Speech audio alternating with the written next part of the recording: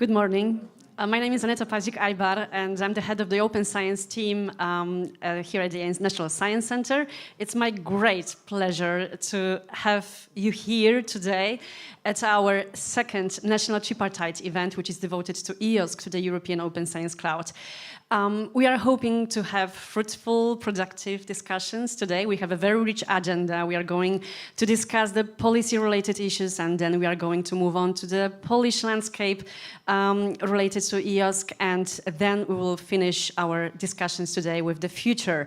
We will look into what the future of EOSC is going to be.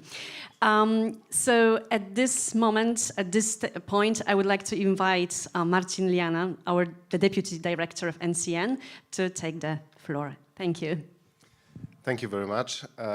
Ladies and gentlemen, honorable guest speakers, contributors and participants. It is my real great pleasure to welcome you again at the EOSC Festival, specifically the National Tripartite Event in Poland. During this event, we will explore the EOSC landscape in Europe with a special focus on the perspective of widening countries. We'll discuss the key challenges and collectively envision the future of EOSC. Today, we are honored to have distinguished speakers, representatives of European entities like European Commission, EOSC Steering Board, EOSC Association, Polish Ministry of Education and Science, 13 representatives of widening countries and Polish stakeholders who will provide insights into EOSC and its role in advancing of open science. The agenda is rich and diverse, covering critical topics including progression in EOSC implementation, not only in Poland but also in the broader context of widening countries. We'll explore the possible models of EOSC development and the landscapes of open science and EOSC-related activities in widening countries. Last but not least, we'll showcase the commitment of Polish institutions toward EOSC. I encourage you all to engage in discussion and exchange your valuable insights and experiences. Together, we can foster the growth of EOSC and open science in Europe for more accessible, inclusive, and collaborative research environment. I'd like to express my gratitude to all our distinguished speakers, experts, and participants for being part of this important event. Your contributions are instrumental in driving the vision of EOSC and open science forward. I wish you all very fruitful discussion and meaningful conclusion throughout our time together here at the headquarters of NCN in Krakow. Thank you very much.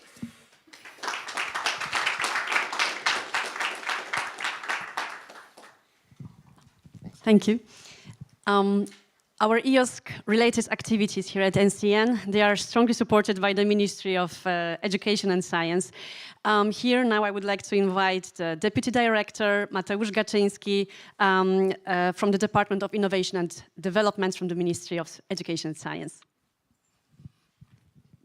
Thank you very much and good morning, ladies and gentlemen. It is my great pleasure to welcome you to the second EOSC Festival in Krakow.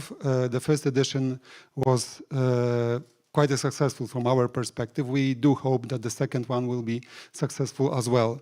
The open science issues are very important for the ministry.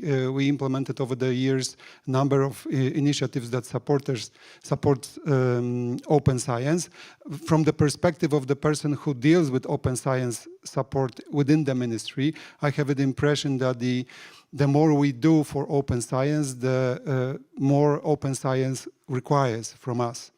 And I have a feeling that we are in a constant chase of the moving horizon of open science. But like one of our prime ministers said a few years ago, sometimes it is more important to chase the rabbit than to catch one. So we definitely will chase this open science rabbit until we will implement the open science activities in all of the Polish research institutions. During the meeting, I will show you how the landscape looks currently and what are our goals for the future. Like Director said, I wish you a very fruitful discussions and hope for a very constructive proposals that definitely will land on the desk of the minister. Thank you very much.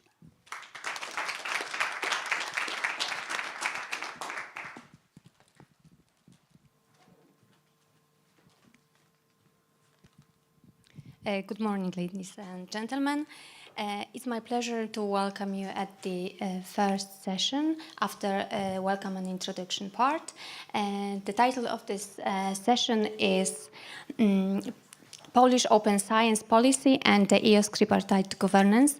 It's my also great pleasure and to welcome and introduce our next 5 speakers, and they will first share their insights into the EOSC tripartite governance from the perspective of 3 bodies involved, namely European Commission, EOSC Steering Board and EOSC Association. Following that, we will hear representatives of the Polish Ministry of Education and Science and the National Science Center, a Polish mandated organization.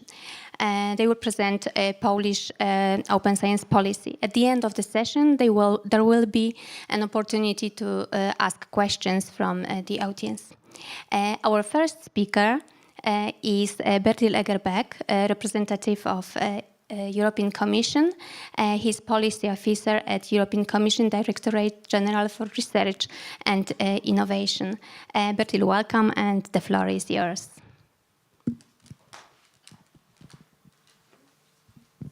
Thank you very much. Do we have the presenter as well for the slide? Yep. Great. Thank you very much, and dear all, and thank you very much for this opportunity to speak here at the Polish National Tripartite Event on EOSC taking place here in Krakow. It's a great honor, and the timing is certainly also very well. Since we are standing in front of many crucial decisions on how to advance on EOSC. And in the European Commission, we are also very eager to hear from member states on your EOSC achievements, on best practices, and also how we address barriers so that we can realize the full potential of EOSC. So I'm very much looking forward to have a good dialogue with you and to get some concrete proposals on how we move forward on EOSC. In this presentation, I will give the broad overview of the EU's objectives on open science and on EOSC. And then in the late afternoon, I will also have the pleasure to speak in the panel on the future of EOSC. Then first, starting in the helicopter, just about open science. Why do we want open science? We are aiming for open science to be the new norm in the EU. We have already made it far, but we are not fully there. We still need to make an effort to get fully into the target because it requires a lot of action. It requires coordinated action between policymakers, research funding organizations, and research performing organizations, both at national, EU level, and international level. So it's a major effort we need to make it all the way to the target. And why do we want open science? First of all, because it is improving quality of research.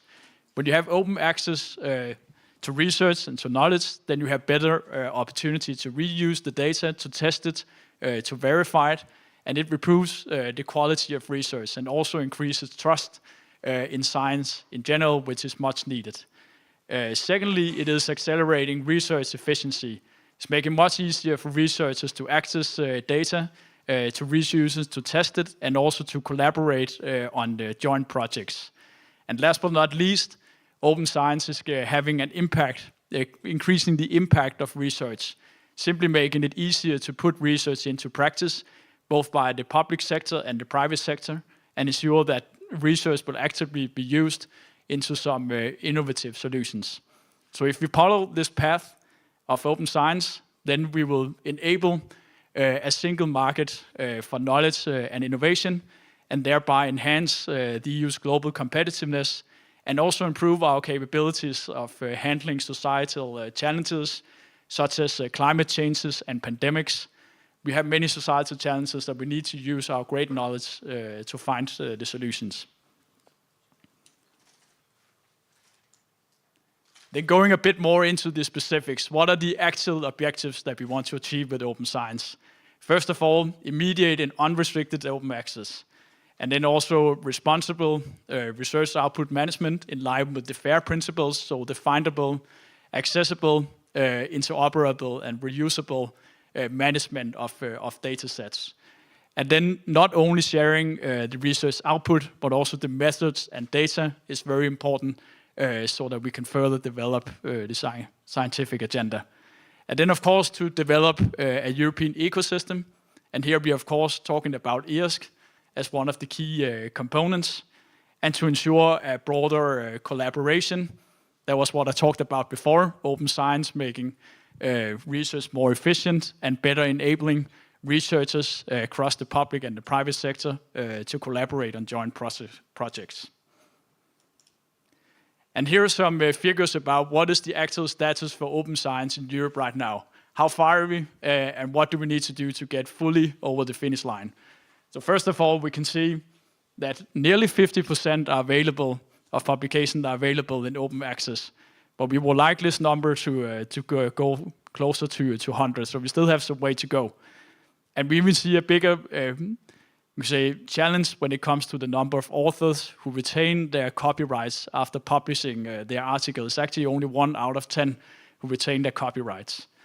And then when we talk about data, it's only 4 out of 10 researchers who occasionally store data in shared repositories, and only 20%, little less than 20% of researchers are putting the FAIR principles into practice. So we have come some of the way, but we still have some way to go to achieve the objectives of open science. This is underscored by these numbers. And that's also why it's important that we have political momentum for open science. Here you can see an overview of the conclusions by the EU Council on open science in recent years. First, the conclusion on the European research areas, both what should be the concrete initiatives and what should be the governance of the European research area, and then the pact for research and innovation in Europe. Latest we have seen this year, that was during the Swedish presidency here in the spring, that there were concrete council conclusions to make to change the publishing model and to ensure open access publishing for academic articles, so it will be more accessible to researchers across Europe. Going a bit more into the specifics, what are the actual initiatives on open science in the European research area? Here there are the 4 initiatives you can see here in this overview.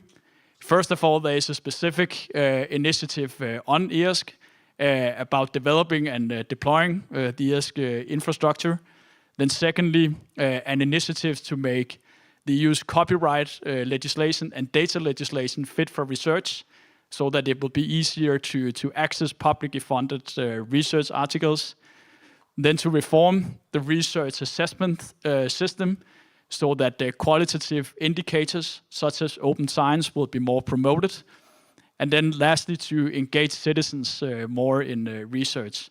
These are the 4 out of 20 actions in the European research areas that could be categorized as open science. And just a bit about the Commission's commitment to open science. We're both working on promoting the practice of research and innovation, and also the enablers of open science. That's first of all to create some rewards and incentive to do open science. We're doing that through the Horizon Europe program, then through skills and education.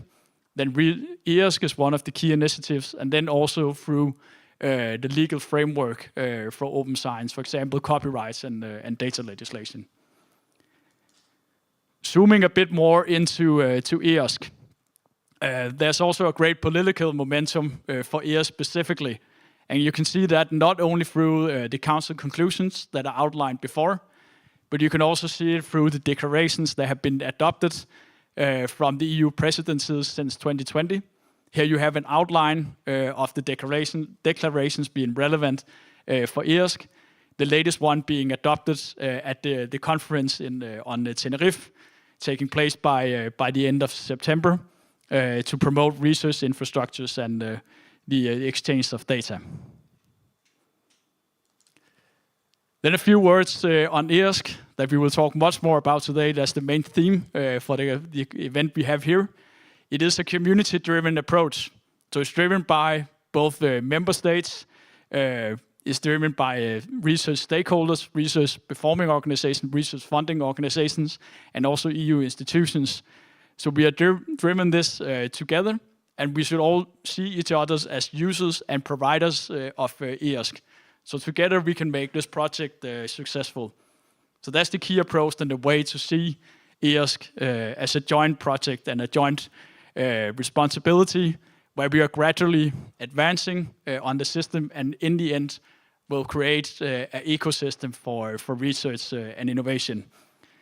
And just a bit more specifically, how is it working in practice? It is working through a tripartite governance, where we have us as the European Commission, then you have representatives from member states through the EOSC steering board, and then you have the EOSC Association representing the research community, and we are together governing the EOSC and driving this project forward. And then specifically on the EOSC Association, there we have a co-programmed partnership which started in 2021 and which will be ended in 2030. And then we will also have some discussions on how to further develop this governance model. That's something we will talk much more about in the session on the future of EOSC. Then just a few words on how we in Commission are supporting EOSC concretely. Then first of all, we are making sure to keep EOSC as the momentum on the political agenda. For example, I just went through the European research area. The current initiatives in the European research area are taking place from 2022 until 2024. The next initiative will be from 2025 until 2027. And we are working to have EOSC as one of the key initiatives in the European research area. In the same way, EOSC is officially defined as one of the 14 European data spaces, and then it is specifically the data space for research and innovation. Then we are supporting EOSC through Horizon Europe programs, some specific calls, some investments in infrastructure enabling EOSC, and we are also involved, as I explained before, in the EOSC governance, and of course in close contact with both the EOSC steering board and the EOSC Association. Then we have here the upcoming procurement, a very important initiative, the EU Node, or you can also call it the EOSC platform, which will turn EOSC from the current prototype version, which you can find on the internet. If you search for the EOSC portal, then you will find the current prototype version of EOSC. But this procurement of the EOSC core, which will turn it into an EOSC platform, will make it into a fully operational system. Here on the status update, you can see what has been the procurement process. It was started in early 2022, and we are in the end phase right now. Unfortunately, I cannot make a big announcement saying we have the contractor right now. We don't have, but we're about to find a contractor. And the goal is still that the contract should be signed by the end of 2023. So it's a quite decisive moment we are standing in front of.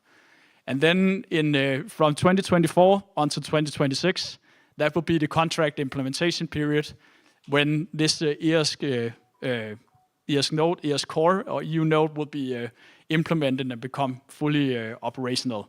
But we will also talk more about this when we come to the session on EOSC Future. Then just a short overview of some of the thematic nodes in EOSC that we are seeing right now.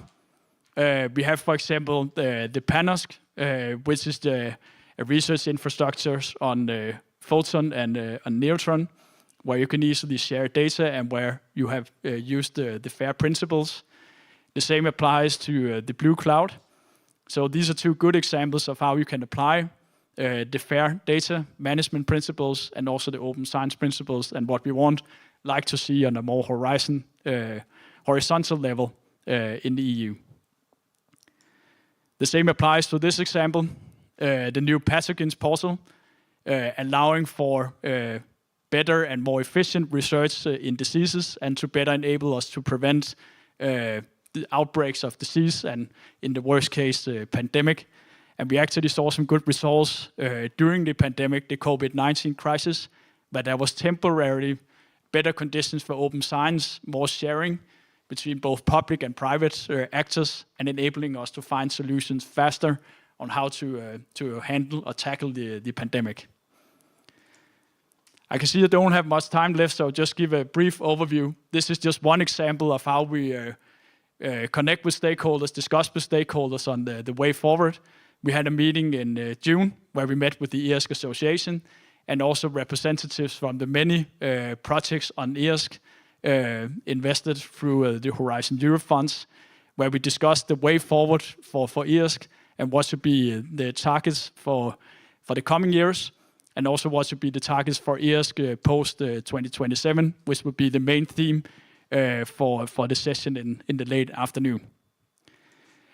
Just before I finalize, I'll just put a few words on this Open Research Europe, which is an initiative that had already been implemented. It is an open access publishing platform available for beneficiaries of Horizon Europe funds, where you can upload your articles and then easily get out to a broader audience, because it will be available to the broader public. And thereby, by using this Open Research Europe platform, then you're also automatically fulfilling the requirements in Horizon Europe to comply with the open science principles and also the requirements on fair data. So this Open Research Europe is gradually becoming more known, and we also want it to be more known in the scientific community. So please spread the word. And we're also working to see if we could have broader funding, and also to see if it could not only apply to Horizon Europe beneficiaries, but also beneficiaries of national research and innovation programs. So I will stop here and be happy to take some questions later.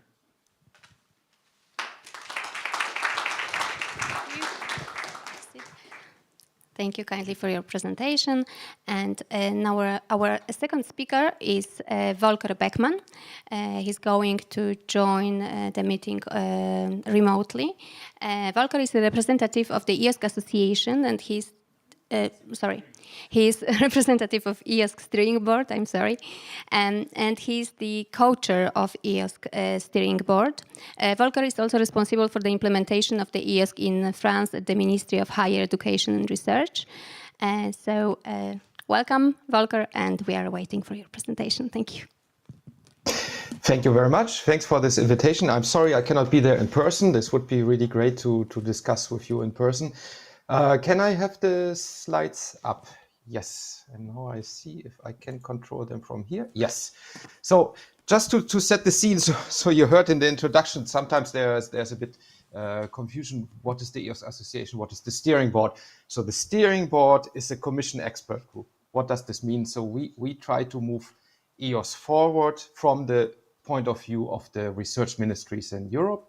So we are representatives of the 27 member states and the 12 associated countries of Horizon Europe.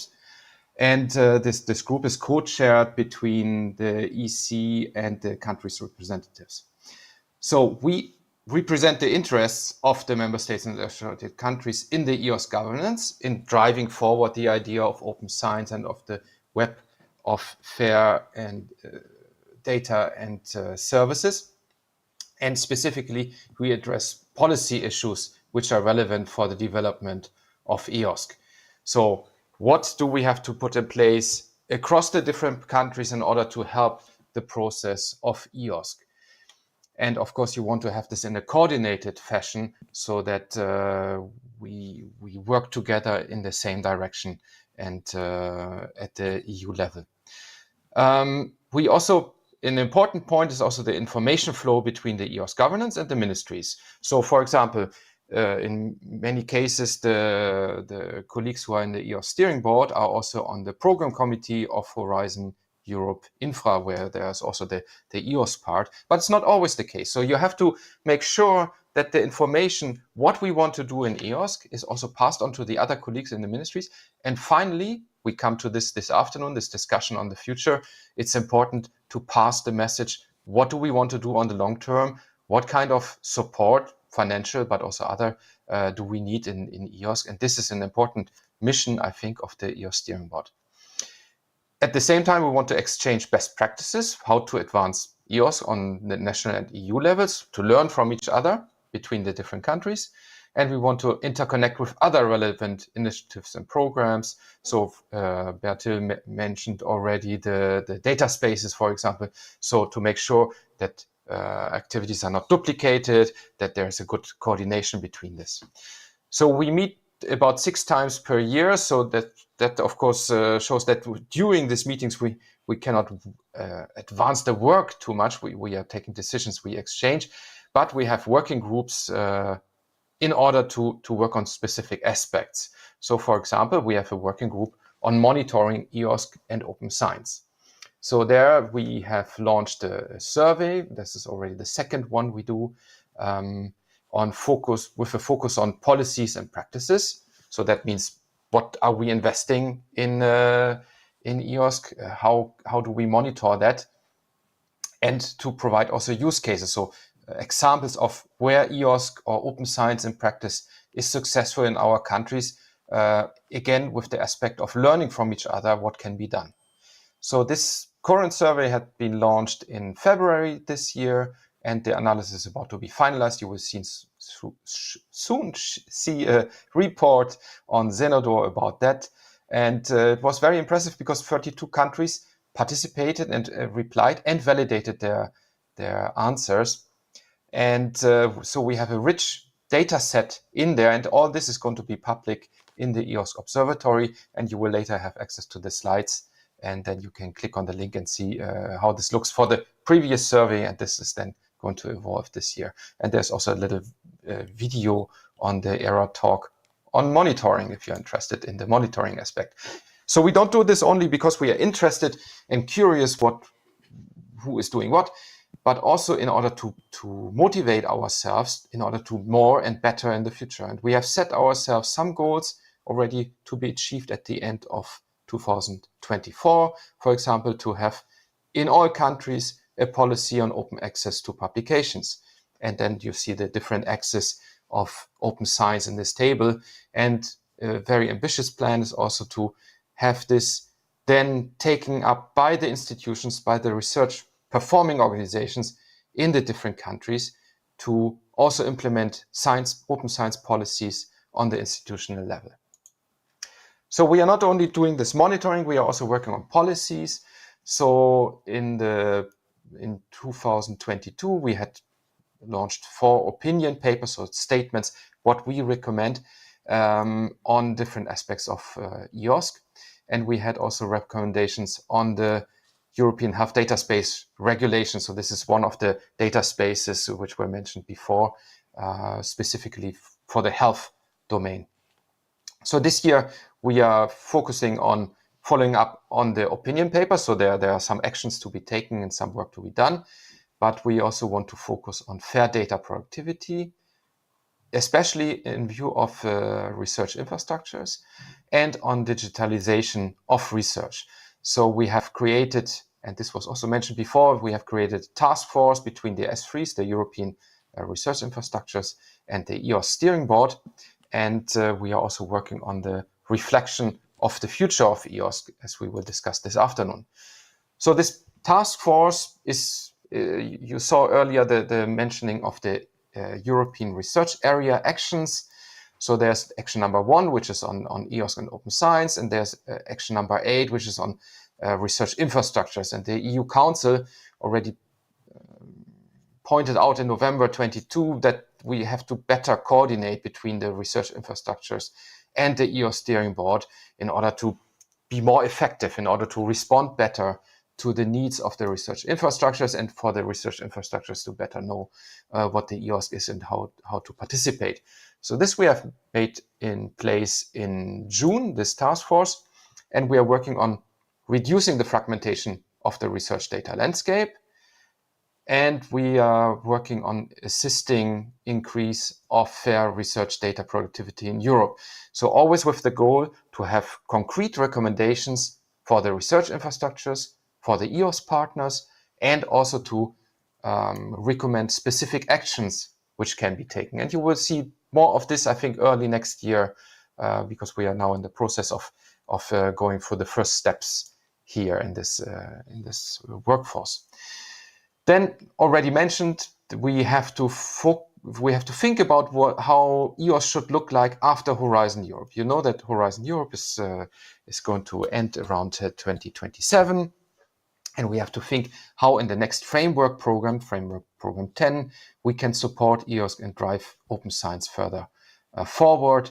And so we had started this discussion already last year in July, where we met with the steering board and EOSC Association and the Commission, and we discussed a bit how to move this forward. So it's an iterative process, of course, because it's not only the member states and the EOSC Association and the Commission having a word there, but also the communities at large and the different partners.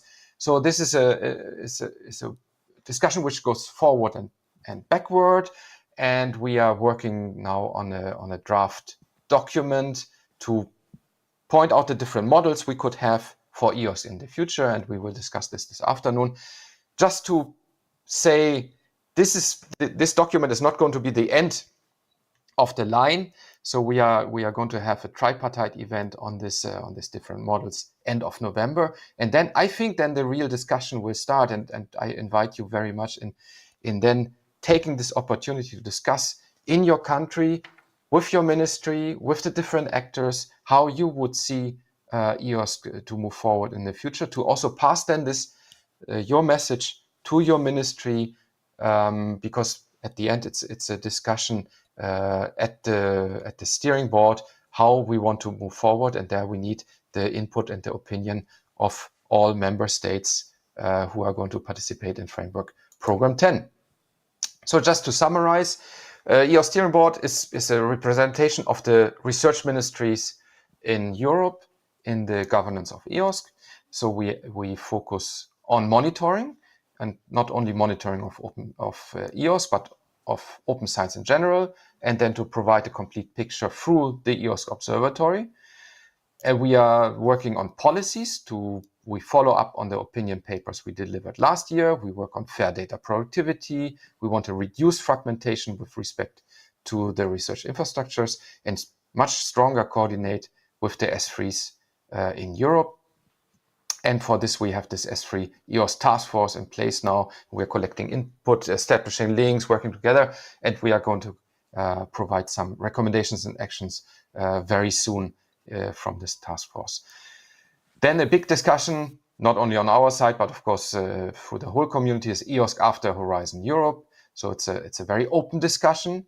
Nothing is decided yet, and it's important that this discussion takes place at the EU and national level, but also at the institutional level, because the needs are very different, the expectations are different, and we need to know from each partner how to go forward.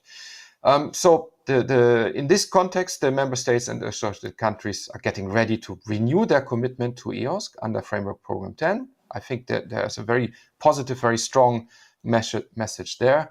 And we are working on to find more persistent solutions for the governance and for the financial model of EOSC. Thank you very much. Thank you very much for your presentation. Now we move to the next presentation, and our next speaker is Karel Lewin, a representative of EOSC Association. Actually, he is the president of EOSC Association. With a distinguished career in academia and extensive experience in open science, his insights are of great importance of our meeting today. Karel, welcome, and we are looking forward for your presentation. Thank you, Natalia, for your kind introduction. Do I need a microphone, or can I talk without a microphone? Is the recording okay if I talk without a microphone? Excuse me, you need to have a microphone because we're streaming. That's what I thought. So I will lower my voice. First of all, I would like to thank the organizers for inviting us and for having the opportunity to explain something about what is called in my slide EOSC in the making, and especially would like to thank Annetta for inviting me for give this presentation here this morning and the presentation in the afternoon on the proposed model for the future by the association. I like to start, although many of you probably know what EOSC is, with a sort of definition and a few words about EOSC, and also a sort of controversial slide later on what EOSC is not. We all know that we have computers, they form a network, and jointly they are linked to the internet. And on the internet we have created over time, 30 years or so, the web, the World Wide Web of pages. These pages link to each other and you can do a lot with these pages. You can buy things, you can rent things, you can learn things. On that same internet you could imagine that we create, or a web of fair data and services is being created. Nothing different from the World Wide Web, except these are not pages, these are data sets, and these are services operating on these data sets. Think about storage, think about compute, think about connection, but there are many more services possible than these three obvious ones.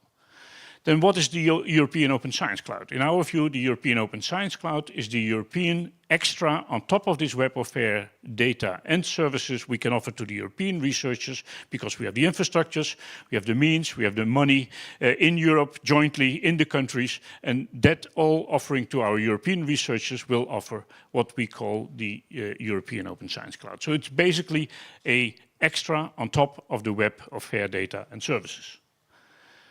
The vision, in a nutshell. EOSC is a European web of fair data and services, the European part of the web of fair data and services, as I said, in order to help researchers find, store, etc.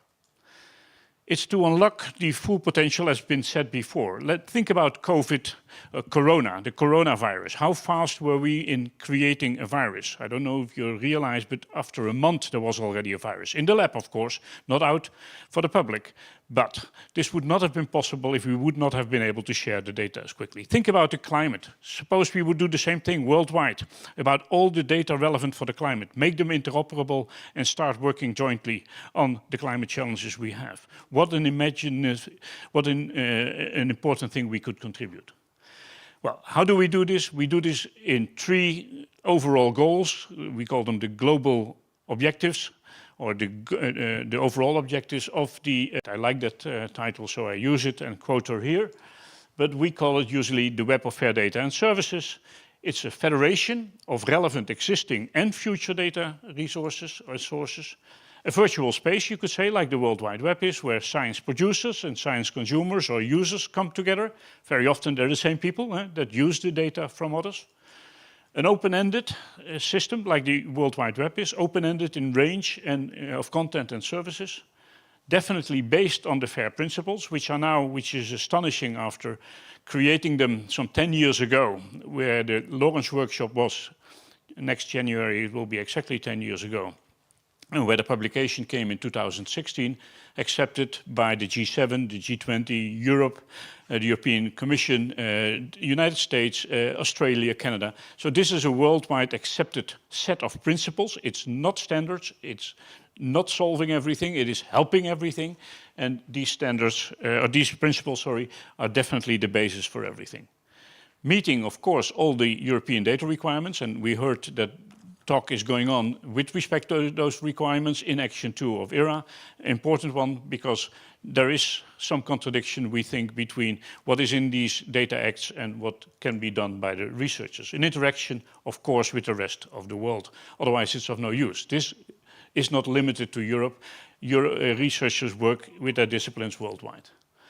This is a controversial slide, I say. Not all of it, but some of it is controversial, and it's good to stimulate the discussion, but I show it nevertheless. It's not a cloud infrastructure. EOSC is not, although the word cloud is in there, going to be another Google, another Amazon, or something like that. It is not the same as open science. It is a big accompanying part and contributing part for open science, as we heard also in the previous presentation, but not the same.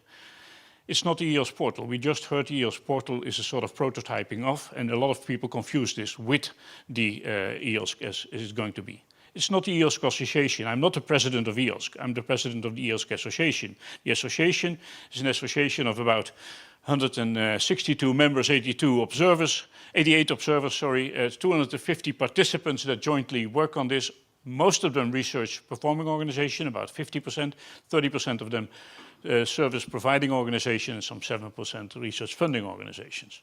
And thus, it's not a new research data repository or management system. We will not own the data. The EOSC will not own the data, but help to provide access to that.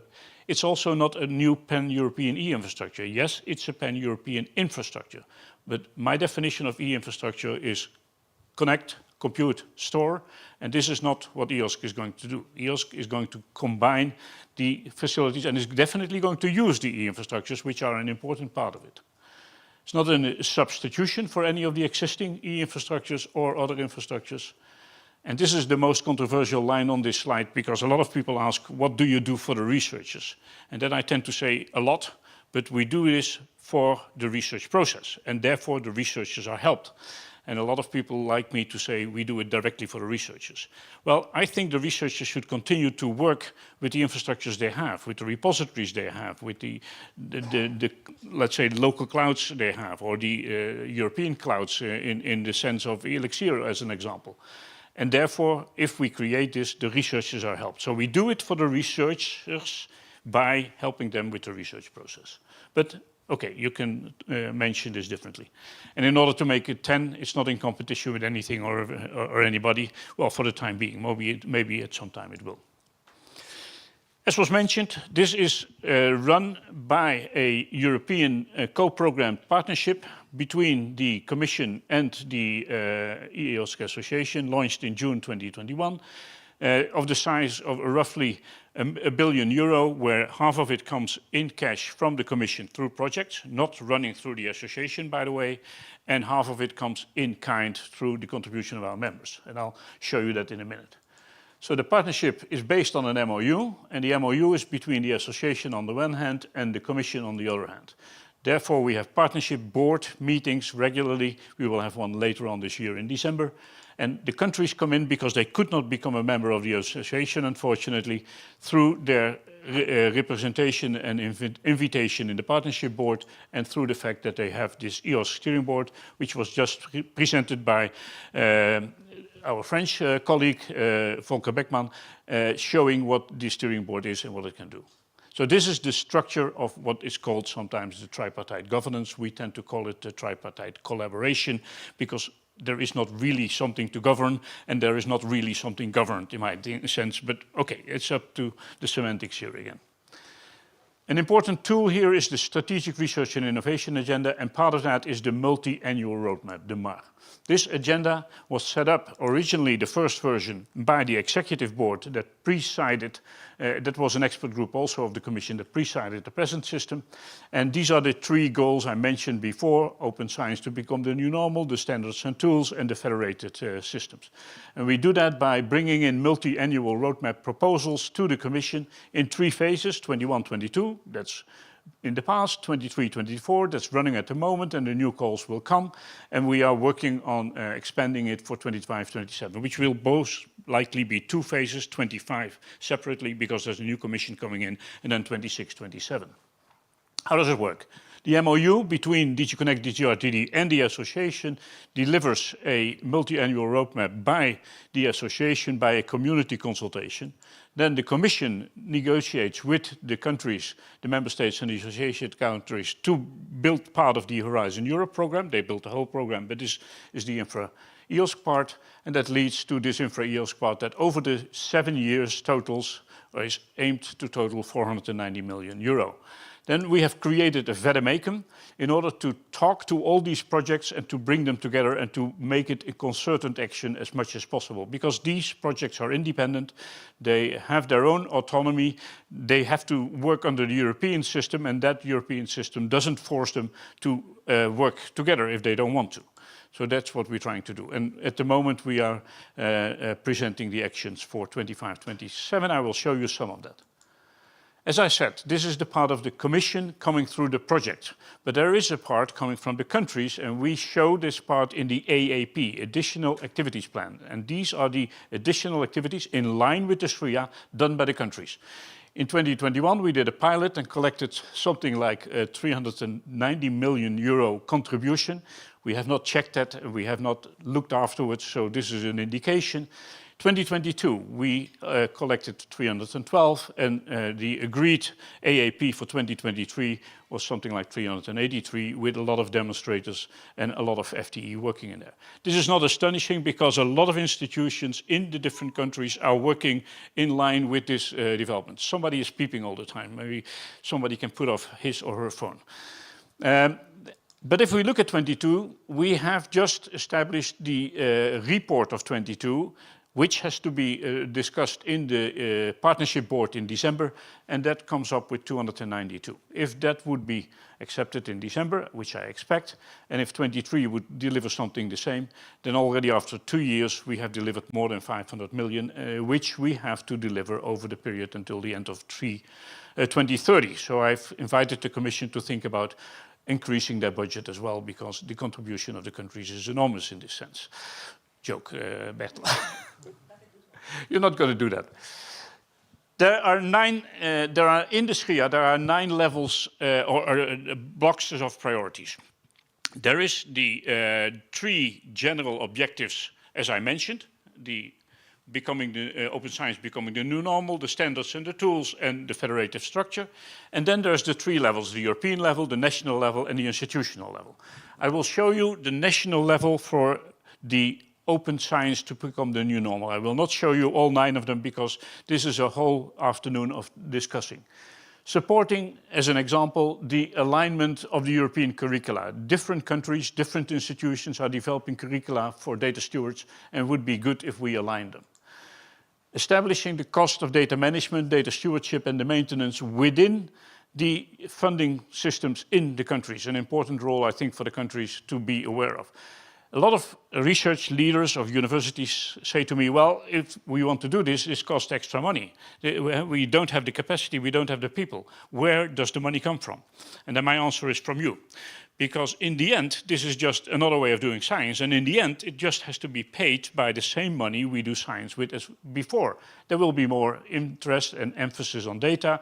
And so the distribution will change. And then I give as an example, do you still get a separate budget for computers, for laptops in your... No, of course, we buy them from the normal budget. Well, this is also the normal way of working. And in the future, this will also be the normal budget. But in the meantime, I think countries can play an important role by giving additional money to stimulate this transition and to help this transition.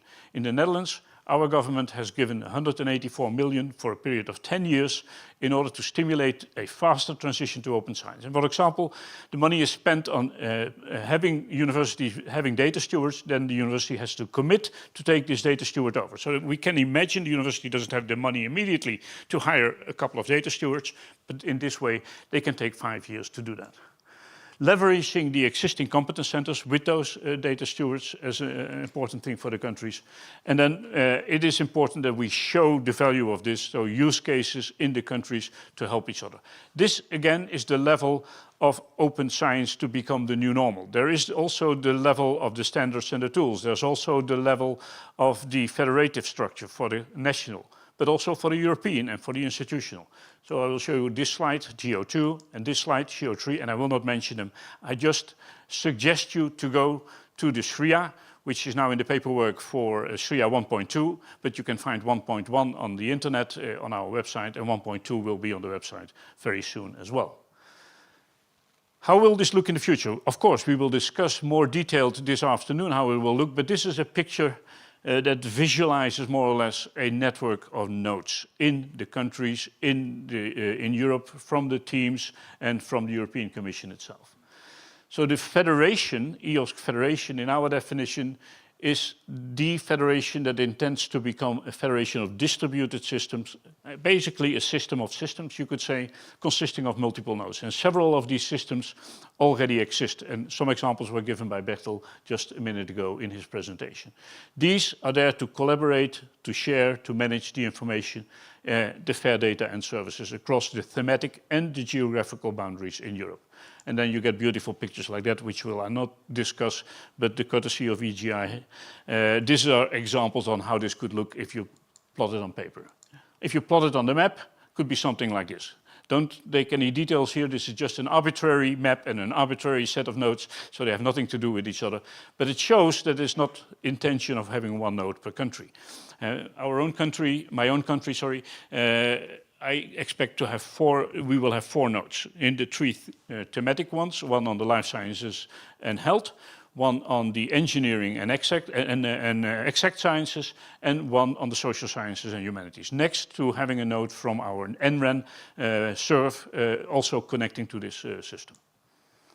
So defining the federation is something we will continue to lead on in order to get a better definition of the federation and of the notes. And we will discuss a position paper we have a first draft out and send out to our members in December with the Commission and with the member states, of course. The ambition is to involve this paper into a more elaborate, what you could call a handbook of operations. And we think a good example is the one of Elixir mentioned here in the bottom. And a key dependency in this evolution is indeed that the notes and the concept of the notes itself is well given, and that the access policies and the notes at the federation level are well defined and well described. Not saying that they all have to comply to the same rules, but I will talk about that more in detail this afternoon. Some conclusions. EOSC is a federated initiative that aims to deliver extras on the web of fair data and services, as I mentioned. And we have entered into a critical convergence phase at the moment, because in 2024, the EOSC EU note is meant to be operational. The Commission is putting out a procurement, as was mentioned before. EOSC Federation will have to be better defined and have to get started. And the scenario, as we heard also from Volker Beckmann, of past 2027 after Horizon Europe has to be decided on later on. And in parallel, there's a lot of other challenges. We have to demonstrate the extra value. We have to establish structured collaboration with more than 20 projects, and they will grow over the years 23-24. You have to deploy the European data space model and, of course, connect to the other data spaces. There's these tripartite events in the countries. Very nice to be here, by the way. And it is ultimately to help the citizens in the longer run also to be able to have all this information for them. All in this to support the EU missions. Thank you for your attention.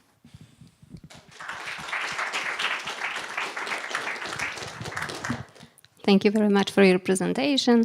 And now our next speaker is Mateusz Kaczyński, Deputy Director in the Department of Innovation and Development of Polish Ministry of Education and Science. Mateusz, welcome, and the floor is yours. Thank you very much. But before progressing with my presentation, I would like to say 2 things about the previous presentation, especially the previous 2 presentations. So there was mentioning the people mentioned that the EOSC is part of the ERA forum activities. The ERA forum activities is like 20 actions that spread over the whole landscape of European research area, dealing with many aspects of the European research area. Within those 20 actions, there are many sub-actions, subgroup, and so on. So it's an extremely complicated issue. Actually, I don't know anyone in Europe who can deal with all of the issues that are inside of the new European research area agenda. But there are 2 actions that are very distinctive. One is the European strategic roadmap for research infrastructure as free, and the other one is EOSC. When discussing how we should progress with all the actions, there was a common understanding among 27 member states. We should not mess the ESFRI and the EOSC. So let's leave it aside. Let's do not deal with them because they managed to function very well without our intervention. So let's don't do anything that could spoil their working. And as you saw on the slides, it's as regards EOSC, it's really really impressive. And in all of the presentation, there was one thing that's missing for me from the perspective of the desk in the ministry. EOSC is a very important the most important tool for optimizing the research funding from the side of the ministry, because take into account the amount of money the modern science requires, research infrastructures, the experiment and so on, it is of crucial importance to have the effective procedures for dealing with data, for storing data, disseminating the data and sharing the data. Without them, the number of data that will be lost is immense. For instance, we were once visiting the Max 4, the synchrotron that is located in Lund in Sweden, and they said that they can only store the data for 6 months. Afterwards, the data is lost. So in order to have the data, you need to replicate the experiment, which costs huge amounts of money, energy, people, and so on. So it is of crucial importance to have the efficient procedures for managing and storing the data. And now, back to our perspective.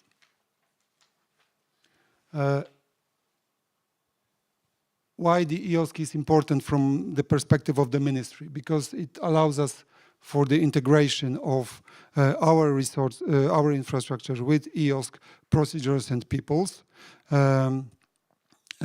It's a tool for standards harmonization, and it builds. It's a source of institutional capital that we want to use in our work. We want to develop our human capital. Later on, you will see that the human capital is one of the crucial issues for implementing open science in Poland. And of course, we count very much on that, that it will be an easy access to EOSC tools for our national researchers and for the people that will deal with data as the data stewards. The overview of our situation as it was at the beginning of 2023, because we made a short research on that. 27% of entities included in the system of higher education and science has an open science policy. And half of the policies also cover the area of open data, which means those are the concrete ones. Between 2016 and 2023, at least 54 institutional open science policies have been adopted in Poland, and further 32 are going to be adopted by the end of this year. Maybe it's not a jump, but it's a progress. And we see that, as you can see also from the data, it's progressing with every year. So the knowledge of importance of open science, and we hope it will be connected with what you said about open science being an element of a normal research activity, will grow in the future, and we hope that it will be kind of the snowball effect. So it was difficult at the beginning, but once more research institutions will have the open science policy, it will be spread further. Most common obstacles that were identified are different strategic priorities for the research institutions and lack of competent personnel and sufficient knowledge regarding the legal aspect. As for the different strategic priorities, we tried to maybe not fight with that, but to influence that by including in the evaluation pattern for the research organization also a part that the third criterion on the importance of research activities towards local and regional social and economic ecosystem. So we tried to stimulate research organization to take actions towards open science. Repositories and publications, 35% of entities including in the system owns or shares at least one data repository. It was 20% in 2020. I know the situation from the 2015 when I started dealing with open access then, which was then a hot topic. Now we moved to open science. And in the 2015, the open access was a kind of like a dinosaur. So everyone heard about it, but no one saw it in Poland. Currently, we have 35% of entities that owns or shared a repository. And 84% of magazines issued by entities included in the system are open. So it means that the people are moving from the traditional ways of publication into the open science, which is very important for us. 25% of academic publishers publish fully in open access, and 61% of academic entities funded APC costs for its researchers. And half of those are planned to increase those expenditures for the next 2 years. It also shows that the situation changes. We know it changes not so fast as we would like to, but it changes. And the personnel. What we see and what we know, that there is a lack of dedicated specialists such as data curators and data stewards.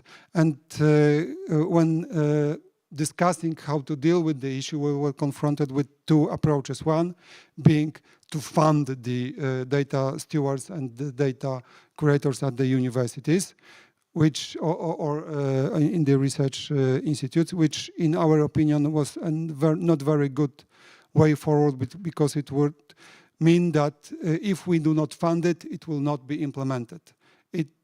It should, in our opinion, it is not how it should look like. I'm very much of the opinion that it should be a part of the normal research activities. Therefore, we implemented, after a long discussion with the National Science Center, we launched open science courses for the data curators and data stewards on 2 levels, one for the beginners and one for the more advanced people. We launched it at the beginning of the October, if I remember correctly, and after a week we had like more of 1,000 of participants in those courses, which shows that the people outside want to use the knowledge and want to participate in the activities linked to open science. Well, I think that's the most important message from this slide, so I will move forward. On the left side, of the slide, you have how the situation looks like right now. On the right side, how we would like the situation to look like in the future. This year we prepared in the ministry the government policy for open data. After a lengthy discussion, like 2 years of discussion, we prepared a document that currently is in the process of internal consultation. We know that we are late in terms of required date for publication of this document, but we want it to be discussed and to be realistic. Therefore, we skipped all the maybe very high goals, but we concentrated very much on building competences and building procedures for opening the data within Polish research ecosystem. I do hope that the policy will be adopted by the government early next year in order for us to be able to include the expenditure part in the budget preparation for the 2025, and at the beginning of the 2025 we want to move forward with the implementation of the policy. The policy is very much aligned with what EOSC is doing, and we want, as I mentioned before, we want very much to use the EOSC expertise as procedures EOSC standards to be a part of the normal implementation of the open data policy, not only at the research institution level, but also at the ministerial level. And that's all from my side. Thank you very much.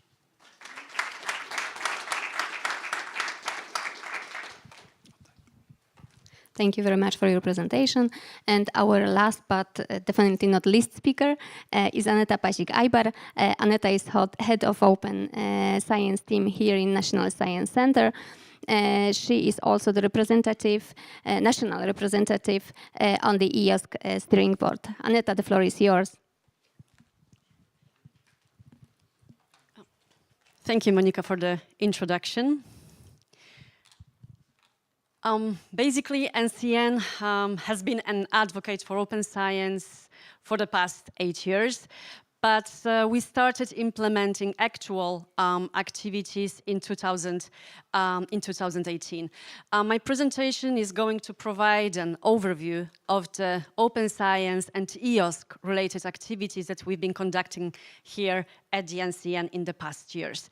But firstly, I would like just to say a few words about NCN. NCN is a governmental executive agency that was established by law in 2010 and started its operations in 2011. And this is also the year when we launched our first call for proposals. Currently, nowadays, NCN is the principal basic research funder in Poland. Here on this slide, you can see the basic statistics about our activity in the past 10 years. This data embrace the period between March 2011, this is the time when we launched our first call, until December 2022. So as you can see, in this period, we granted the funding for almost 28,000 projects, and we allocated the funding of over 14 billion zlotych, which equates to 3.2 billion euros. Basically, for NCN, it came as a kind of natural step to support the open science, because NCN distributes the funding that comes from the public resources. There's a number of specific reasons to support open science, and here they are just highlighted the most important ones. So the first one is to ensure the transparency in publicly funded research. Basically, through sharing the outputs of the research, it increases the accountability and increases the public insights into the research that we funded, that we supported, and also the outputs that were supported. Secondly, it also, open science practices, they support the reproducibility, replicability of the research, which in turn translates into guaranteeing the verifiability of research that we fund. And definitely one of the most important aspects here is the maximization of the reusability of results of our projects. So basically, from the point of view of the finances also and the research effort, the research process can be shortened because the data is actually available, so we don't need to spend time on generating the data. And secondly, it also optimizes the public funding spendings as well. And moreover, of course, we are happy to see that open science enhances the collaboration also in the interdisciplinary and multidisciplinary setting. Also, what we see as a big advantage of open science is that it increases the visibility of researchers, because more and more outputs, they are possibly being quoted and reused by other researchers. So basically, as I mentioned in the introduction of my presentation, we started, the milestone for our open access activities was 2018. And this is the year when NCN became a signatory of the Plan S, and we joined the Coalition S. So we started with the open access.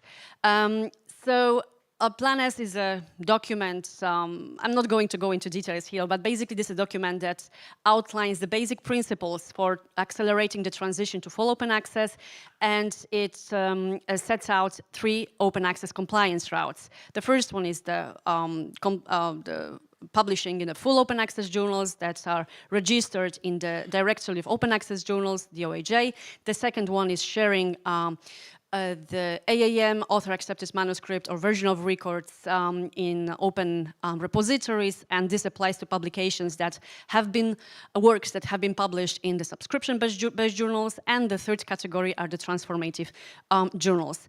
So 2 years later, after joining Plan S and Coalition S, NCN launched their own NCN policy for open access. And this policy basically reflects the outlines, the principles of the Plan S. Based on the document that was developed and launched in 2020, starting from January 1st, 2021, all the grant agreements included the stipulation that all the publications had to be published in line with the open access as delineated in our NCN policy for open access. Also, this is one of the domains that is covered by our open science activities. The second category is the open research data, where open we define as fair research data.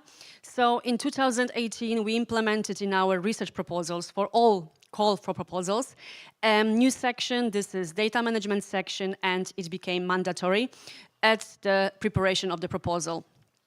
DMP is a subject, together with the other parts of the proposal, is a subject of the expert evaluation. What is important here is that the structure of the DMP was based strictly on the recommendations set out by the task force of Science Europe. We think that basically when it comes to the open science related activities, they need to be very well aligned in a broader context, in broader setting, just to make sure that the standards that we are supporting, they are adopted also and followed by others. So also the policy, NCN policy that I mentioned before, open access policy, includes components related to open, fair research data. And here we mandate that the data, underlying data, basic data sets that are related to the publications, there should be shared in line with the FAIR principles. I mean, this of course doesn't mean that all the data needs to be openly shared, but it applies to those data that don't have, I mean, there are no legal limitations when it comes to the sharing publicly. So here there is a graphical overview of our policy. I'm not going to go into details. Just I want to show that, as I mentioned, it reflects the structure of the Plan S. So there are 3 routes of compliance, open access compliance. We define the licenses that are compliant with our policy. There is also a section devoted to the PIG's policy as well. And as I mentioned as well, the policy contains the mandate, I mean, makes compulsory to share the data in line with the fair data principles. So we basically mandate that all the data, they are preserved, that they are stored in the trustworthy repositories, ideally the repositories that they already have a kind of certificate, for instance, a core trust seal, or they are registered in the RE3 data registry. And also we mandate that all the data, they have attached, their own metadata, and this also applies to those data which are not shared because of some legal, for instance, limitations. And we mandate that the data which is shared which is shared should be shared in line with the CC0 license. As I mentioned as well, basically in 2018, we also incorporated data management plans in our research proposals. I'm not going to go through all through the structure of this DMP because I think that I would have to use more time than 15 minutes we have today. So basically, as I've mentioned, I mean, this is based on the structure of the Science Europe, and it consists of 6 main categories. In order to facilitate the implementation of the open access here I mean as the open access to publications and to data, NCN allocated dedicated special funding. This special funding, I mean, this is the additional 2% of indirect cost, which is allocated specifically for the open access purpose. And these are the resources which are at the disposal of the principal investigator. So the principal investigator decides whether these costs funding should be spent on the article processing charges, APCs. It should be spent on the long-term data storage, or it should be spent on salaries for data stewards. What is important is that this is a special category of spending funding because they can be covered even after the duration of the project. So even after the end of project, these costs can be covered from this category of funding. So as you can see, in 2 years, 2021 and 2022, in total, we've allocated over 10 million euros for this category of costs. Also, NCN is supporting the international calls, which aim is to support the open science-related research. So last year, together with our partners from the Kistera network, we've launched a call on open and reusable research data and software, and the results came last month, I think, and 9 projects were funded in total. And in these 5 projects, among these 5 projects, 5 projects there are Polish partners included. 2 partners are the principal investigator coordinators of the international consortia. And what has been already mentioned by the director Gaczyński, we are always running trainings at the NCN. One of the categories is the massive open online courses, besides of that, we are also supporting other categories, or providing other categories of trainings. The first one is the research data management in specific research disciplines. We think that this is very important to provide an overview of the specific requirements, standards in the specific domains. And these are the trainings which are conducted online. They are also available on our YouTube channel. So far, they are only in Polish. And we invite experts in the field to conduct these trainings. The second category is the open access compliance in our publications. So this is strictly related to our open access policy.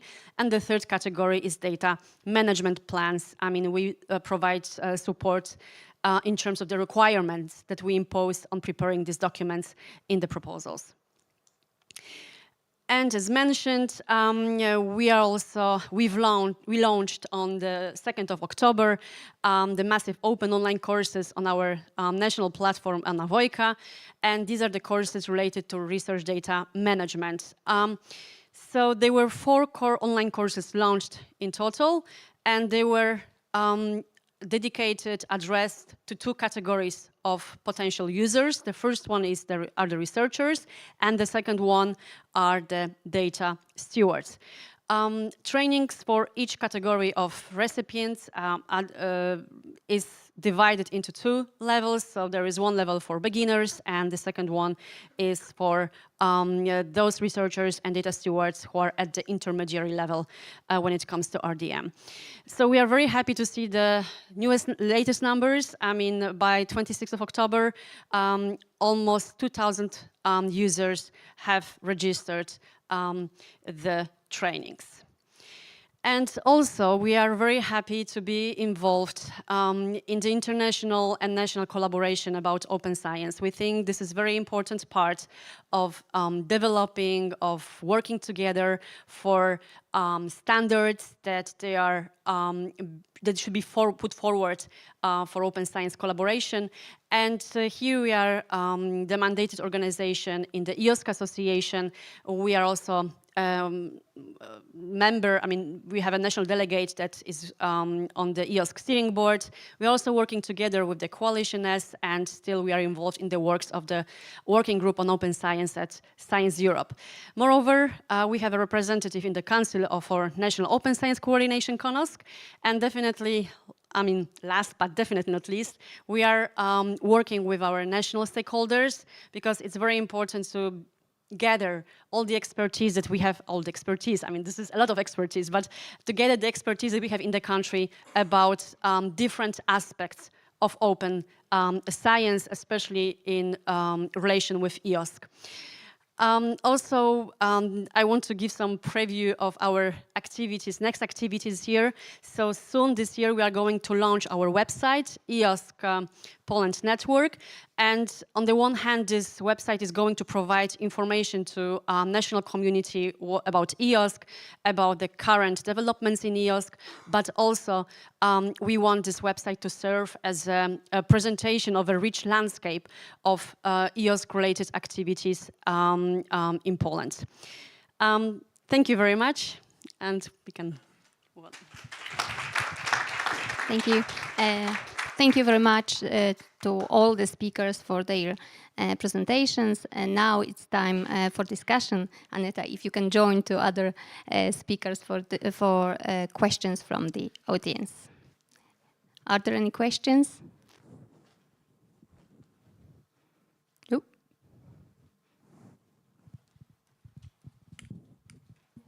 Hello, Roxana Wilk from Cyfronet. Maybe comment on a question towards you as the big experts and people who are representing the policy part of EOSC and open science initiatives in Europe in general. So what we have heard is a vast landscape of what is going on, and it's amazing how much has been done during the last years, nationally and European-wise speaking. And I wanted to provide a little feedback that you are probably aware of, but for the sake of the rest, from the implementator perspective, because Karol, you said, and very wisely, that what EOSC is not, there were many bullets, and EOSC platform or EOSC portal being one of them. I would say that most of the bullets, I would say, is not only. Like all of the things you have listed is for me as a subset or one of the faces of EOSC, because EOSC is much more. And also, as it was said about chasing the rabbit, I loved it because it's true. We are constantly moving the horizon for a fact that once we do something, once we do one step ahead, we learn so many new things. There are so many new questions raised. And it has to be in a way that we learn that we need to do new things. And regarding these new things, and a question towards if it's applicable or doable to move a policy activities around it or the financial moves around it. So there have been some points about how it's great that we are opening up data, how it's great that we're having access for our scientists through EOSC channels. So it's true, but up to a point, because in reality, the data, the publications are being open, but with very poor quality. That's the fact. That's the fact we can tell from the implementator's perspective. The metadata provided for most of the cases. It's not obviously true for everyone, because there are some S3s or some research communities which are excelling at that. I loved the Blue Cloud thing, because they had a talk about how they did it bottom up, and in fact they worked everything through with open science in their hearts, and all the metadata schemas were following this paradigm. Nevertheless, generally speaking, European-wise and nationally-wise, because we are also playing with national repositories, the quality is very poor. So the question is, can we in the future foreseen some dedicated activities, dedicated finances towards the very intense trainings, towards the good metadata quality. Part of it also because from the EOSC platform perspective, we are gathering now more and more data sources, exposing more and more data. We've done some analytics on the quality of the metadata. As I said, it's very poor regarding the amount of metadata being filled in, but also what people used to fill in. Because on the policy level, it's very important that we tell the researchers and people who are publishing things, publish things and annotate it, it's okay, but they really don't know how to do that. They put like random data. They can put even year in the future, like 3,000 something or 2,000. Some people, it's all about believing that in what we are doing that here is important, and that's one thing that we need to do, is be persistent about it, have one goal and speak as a unanimous body. Because also bringing back the COVID-19 use case, it worked very well. It showed how great open science can be, but it worked because people were convinced it's something that needs to be done. So the question to us is, how do we convince everyone else that open science or EOSC is something that needs to be done and everyone should play their role in it? Coming back, so curation of metadata, both on the skills level, but maybe also some dedicated projects towards the automated curation of metadata in the data space we want to create in EOSC. It can be done. We just need to have our, ways to do that, considering how complex and how vast the environment is. Many of the communities are doing it on their own, but then again, we want to be a system of systems, so one level higher. That's one thing. And the second thing, it's about access policies, the discussion about how can we open up or how can we unify it if we want the federation to grow. Because it's not true, unfortunately, that if we open up EOSC to our national researchers, they will go and be able to use the services out there. They will be able to do that due to the procurement. That's amazing. But for the most of the thematical services, it's impossible because the access policies are rather restrictive. In some cases, it's okay, like there are some reasons behind that, but it would be nice to start the discussion about opening up the access policies for the services, for the data, and the last point for the data, the culture change. We are all aware of the fact that it needs to change. So again, a huge discussion and movement about the rewards for those who are opening up, and because people do not want to open up their things. We know that sometimes it's for the sake of the additional effort, but sometimes it's also for the sake of being afraid of exactly our principles. They don't want to be checked against. So this is another problem that maybe not in the first place, but it has to be tackled at some point, because we are growing bigger as EOSC. So in the end, the three things: the incentives for the researchers and new curricula based on open science paradigm, the curation of metadata, and of course upskilling the researchers or all people producing scientific outputs regarding the annotation. Thank you. Big thing. Sorry for so many words. Do you wish to answer? You have microphones. Okay. As the question was about the incentives and the money, so I think it was directed to the ministry. I'm not going to be very diplomatic, sorry. Putting additional money in the system, apart from allocating money for teaching the people, for showing the people how to prepare procedures and so on, is, from my personal perspective, kind of a waste of the money. Because the system that is created and the whole process is a process that should be supportive for the researchers in the first place. The people in the ministry cannot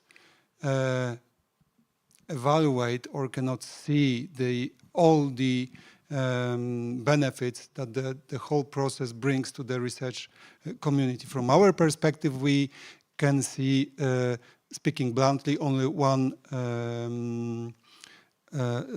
basic advantage.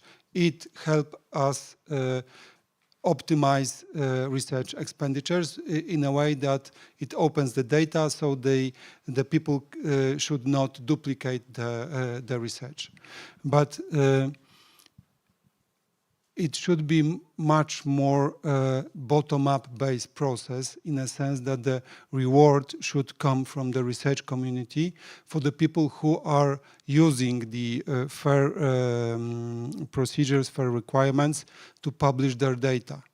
The people who use those procedures, those requirements, should be most, maybe not cherished, but most valuable people within the research teams, because they can be a bridge to other research teams in Europe or across the world. If you provide the good data and you can share it with your peers, it means that you can be a part of the effective research team that can solve a given problem and obtain funding for solving this problem, research problem. Or I personally look at the system in this way. So the reward should come from the community itself, and not from the ministry.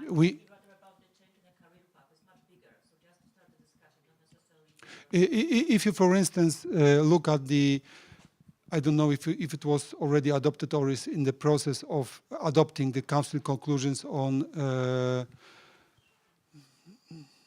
Sorry, that there is a number of Council conclusions currently in the pipeline, so I don't remember the exact name for the Council conclusions, but there are Council conclusions that are supportive to broadening the definition of researcher. And in this definition, almost anybody, including myself, dealing with the scientific policy, could be regarded as a researcher. So the people who are dealing with the data curation, data management, can also be regarded as a researcher and benefit from all the solutions that are in the system for the support of the research career. So the system is opened very broadly. There is a question how the people that are in the system will use the system. But, yeah, as it is a system for the scientists, I know that the people will be very innovative, and the use of the system will surpass sometimes our understanding of designing of the system. If I may answer a little bit, my name is Raimondas Tuminauskas. I work for PSNC, for Poznan Supercomputing and Networking Center. And there is a European project financed from the Horizon Europe called Skills for EOSC. And it is aimed at addressing that exact problem of skills and doing this profile of the minimum viable skill set for the open science, and particularly for EOSC, for the different stakeholders, different groups of stakeholders, including policymakers, researchers, students, and so on. We are working together in Poland. We are working together with the community of data stewards to implement the co-creation, so that the input from the community actually ends up in the skill set and in the materials, in the training materials. But this is a huge scale, and this process has to be scalable, has to proliferate through from these sort of experts of the open science in EOSC down to the scientists, through the data stewards, through the representatives of the scientific libraries, and so on. So this will not happen in a minute. It is a slow process, but it will eventually contribute to the improvement of the metadata, improvement of the distribution of the information about the products of the scientific research. And the upcoming multi-annual roadmap includes quite a lot of thematic areas around the skills. So it has been recognized as an evident matter to be addressed in EOSC and in the overall open science. Not only sharing data, but also describing the data and keeping this sort of quality in a good order. Thank you. If I may add one more thing, because I forgot to mention that maybe we will, at least for the time being, maybe we will not fund additional people dealing with the with data curation or reward those who are doing it right now. But we want to support the ecosystem. In the draft of the policy for open data I mentioned in my presentation, we have two activities that are very much connected with creating enabling conditions for the opening of the data. One is that we are going to review the results of the current evaluation of the research entities and to review how the third criterion was applied and was used by the research organization in the process of building their portfolio for the evaluation. And we want to stimulate it even more, provided it needs stimulation, but we want to evaluate it. And the second issue, we want to check all the IPR regulations that are currently in place for the possible obstacles for making data open from the perspective of the scientists who might have doubts or fears that his or her data will be used in an appropriate way without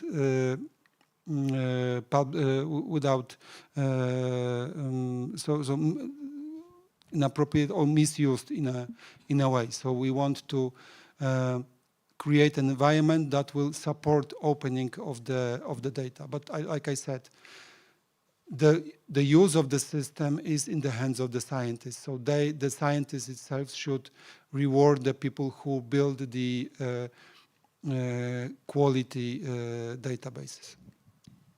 If I may also to add a couple of words.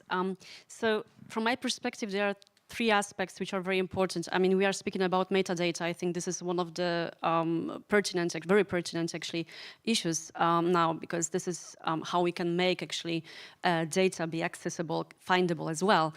On the one hand, I think that, this is a basic issue. We should have clear standards. I think clear standards with ontologies, with vocabularies that will be presented in a kind of workable way for the researchers. I think this is something elementary. Of course, trainings are very important, but I think that if we want to provide trainings, we need to have something to work on to make sure that the scientists, the researchers, they have a clear information what actually is expected from them. And thirdly, this is also something I think quite important, is when is the system of checks of the metadata in the repositories.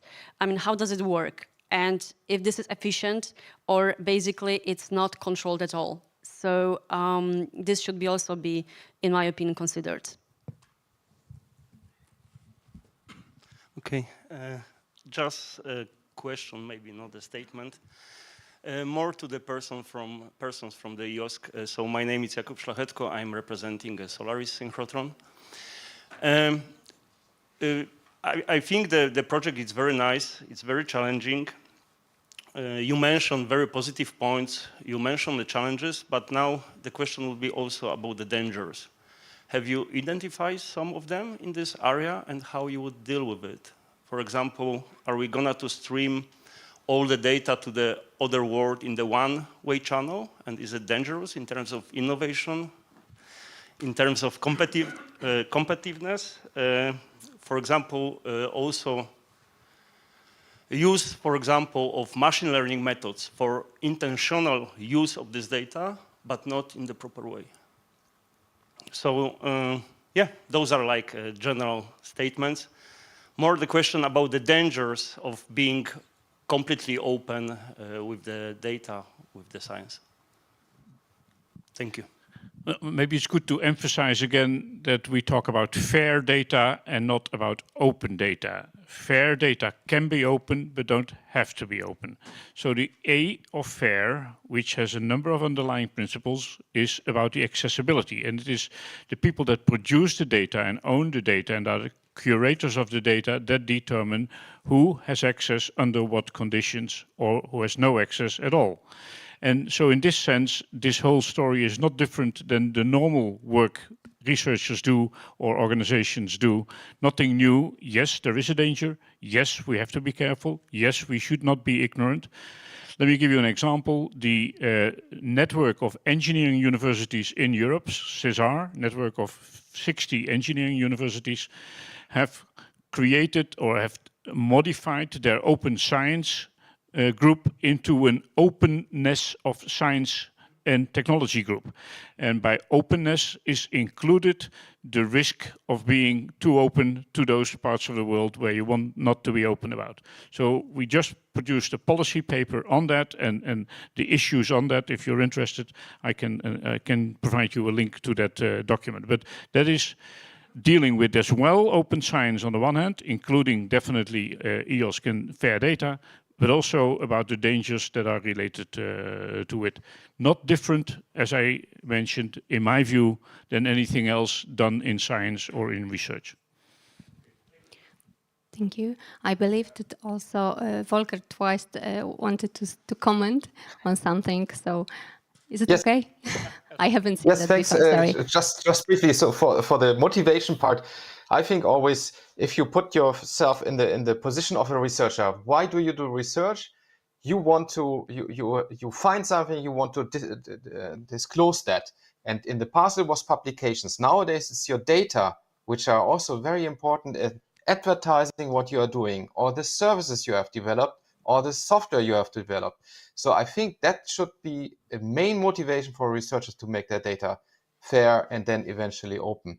Then on a other point, on this question of the risks, Karel pointed this out already. We always say as open as possible, as closed as necessary. And if you think of Soleil with the different experiments, of course you want to give the experiments the control over what they disclose from their data.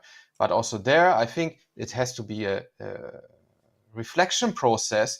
We should perhaps move from this thinking, this is my data. What does it mean? I mean, it's publicly funded research. So this, in France, we have a law that publicly funded research has to be also producing publicly open results. Then, of course, if it's sensitive data, if it's touching upon, for example, nuclear power plant construction or something like this, then of course this is not going to be shared. But every researcher should think, what can I make open? How should this go? And we have to work on the different levels. This has to happen at the institutional level. We have to put the policies in place at the national level. And we have to work to align this at the European level. Okay. Thank you. And Bertil, you wanted to comment as well, yes? Yes, just a few comments also on this very, very good question, a very relevant question, especially in these very geopolitical times. You can ask, can be too open? Where do we risk that other continents would exploit the good work we are doing? I think here it's very important to have this distinction between the open data and the sensitive data, and that's also a distinction that will be applied as the EOSC is becoming fully operational and being rolled out. And if you're more interested, then there's already the principles of the access policies has already been adopted, and you'll be able to find them. And then also in the process of rolling out EOSC, it will be further defined, specified, and there will also be some technical solutions on how you distinguish between the open data and the more sensitive data. And then as an overall principle, we should remember that EOSC is globally oriented but then European focused. So first of all, it is focused on the needs of the European research community, but it should also work as a stepping stone for global cooperation. And then through the open part, then we should also, as the EU, lead by example and then inspire other countries globally to also work more on open science to ensure more openness on the data and research articles so that we will have a better foundation for global scientific cooperation. So that's really the strategic objectives that we have in the Commission. Thank you. May I add a few comments? Maybe last comment, okay, because we have. Well, it was already said by Volker, as open as possible, as I would say, restricted as necessary. But let's peel it off and let's look at the data. People that are publishing papers and have data in there make their data open. Everybody can buy the publication, so you cannot say that the data are not open.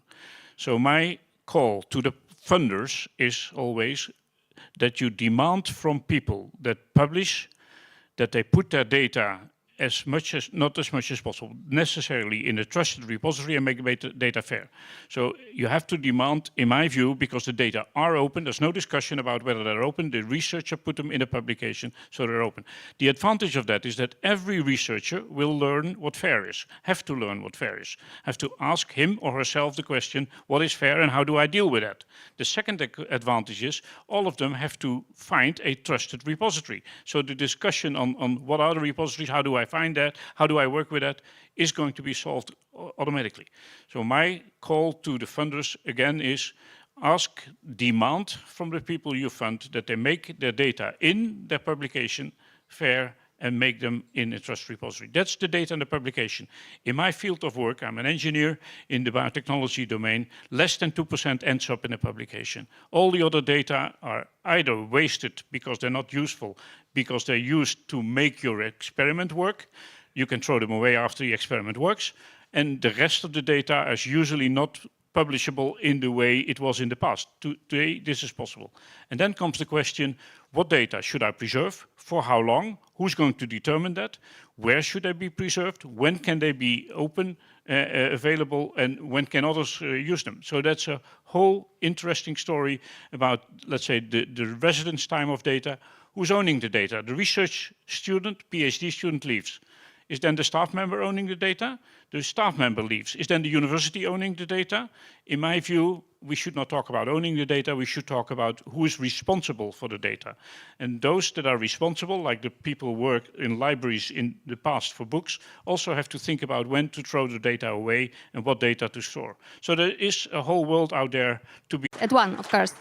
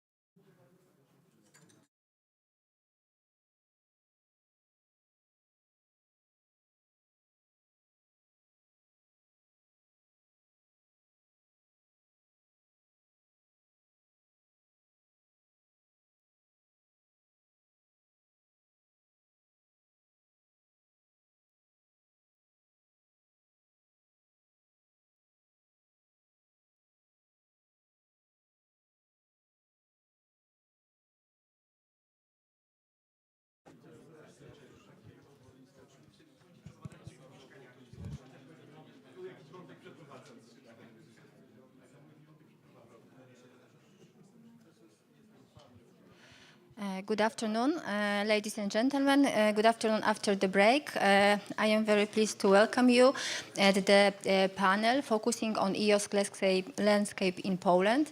My name is Natalia Galica. I will be chairing this session. I work for National Science Center, Open Science Unit.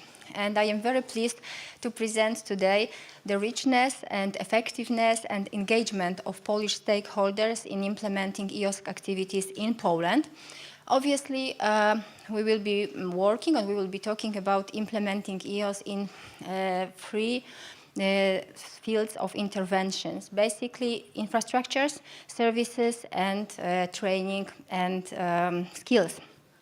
These are the complementary fields of intervention which are essential for implementing EOSC effectively. That's why this session is divided into the three thematic fields within which we will be discussing these infrastructure, services, and skills.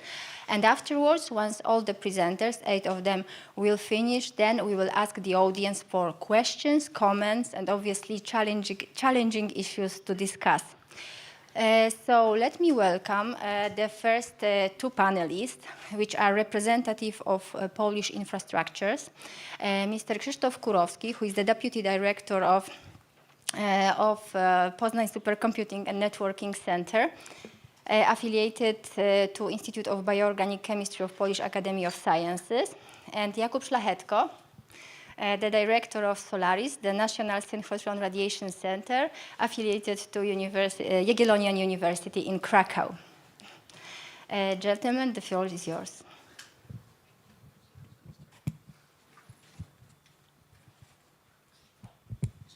Yes. Okay, so good afternoon.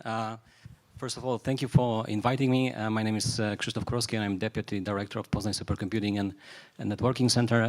It's my great pleasure to be here and to share with you some best practices with digital infrastructures that we have been building over the last few years.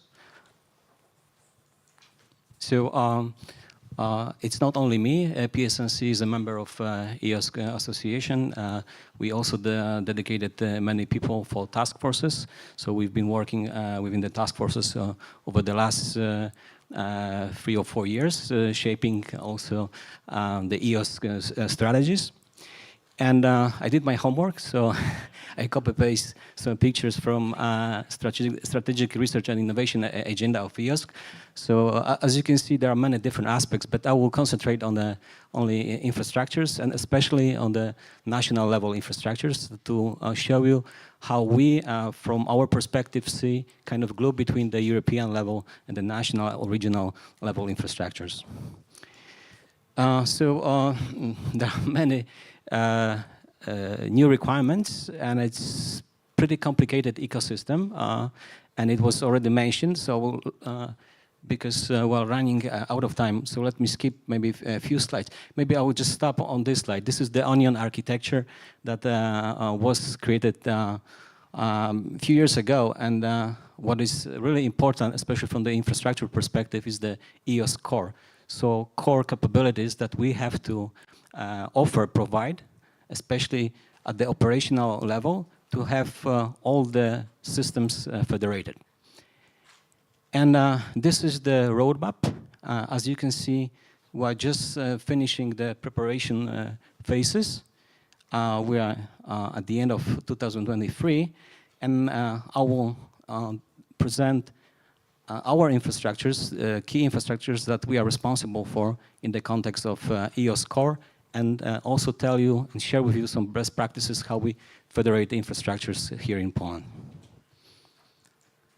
So, and this is actually one of the recent pictures created by European Commission, and I like it very much because this is how EOSC federated system of systems has been defined recently. So, and this is exactly how we define our strategy at the national level. So it fits perfectly what we have discussed over the last few years. So 3 years ago, when we have been discussing EOSC interoperability framework, we created, as you can see, it's an evolution of cloud technologies. And as you can see, you have different layers, starting from networking, then storage, computing, virtualization, and then you add on the top of that middleware services, and then you have to deal with data applications and metadata or ontologies. So I would like to concentrate on the low-level layers and present the current status of available digital infrastructures in Poland. Before I dive into some details, I would highly recommend for those of you who are interested in Polish roadmap for research infrastructures, there's a document in which all the critical, important research infrastructures have been defined. 6 of them are digital infrastructures, 4 of them we are responsible for, and it's really great pleasure that all the projects have been done in a consortium, so many partners have been involved in those digital infrastructures. So for the networking, we are leading the Pioneer National Research and Educational Network. As you can see, the optical networks covering the whole country. We're also contributing a lot to pan-European GANT infrastructure. The big circles represent national big supercomputing centers located in Warsaw, Krakow, Wrocław, Poznań, and Gdańsk. What is really unique is that the consortium consists of 21 metropolitan area networks. So we've been doing kind of promoting federated model for a long time, and it consists of 21 metropolitan area networks.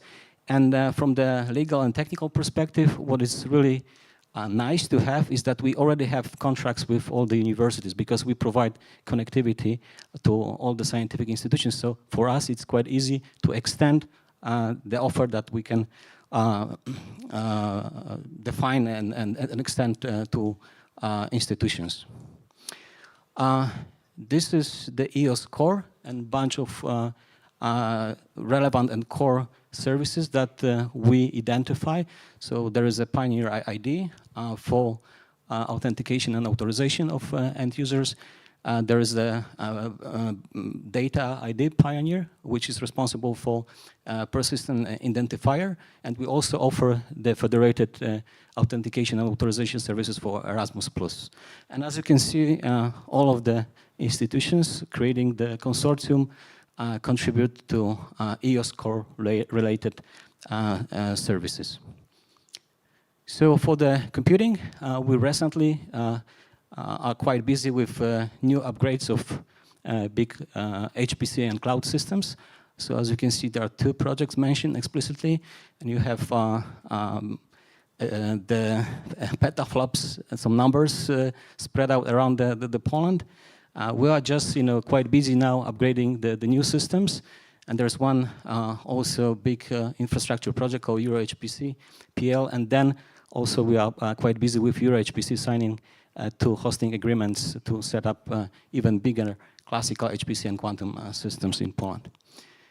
From the EOSC perspective, I think the most important is the national data storage infrastructure.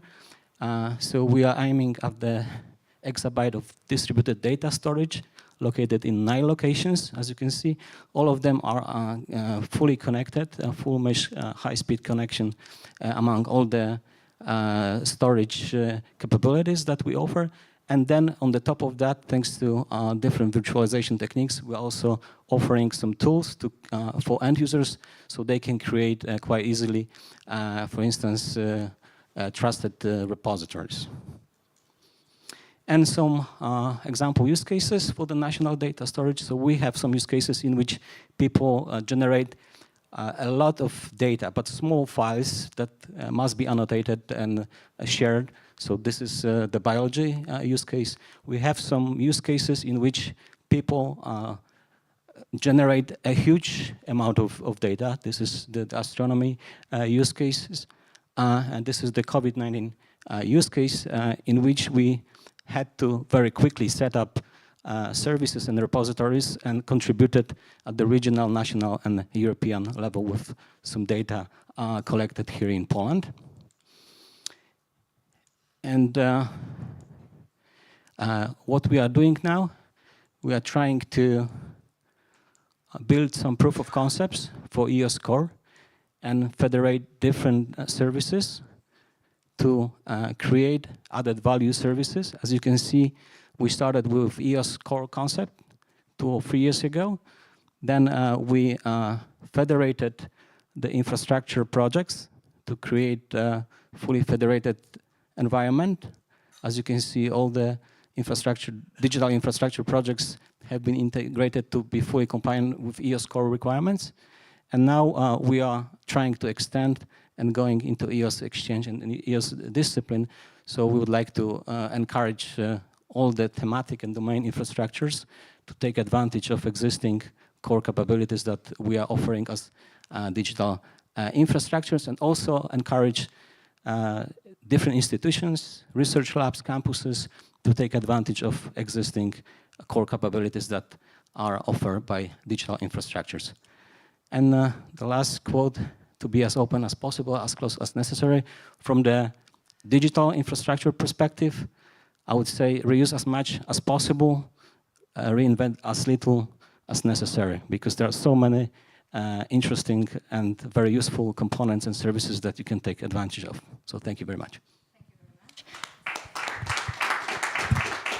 Thank you. And now Professor Jakub Szlachetko from Solaris National Synchrotron Radiation Center in Jagiellonian University.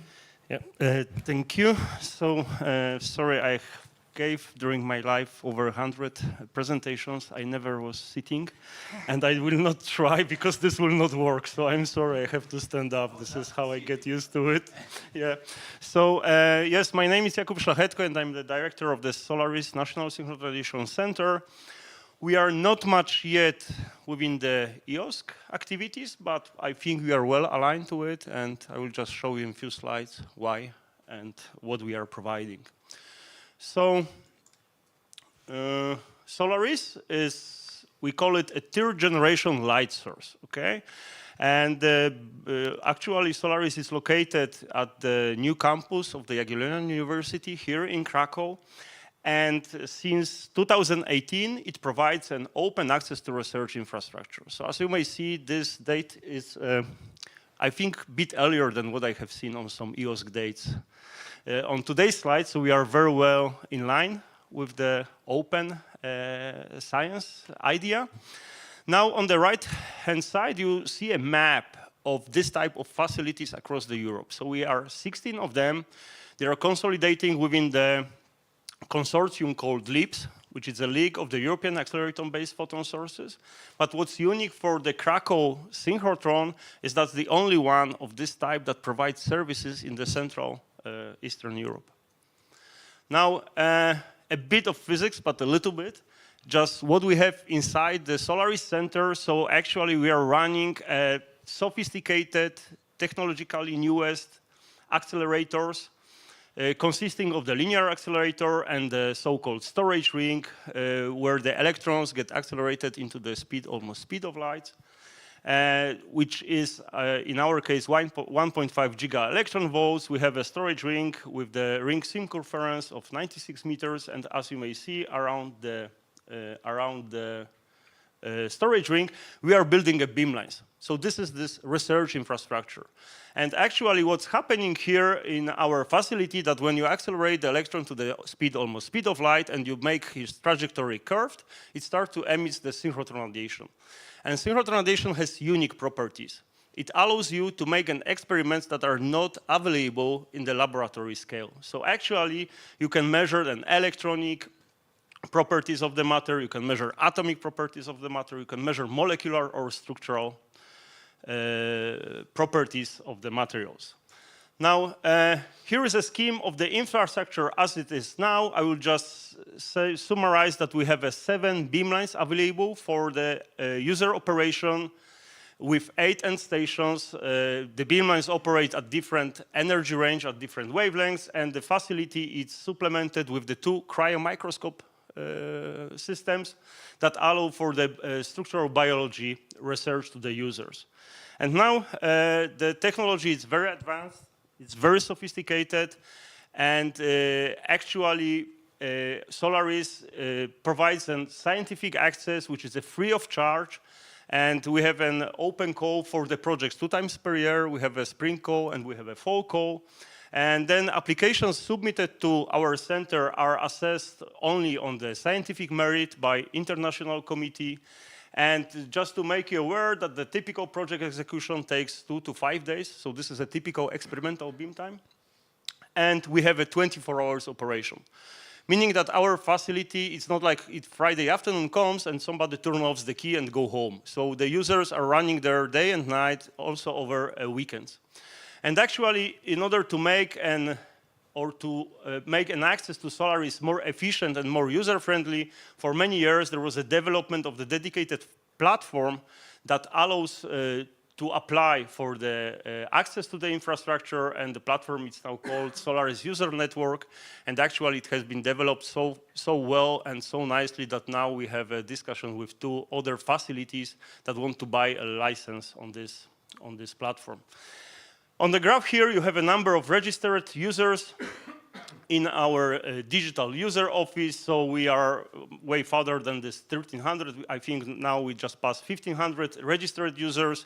And actually 90% of these users that are registered, they actually came already to the synchrotron and made their experiments. A bit of statistics. So maybe the most important is to emphasize the numbers of the applications and the experiments. So there is a strong request to the facility, so we cannot execute all the experiments that people want to do. We have oversubscription of about factor of 2, and we are running actually now about 200 experiments per year, which means that visiting number of scientists is about 700 yearly, and this scientist represents 70 research units. Regarding the disciplines, it's very uniformly distributed between physics, chemistry, material science, biology, structural biology. So all the fields are very well represented at our research institute. And regarding the targeting groups, we are not only oriented solely to the researchers, we are also very, very actively interact with the non-scientific communities. So this cannot be better than when you see the smiley young faces doing some experiments at our facilities. We are very active there, so this is also in our target group, okay? We are very strongly working with the primary and the secondary school to make these people or trying to be adapted to the scientific research institute methods, experiments, and so on. And coming to the end, just about the data, explicitly about the Solaris data. So actually we are generating about 180 terabytes of data monthly, but we are not the owner of the data, okay? So whenever the experimentalists come to do the experiments, the data belongs to him. However, we have our obligations. The obligations are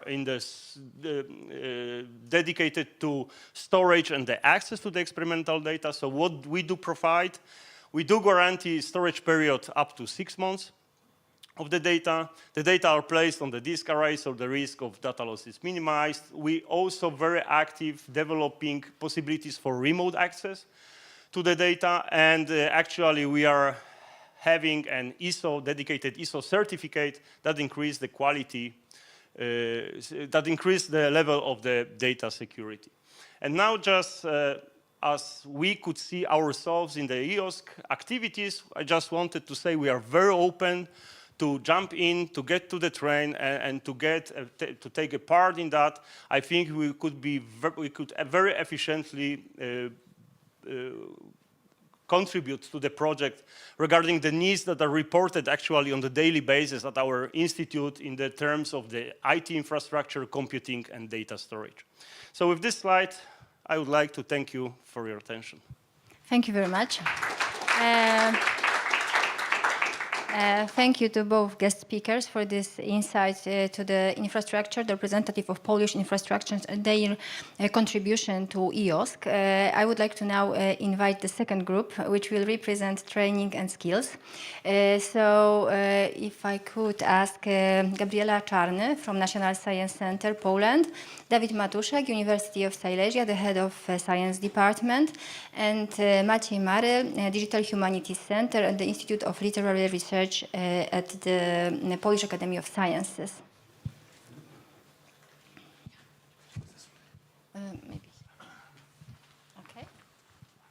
I'm very pleased to welcome you. These are the stakeholders that will present you the way we approach skills and training, which is obviously very important for EOSC because it is about working with researchers, students at the postgraduate and at the PhD level to really know, understand and have skills to work with EOSC and in EOSC and in open science as such. It is extremely important because if we understand and we have skills, then we believe and the change is from within, which was highlighted by Director Gaczyński panel before. So, ladies and gentlemen, the floor is yours. Gabriela Czarny from National Science Center, Poland. Thank you, Natalia.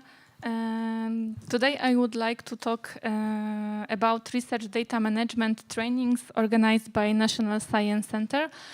Like Aneta said in the previous session, data management plan are become a mandatory section in the NCN proposal, grant proposal. So it is needed to train researchers and data stewards in these fields. As you can see in this slide, we organize 3 types of trainings. First are webinars in specific research disciplines. Second are MOOC trainings on research data management and research data management in the policy and practice of the National Science Center. Going into detail about webinars, in specific research discipline, until now we have organized 5 disciplinary webinars in the following disciplines: linguistics, earth and related environmental science, communication and media studies, sociology and medical science, pharmacology and pharmacology and pharmacy, and health science. Until now, around 1,300 participants registered for the webinars.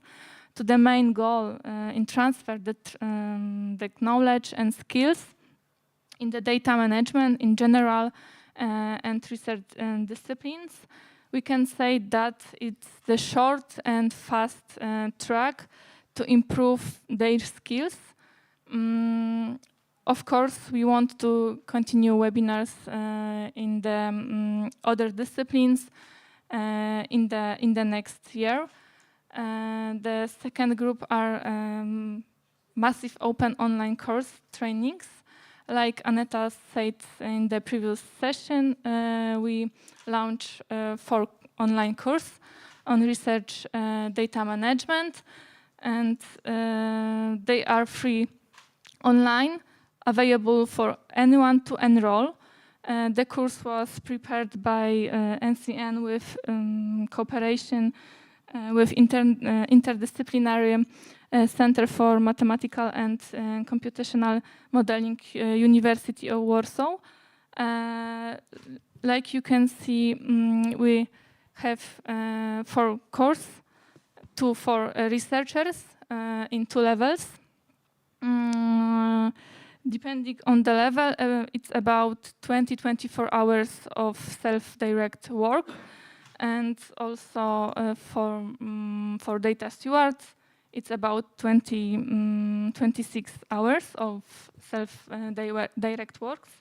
And learning materials includes text materials, multimedia presentation, interviews with experts from various fields and areas relevant to research data management, and webinars recording.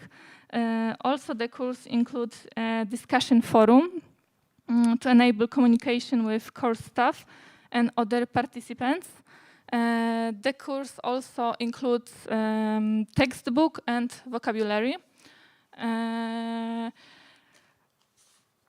I also can say that the course have been commissioned by Polish Ministry and Ministry of Education and Science.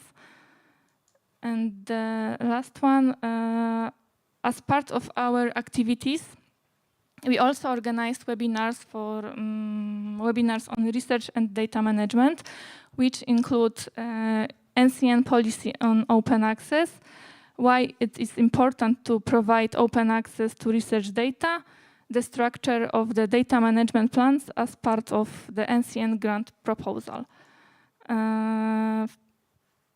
For more information about open science at the National Science Center, you can find in our website. You can see that we have information about open science to publication and research data. And that's all. Thank you. Thank you very much. Now I would like to welcome Dr. Dawid Matuszek, the head of the Science Department of University of Silesia, to present the open science policy, but also practice and implementation developed by the University of Silesia in Katowice. Yes, thank you very much. At the beginning, I would like to express my gratitude for the invitation to the representatives of the National Science Center. It is worth emphasizing that the NCN is doing enormous work to promote and implement necessary solutions in the field of open science within the Polish Academy. In my presentation, I would like to tell you about the data steward community that we have been building at the University of Silesia in Katowice for the last 3 years.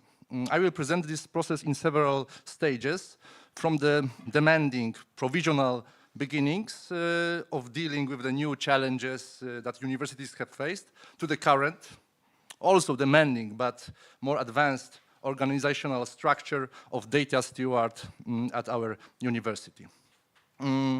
It is worth noting at this point that both the financial and substantive meritorical responsibility for the implementation of these solutions in the field of open science and data management has been almost entirely transferred to the university in Poland. And it seems that Polish universities did not receive the necessary support, neither financial nor substantive, in this regard. Universities and researchers were required to carry out new complex tasks without being provided with the necessary tools. So this is how we have managed this at University of Silesia. Yes, on this first slide, we can see the most important legal acts introducing open science issues in Poland and worldwide. I won't discuss them here. I will only mention that for us, the most impactful and requiring an immediate response was the introduction of open science open science policy by the National Science Center. This policy had real and direct implications for university activities related to grant acquisition. When it comes to internal regulations, in addition to the general openness policy adopted at our university in 2020, we also adjusted our grant management directive by adding an expanded component related to publication and research data openness. Within the directive, we included, among other things, the definition of a data steward and outlined their responsibilities, such as providing support in developing and implementing data management plans in grant applications. Drawing from our previous experiences and developing the concept of the data steward community at our university, we were guided by several key principles. First, recognition of the role of data steward along with defining their position. Second, recognition of the research data management process and the roles and responsibilities of data stewards. Recognition of the data management structures at our university, including the coordinator position in central administration and data stewards. It was important for each department to have their own data stewards familiar with the specificity of research activities conducted in that department, considering that data management differs between, for example, social sciences and natural sciences. Related to the previous point is for recognition of data management as an activity dependent on the specificity of research areas. And the last one, mandatory, obligatory research data management training for projects, principal investigators. So every researcher who is going to lead a project must undergo mandatory training. But the initial stages of organizing this process were very challenging. Around the turn of 2020 and 2021, we managed to appoint a single data steward to serve the entire university, which includes nearly 2,000 researchers and doctoral students working across 8 departments, as well as providing support to all project officers within the university. In practice, this meant one person had to provide support in the development of data management plans for 500 grant applications annually. As you can imagine, such an endeavor was not workable. That's probably why it somehow managed to work, although in the irrational manner. But thanks to the work and dedication of Natalia, but because she was that person. The initial challenges, however, allowed us to analyze the real needs and assess the actual capabilities of the university in this area, and as a result, prepare a development plan for the data steward program at the University of Silesia. We were able to move on to the next stage of building the data steward structure by undertaking the following actions. A training for administration and researchers, 300 training participants from our university in 2 years, inclusion of data management in the curriculum of the doctoral school, 100 doctoral students in 2022, dissemination of current information to central and departmental administration staff, especially through systematic mailing, preparation of the general university research data management manual in Polish and English, developed into specific faculty research data management manuals. And it is worth mentioning that one of the tasks of departmental data steward was to adapt this guide to the specifics of the scientific disciplines present in each department. A repository report, we decided to use an external repository, and changes in internal regulations, the addition of data management issues and associated risk to the grant management policy.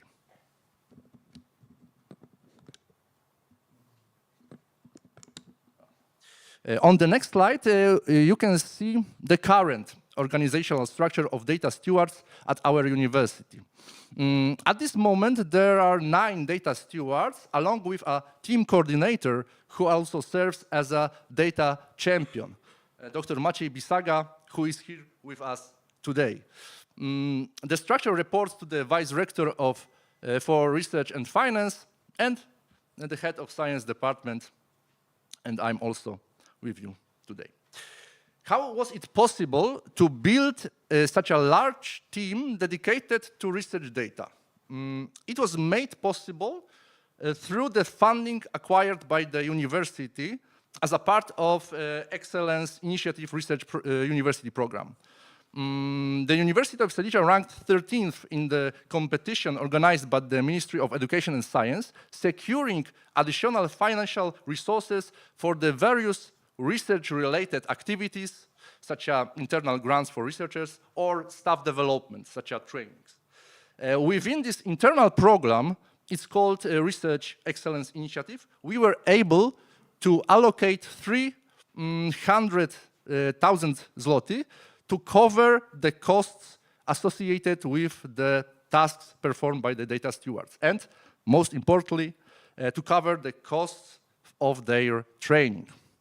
And these individuals were already our employees, some of them being researchers, and other being administrative staff, who were assigned additional data management responsibilities. They were selected through an internal competition in which we evaluated their initial level of knowledge in the field and their future plans related to the data management. The competition generated significant interest with nearly 30 people applying. What do our data stewards do? Research, in short, research data management, assisting in data management planning,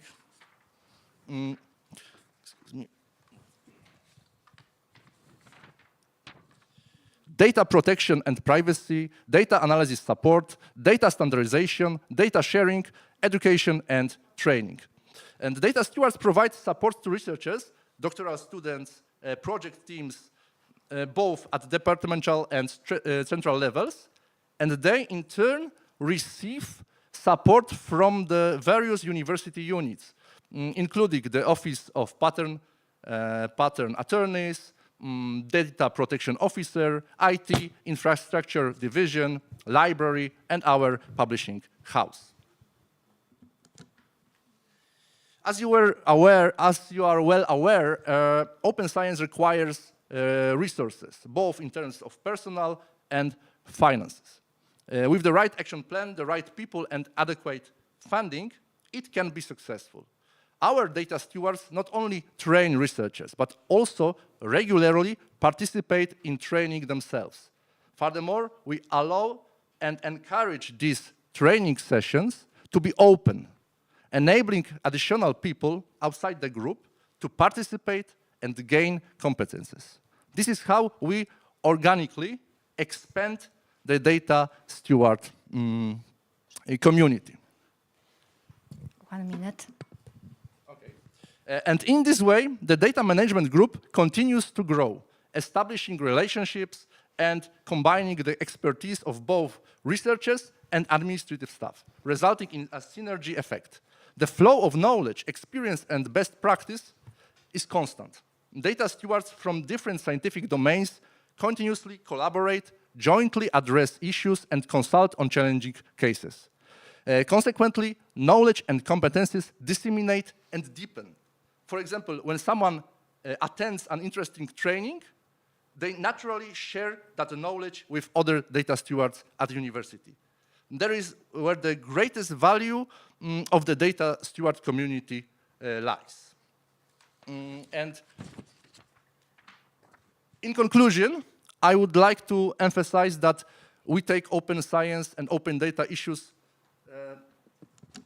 so seriously that we strive to extend our engagement beyond the university as well. For instance, during the World Urban Forum, we organized a session on open science, and at the Euroscience Open Forum 2022, we hosted a panel titled Be Open, Be Scientist, the Global Transformation of Science Policy Perspective, with the participation of figures like Johan Rorik, Silvia Botaro, and Zbigniew Błocki.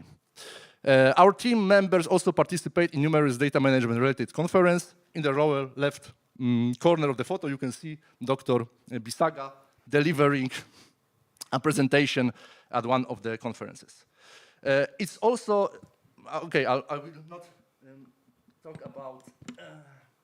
about Transfer for Europe, our European alliance, but lastly, I would like to mention that in June 2024, Katowice will host the Euroscience Open Forum 2024 conference under the theme Life Changes Science.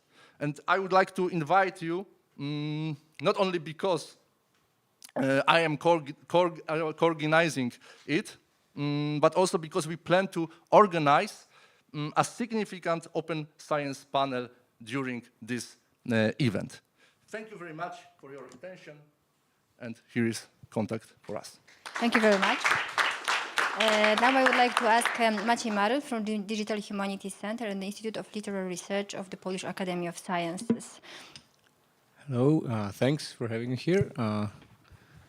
That's me, and that's me. Yes. Okay. So I'll be talking about again some of the issues we already mentioned here. You'll hear a bit about competences and training, but also about those synergies. We have the presentations discussing how EOSC or whatever is conceived as bringing things like data, information from this low institutional level towards, this high European infrastructure.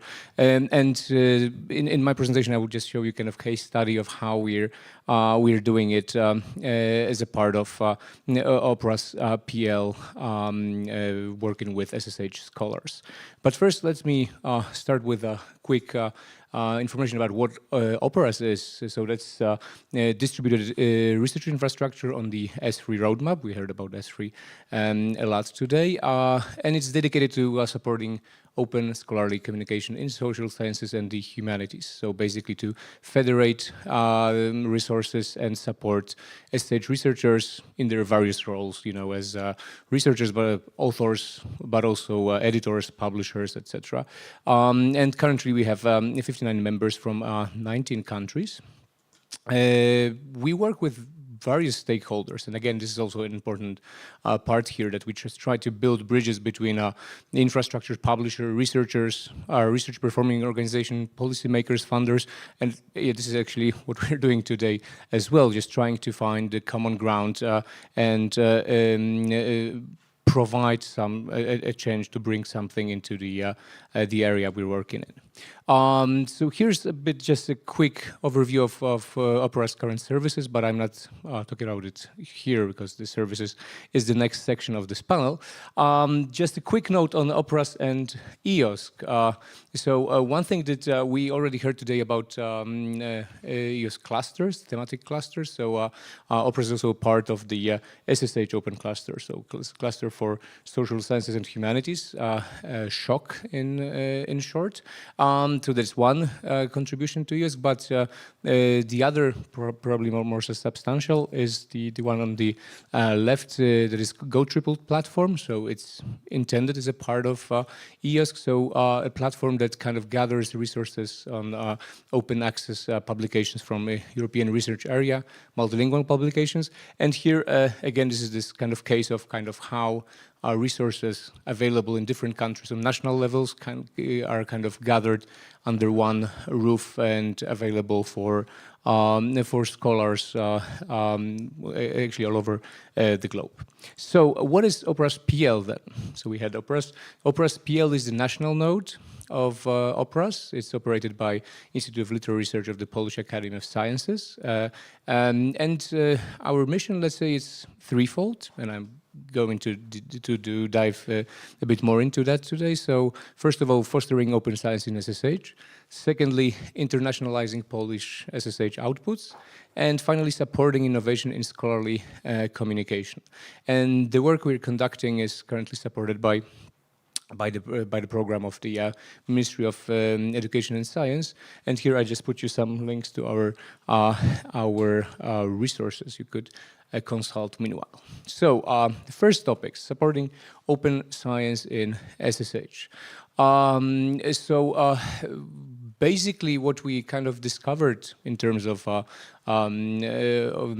scholarly communication is that we as scholars, researchers in those different roles need kind of support on different stages of research process. So it's not like that the publication is the final stage and nothing happens meanwhile, but all through the research process we have different products, research outputs we want to publish, we want to store, we want to assess or access as well. So what we are doing, and this is to show you how we work with the community, we try to first of all talk with our stakeholders in terms of the actual needs. So just how to respond to them. So we as Operas on the European level, but as well as Operas PL, we conducted many interviews, workshops with stakeholders like researchers, publishers, editors, librarians, but also funders to get to know better the actual needs and to respond to them. And some of the projects you see here, and I'm not getting into much detail right now, but I just want to flag some of them. So one of them is Craft Away, which is dedicated to building open infrastructure for scholarly communication. So Craft Away basically kind of supports open software for open journal systems, so to publish journals more efficiently, building customized plugins, for instance, and supporting such development, because this is what the journal editors would need. And another project here, Palomera, creates the knowledge base on open science, on policies towards monographs. So that could be accessible by also by funders, by policymakers all over Europe in crafting their own policies. And finally, those projects support the policy change. So we have Diamas project, which focuses on diamond open access for journals, and already mentioned Palomera, which focuses on open monographs, so policies towards open monographs. So we have those different actions on one hand on infrastructural level, on the other on policy level, that would support the community. The second aspect mentioned is the internationalization of Polish SSH outputs.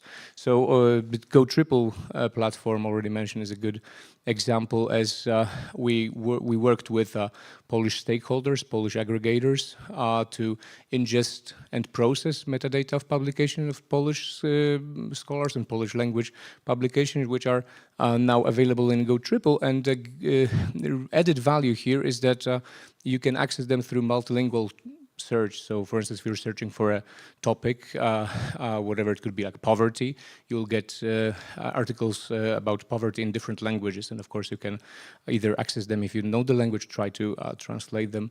But that's one of the added features here. We also established cooperation with Open Edition to facilitate the publication of Polish monographs in on the international platforms, monographs as well, to facilitate the process of publishing 3 literary studies journals. And finally, we also conduct some workshops and training sessions with editorial boards and publishers on different aspects of works, like automatization of publishing process. We talk with them about the next steps, like for instance the need to custom some open software for their own needs. So again, we kind of bring some knowledge about the competences. We bring some skills to the community, but also we learn from them what they need. And finally, one thing which is really important here is supporting innovation, or something we can call also like management of innovation in SSH. So basically, the idea of how to support the emerging, or really, let's say, peculiar formats of scholarly communication. So in case of SSH, for instance, we have digital scholarly editions. We have also in other disciplines, scholarly code. We have the need to link text with data, or with like some sort of interactive visualizations, etc. So on one hand, we need skills for that to learn how to use it, but also infrastructure to support such work. So in this picture, you see one of the infrastructures we're developing for scholarly editions, for tagging, for instance, entities in text to make it more accessible, machine readable for further reuse. However, all those works, and this is probably probably again another, let's say, the elephant in the room here, needs proper recognition for researchers to engage with. So we have also through our interviews, we hear about lots of cases of researchers who don't want to engage with digital formats because they want to find a job afterwards. So they need an article, they need a monograph in a, let's say, published with a big publisher to gain recognition. So we see that it's a key obstacle to for such innovative forms, and we try also to work out some measures to get a proper recognition for those outputs. And soon, that is probably in 2 weeks' time, we also, in cooperation with ALIA, Humanities Working Group, will release a kind of report supporting such recognition and evaluation of novel outputs in the humanities. So finally, finishing this innovation thing. So what we're doing with Operas now, also as a part of the national node, but also on the Operas level, is running the Operas Innovation Lab, which is on one hand observatory of innovation. We publish articles about innovative forms. On the other hand, we work with case studies. We look at in deep the case studies and their problems, and then we produce some recommendations and guidelines for researchers to engage with those forms. On the other hand, we also want to devise a process of supporting innovation and prototyping new services also in this area, and this is also the work currently funded under an Operas Plus grant is kind of leading towards this aim to provide a proper innovation management. So that's what we're done so far, what we're doing, and our next steps is basically we're creating, want to establish, speaking about the Polish node and Polish cooperation, we're establishing the node we want to apply for the Polish roadmap for research infrastructures, and focus on kind of developing the skills for our users, researchers, fostering innovation and its recognition. So that's it. And for the ongoing workshops and our current activities, you could subscribe to Operas PL newsletter. Thank you very much. Thank you very much. Thank you very much for the insight in Polish skills and training into EOSC and open science. Now I would like to welcome the last but not least group presenting services. In this way we will present the Polish ecosystem as a comprehensive and complementary system corresponding to each of the fields that are presented here. So I am very pleased to welcome Roxana Wilk from Cyfronet AGH in Krakow, Kraków University of Science and Technology, Maciej Piasecki, excuse me, Professor of University of Science and Technology, Clarin PL, and Dariusz Ignatiuk, who is the President of Polish Polar Consortium. So, ladies and gentlemen, the floor is yours. Roxana Wilk will start with Cyfronet experience. Thank you, and sorry for being in the middle of what you want to see, really. As everyone here, thank you very much for inviting me to this amazing event, and I will like you to. I hope that I will show you some interesting news or things that you can then take away and think about, and then so we can later together be more cooperative about the EOSC in Poland. And can I have my... Oh yeah, thank you. Next. Let's do it yourself. Sorry. So just to introduce the Cyfronet. Cyfronet is a computing center from Krakow next to AGH University, which is offering a number of services that you can see here. Supercomputers and network, metropolitan area network are the most important or most known of Cyfronet, but also for a long time now, we have been also involved in many international initiatives, EOSC being one of them. And if talking about open science, the most important ones is, of course, being the part of a EOSC Association, also being a part of EOSC Polish network. Somehow also connected to this speech is that also Cyfronet, as many four other computing centers in Poland, we are one of the computing centers creating PL Grid, so Polish Grid Cloud and Cloud Infrastructure for Science. And we are also, which is kind of important for the later slides, we are also a certified aggregate FITSM and cooperating with Research Data Alliance in data-related initiatives and projects. So this is what you can see that we are involved in, but because we have not too much time. When I was preparing the slides, I was very uncertain how I will lead the presentation, and I was hoping in the end that maybe I can show you some insight, because we were lucky to be involved in EOSC from the very beginning, and we were kind of a center, not as an institution, but as of a group of people who got the role of bringing one of the EOSC faces, so the EOSC portal at the time, now it's EOSC platform, and we have been and we are responsible for the researcher side of it. And this experience gave us a huge insight, and exactly we've learned the same lesson. The more we delivered, the more questions we had, and then we found out that we have to deliver more and more during the time.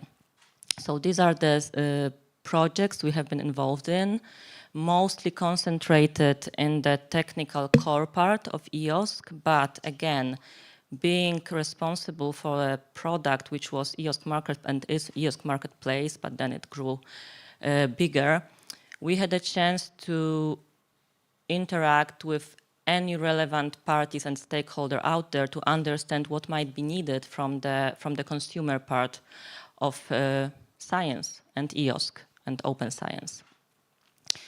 One of the dreams to become true at some point, being a technical nerd, so this is where I came from at the beginning, was imagining that we will be able to deliver this cool technical infrastructure that bringing the best of open implementing the best of open science practices in the end will allow researchers to do their work more efficiently and collaboratively in the end, and of course world become a better place and everything.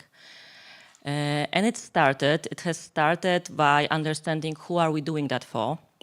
And as you can see, the final conclusion, it's not final yet, this is some like middle step that we are at right now, is showing that the landscape is very complex. And one of the greatest challenges for us was understanding the diversity and then realizing that product-wise or service-wise, each of the consumer subtype has its own use cases.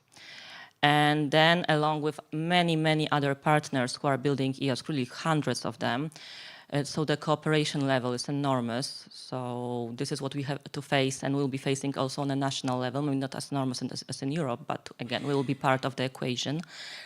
Is trying to prioritize who are we focusing on. And right now we have taken the turn to more research groups, so community approach, because in fact the communities were the ones who entered the EOSC world. So it was natural only to ask them about the use cases, their needs, and of course they are also having this major user group of scientists behind them.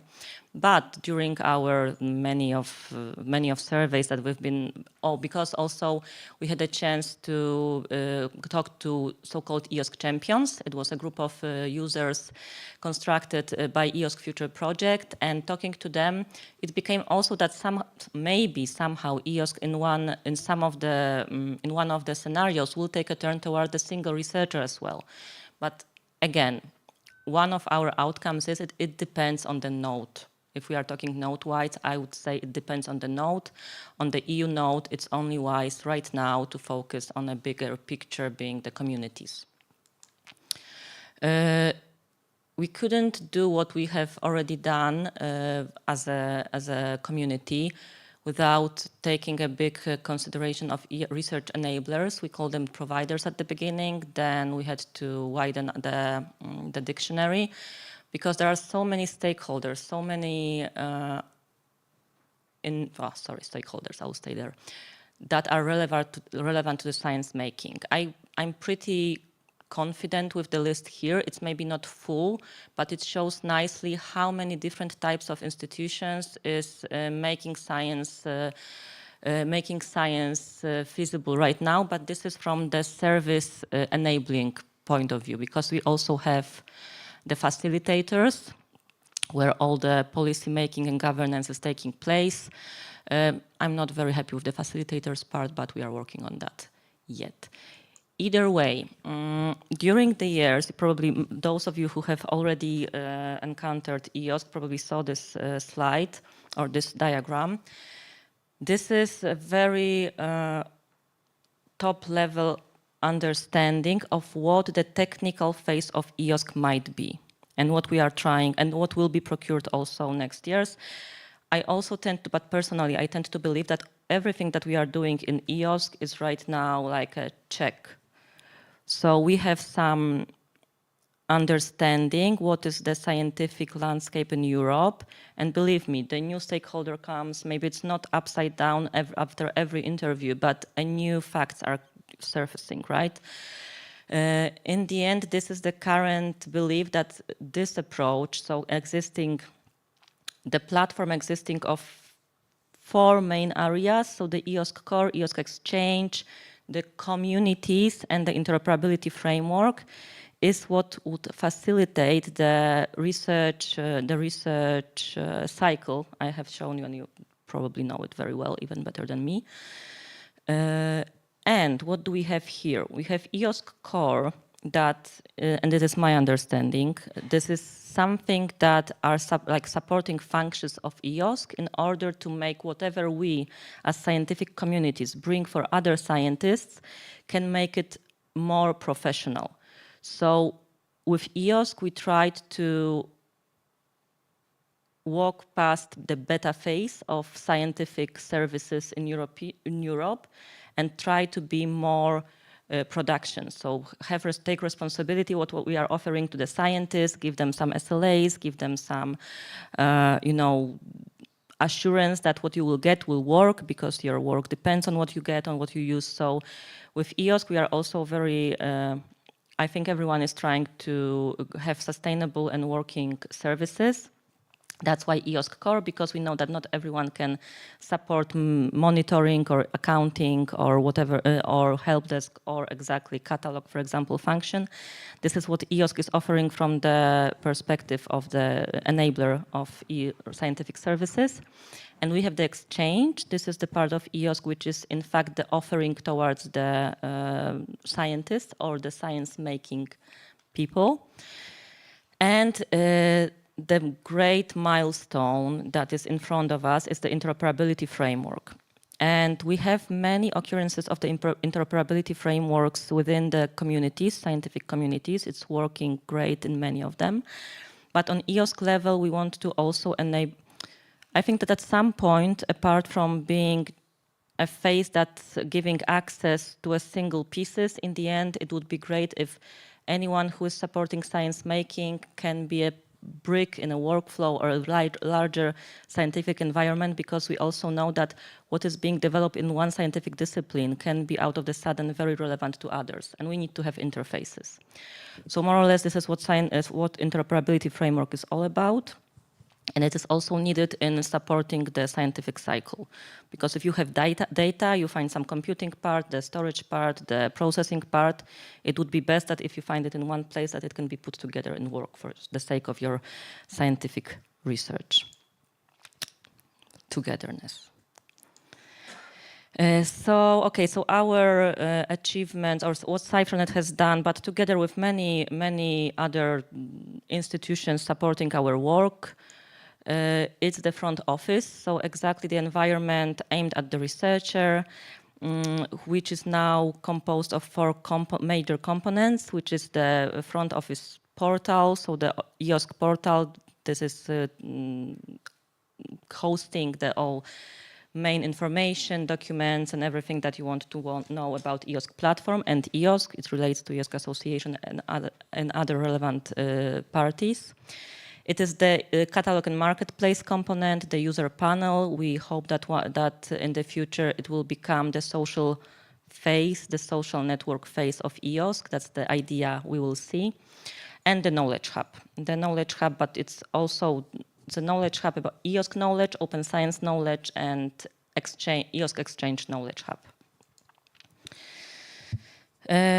Open access flavors in EOSC marketplace. So again, about openness. I will come to data, but this is about services.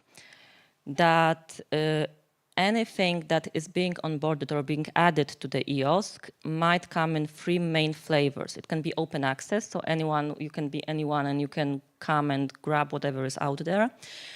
You might be asked to verify your identity in some cases, and this is the most common one, that the scientific services, they will ask you to log in and verify if you're a scientist. There are different ways to do that, but this is the most common case. And also mostly for the infrastructural services, there is the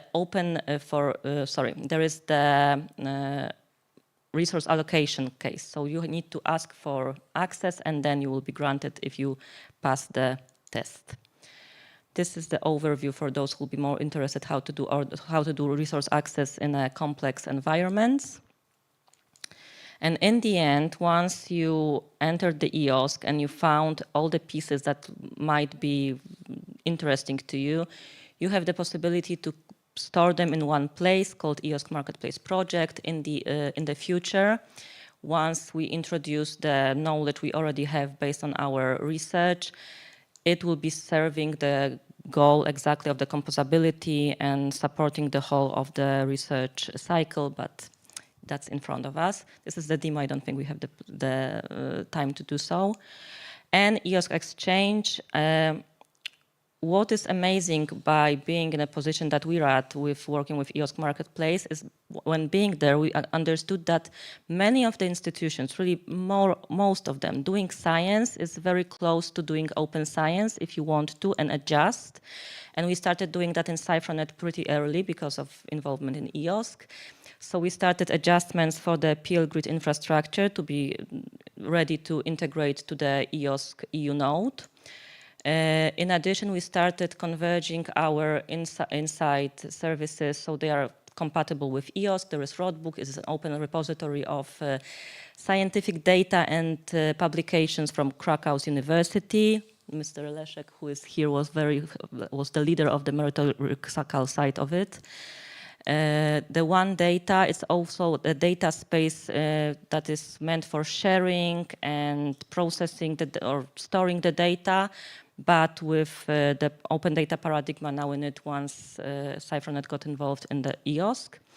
The Sat4NV, this is a very interesting use case because it was a project focused on opening up the data from Sentinel satellites without even knowing what open data is at the time. We've done it right only because we've been working with the right people, and exactly the needs of the people who were about to use them were compatible with paradigm of open science. We found that later, and now we are adjusting the metadata schema so it's compatible with EOSC. And we are also a part of EPOS community. We are developing the thematic platform of anthropogenic hazard and the EPOS AI platform, also in heart with open science in heart about that service. And other activities, but many of the task force on open science, now we are mostly, because we need to learn the most in that areas is the policy. We've been active in that area for a year and a half now, and data, metadata schemas, data security, sensitive data. Together with Sano, we are now investigating some use cases and want to adhere them into EOSC because, and this is important takeaway, the last one I promise, you don't, opening up your data, so opening up the metadata on your data is the huge step forward. You don't need to allow people to download the data. The mere fact that you will catalog it somewhere in open repository and give a proof to the fact that this kind of data is out there and annotated appropriately, it's a huge step forward. Thank you very much. Thank you. Now I would like to Maciej Piasecki. Maciej Piasecki, Wrocław University of Science and Technology, Clarin PL. Thank you very much.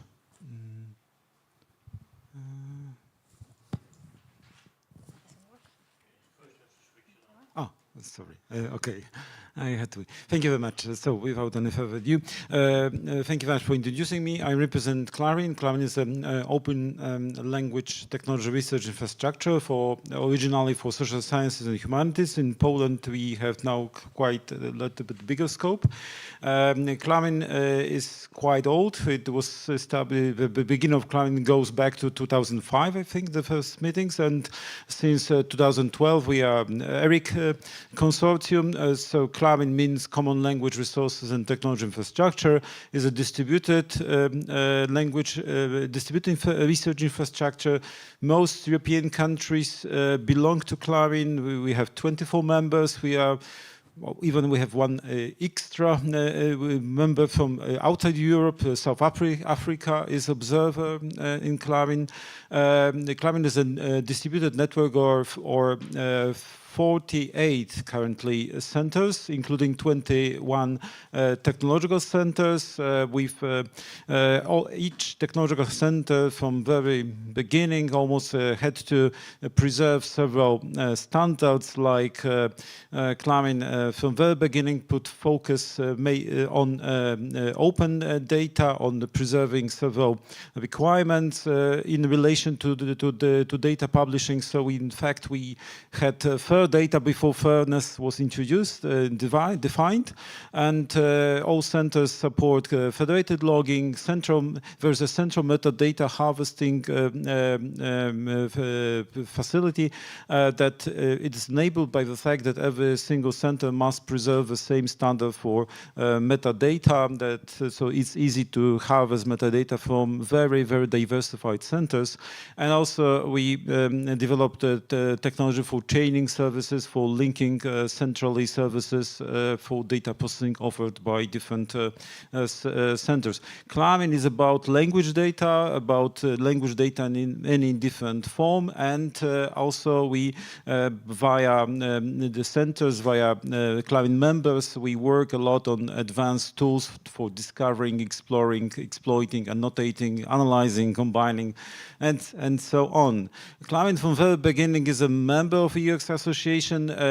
During the EOSC launch, one of a few applications was in fact delivered by Clarin, and Clarin Poland was involved in this.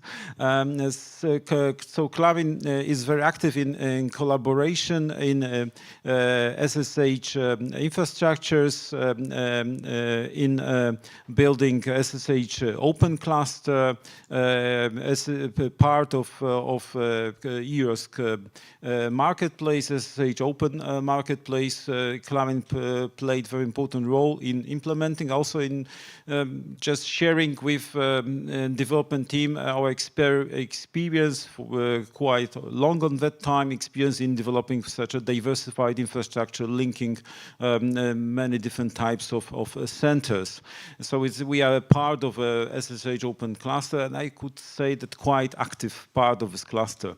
And coming down to Poland and to Clarin Poland, our consortium was established in 2006. It's quite small, but it's very important to mention that the main criterion for selecting of partners, or self-selection of partners, I would say, was agreement on working on open language technology for Polish and delivering everything, data and tools on open license. It was in 2006, and only partners who could agree on this main rule just joined, formed the consortium. So from the very beginning, everything was open in Clarin, so that's why I believe strongly that beneficiaries of Clarin in Poland are all research unions and researchers, because we are just from very beginning, Clarin Poland offers everything on a free open license. Recently, we go gradually beyond social sciences and humanities area, because due to large project in which I will say a couple of words about it later, we now try to serve also broadly understood artificial intelligence in relation obviously to language processing. There is one central technological node in Poland. This was agreement between our Clarin PL partners that we concentrate on developing one central node, technological centers called Clarin PL Language Technology Center.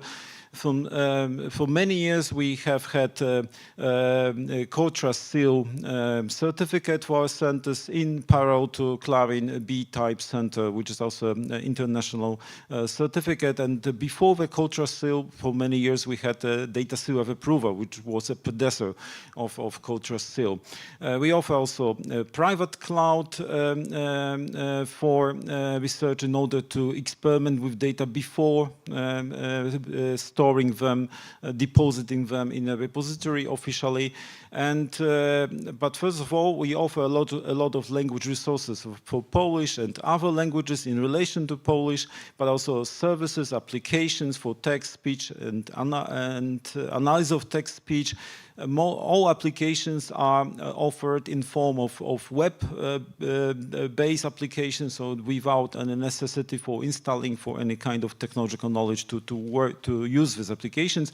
Now we are gradually moving from our old service to a new service due to a new to this large project and new strong computing cluster we are just in the process of installing. For many years we have been running knowledge center for language technology for the Polish language. Is one of almost recently 30 knowledge sharing centers in Clarin network. Obviously, it's free to use. Clarin Poland supports very just as a basic rule, open science in relation to not only to what is stored and offered by Clarin, but also to support, active support provided by Clarin in terms of just contact, advice, cooperation, and so on. We don't expect any payments because obviously there's no free lunch. We are sponsored by the Ministry of Education and Science, and we are very thankful for this. In Clarin you can find language resources, basic language tools, research applications, but also very important direct support for researchers. We spend quite many personal months every year for in contacts and cooperation with researchers. Recently, we have just this year we are in the last year of a very big project. We use the opportunity of a smart growth operational program for large strategic research infrastructure. There was a condition that we need to bring some business partners, but in such a strange way that they couldn't promise to them anything.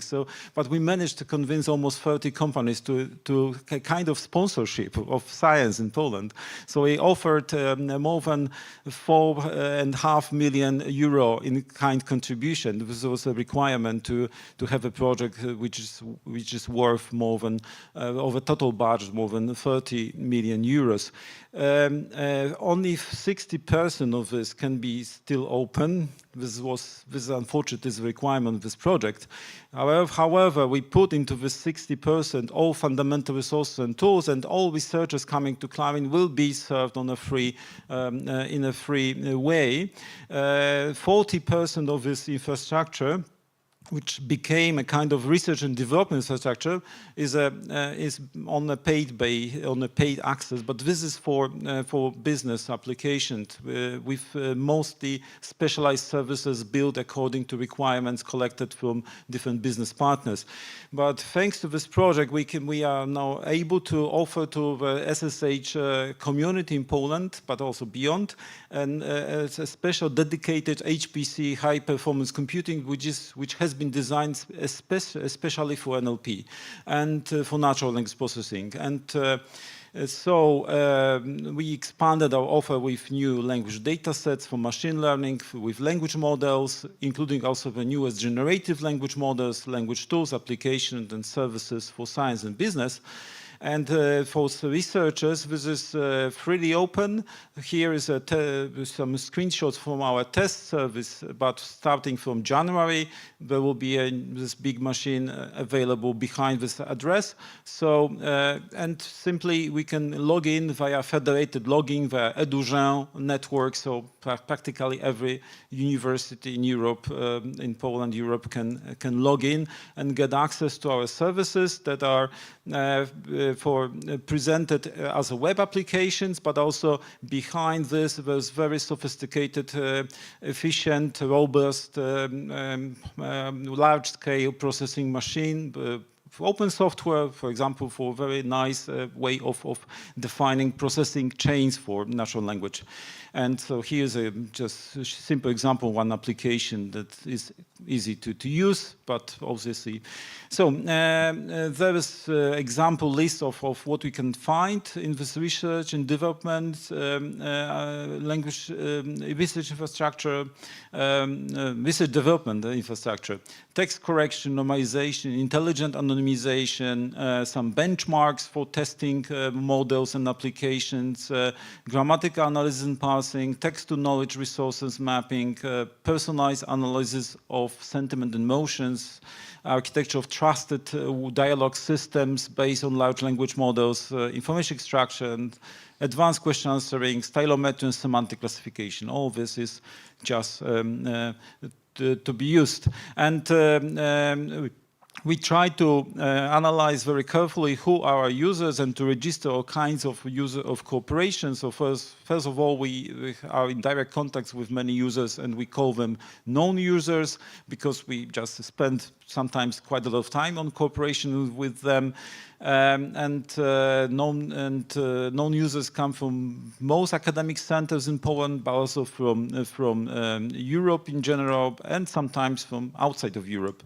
We also follow any kind of traces of use of Clarin in network, in internet. So there's a number of users that have been spotted just by mentioning us, and also we carefully analyze how much data, what kind of volumes of language data were processed by users using our infrastructure.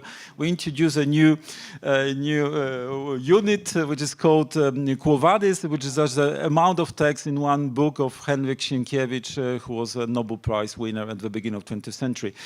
So it's a large number. It's a new kind of measurement, a new unit measure.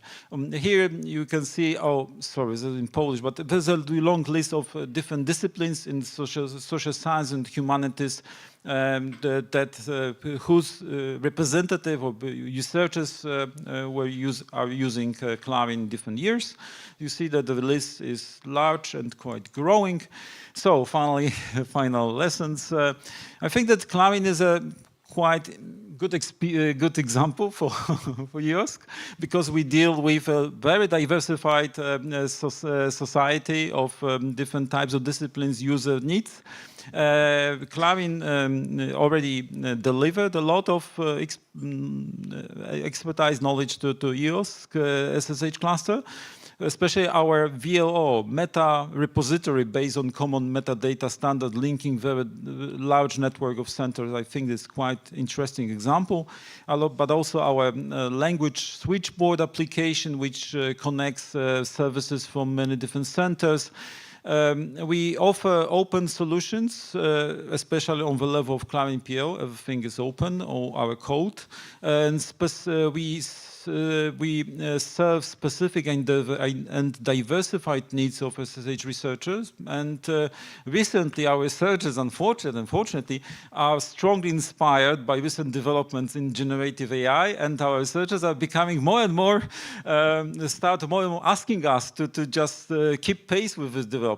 And this is so this forces us, Clarin PL, to continue our model of continuous cooperative development and active support for research users. And I think that recently, this is just a way for almost every, unfortunately, research infrastructure just to for continuous development, but this causes some challenges, like first of all sustainability, because it's easy to have relatively easy to have a computer running, but it's more difficult to have a team of people being on a very high level expertise and being constantly in active cooperation with users and for the support.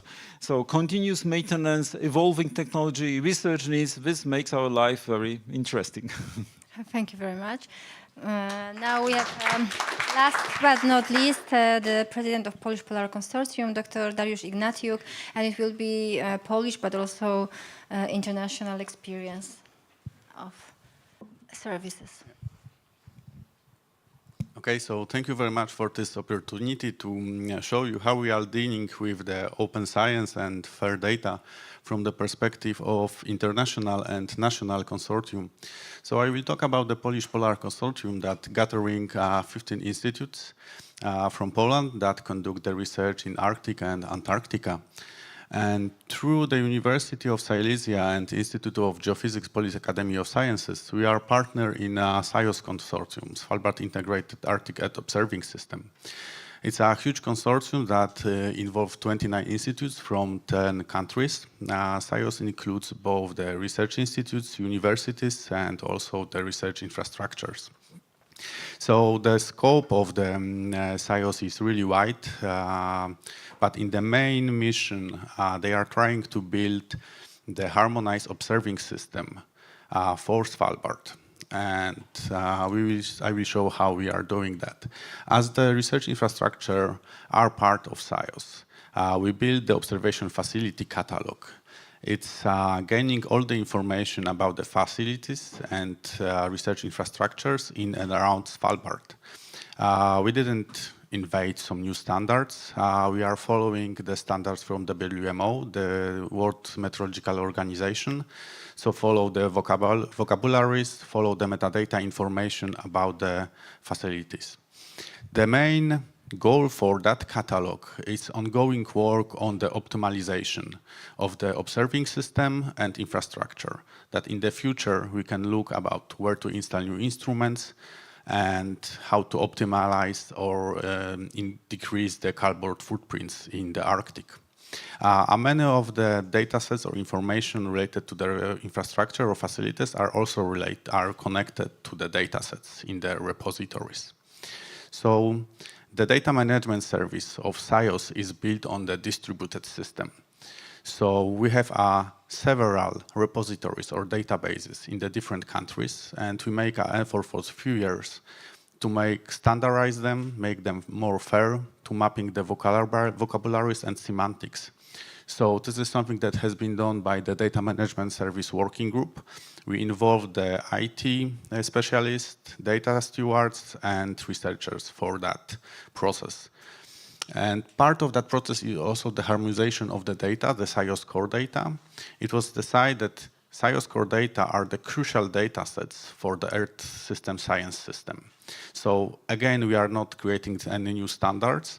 We are following the work that has been done by UNESCO WMO for the climatic essential variables, or we are in the line with SEON Arctic, SEON roadmap process for Arctic variables.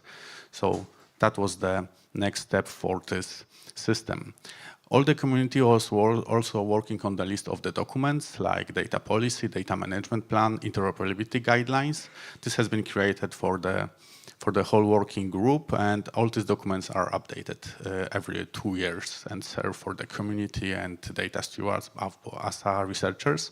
We're making also some international efforts to create the documents like alignmentation for polar data policies that is available online on Zenodo. As a central hub for the SIOS data management system, we create the data access portal. So this is not a database, it's not a repository, it's a access portal. So we are harvesting only the metadata information from all the repositories and databases and make them findable and accessible through our portal. Of course, we are developing the portal all the time, implementing the new keywords, new standards, and follow the cooperation with the single repositories. So based on the access portal, we built a list of services like time series plotting, visualization, data transformation. Additionally to that, some remote sensing tools for acquisition plan, mosaic tools, or comparison of the products. Additional to that, we have some tools related to the data formats and validation, like, for example, NCDF files. So from the point of view of Polish Polar Consortium, at this moment we have 3 big repositories in Poland. 2 belongs to the Polish Academy of Sciences, Institute of Geophysics and Institute of Oceanology. And the third one, the biggest one, is the Polish Polar Database, created by the Center for Polar Studies and University of Silesia under the umbrella of Polish Polar Consortium in 2014. 2 of them are already included in the SIOS data management system. So our plan for future is to repeat the success story of the SIOS and create the same system in Poland. So we would like the Polish Polar Database to act as the main access hub to all the data sets collected in the different repositories and different databases related to the Arctic and Antarctic research. So we are working on that system. We are working on to creating the Polish Polar Data policy in the line with the FAIR principles.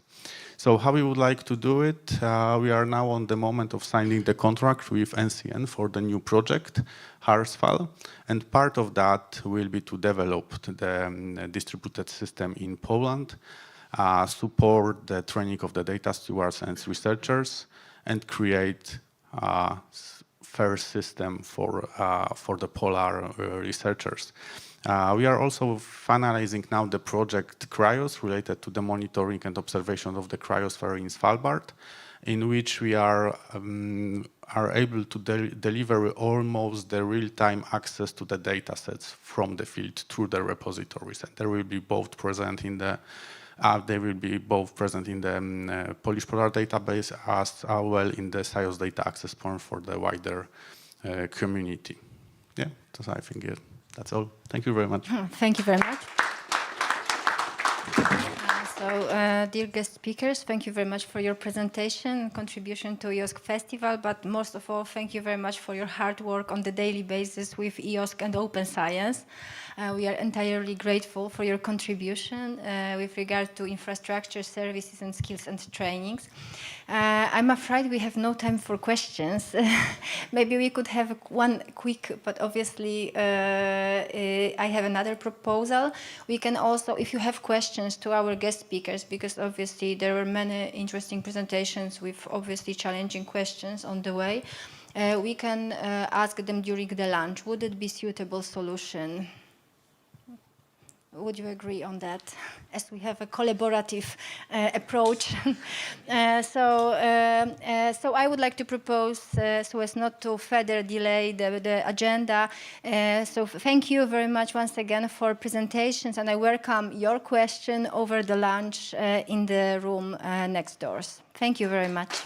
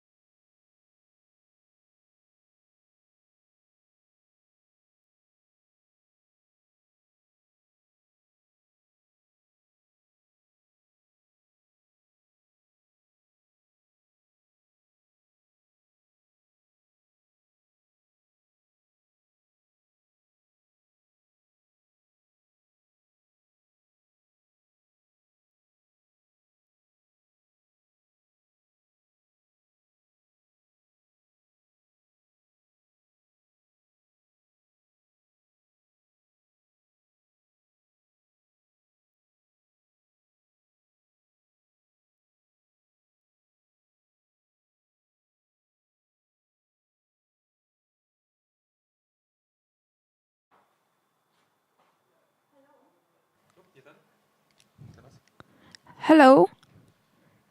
Hello, ladies. We have a delay, so we have to wait about 10 minutes to start. Okay?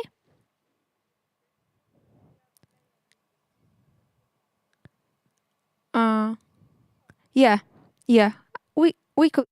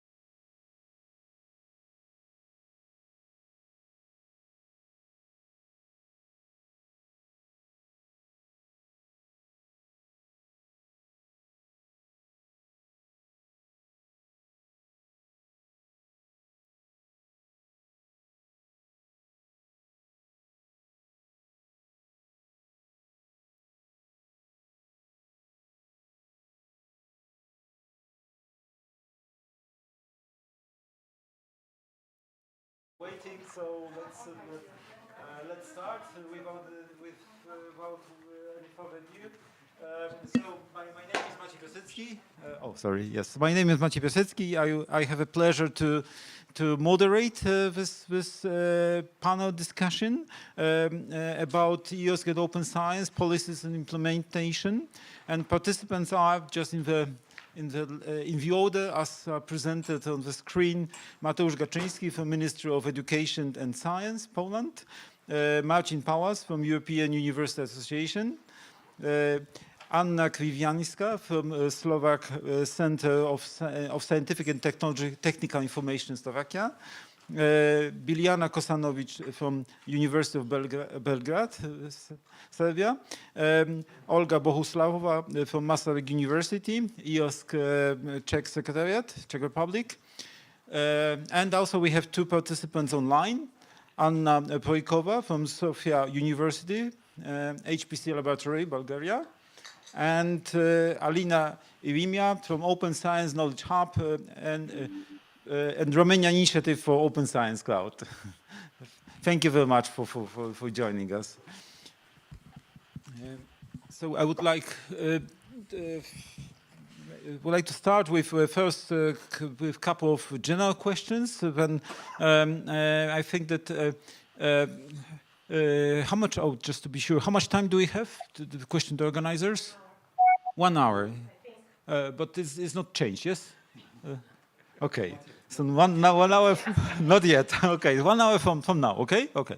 So as we have this granted, I will make sure that we have no 1 minute less than this.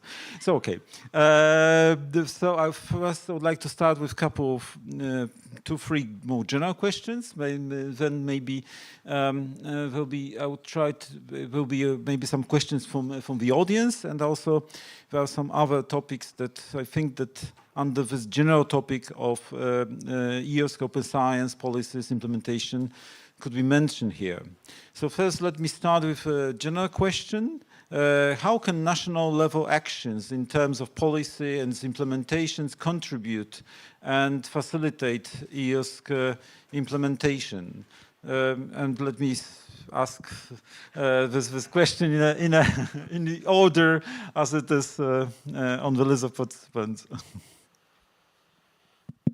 Okay, I will not surprise you by confirming what I've told during the previous session. So we see the role of public administration as an enabler, in the sense that we want to remove all the obstacles for implementing EOS standards, EOS procedures in the research projects. So instead of supporting explicitly, we want to eradicate all the obstacles that could be perceived, seen, think of on the side of the researchers, so they can freely use the competences created under EOSC. Thank you. If I may... Okay, do you want to have it one by one? Like yes. In a line? Okay. Well, yeah, definitely. I mean, it brings the necessary political support, you know, and to enabling all these things, let's say, happen. Because if we don't have it, I mean, it also is connected with your next question. It's definitely a combination of bottom-up and top-down effort, I would say, because in our case, in Czech case, it was like that. So I think it's kind of enabler how to also bring the topic to the attention. So definitely. Thank you.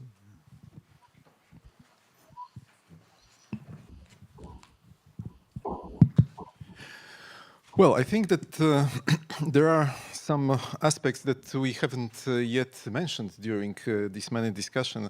And one of the aspects is the recognition of the role of publications in the assessment of individuals and in the assessment of the institutions.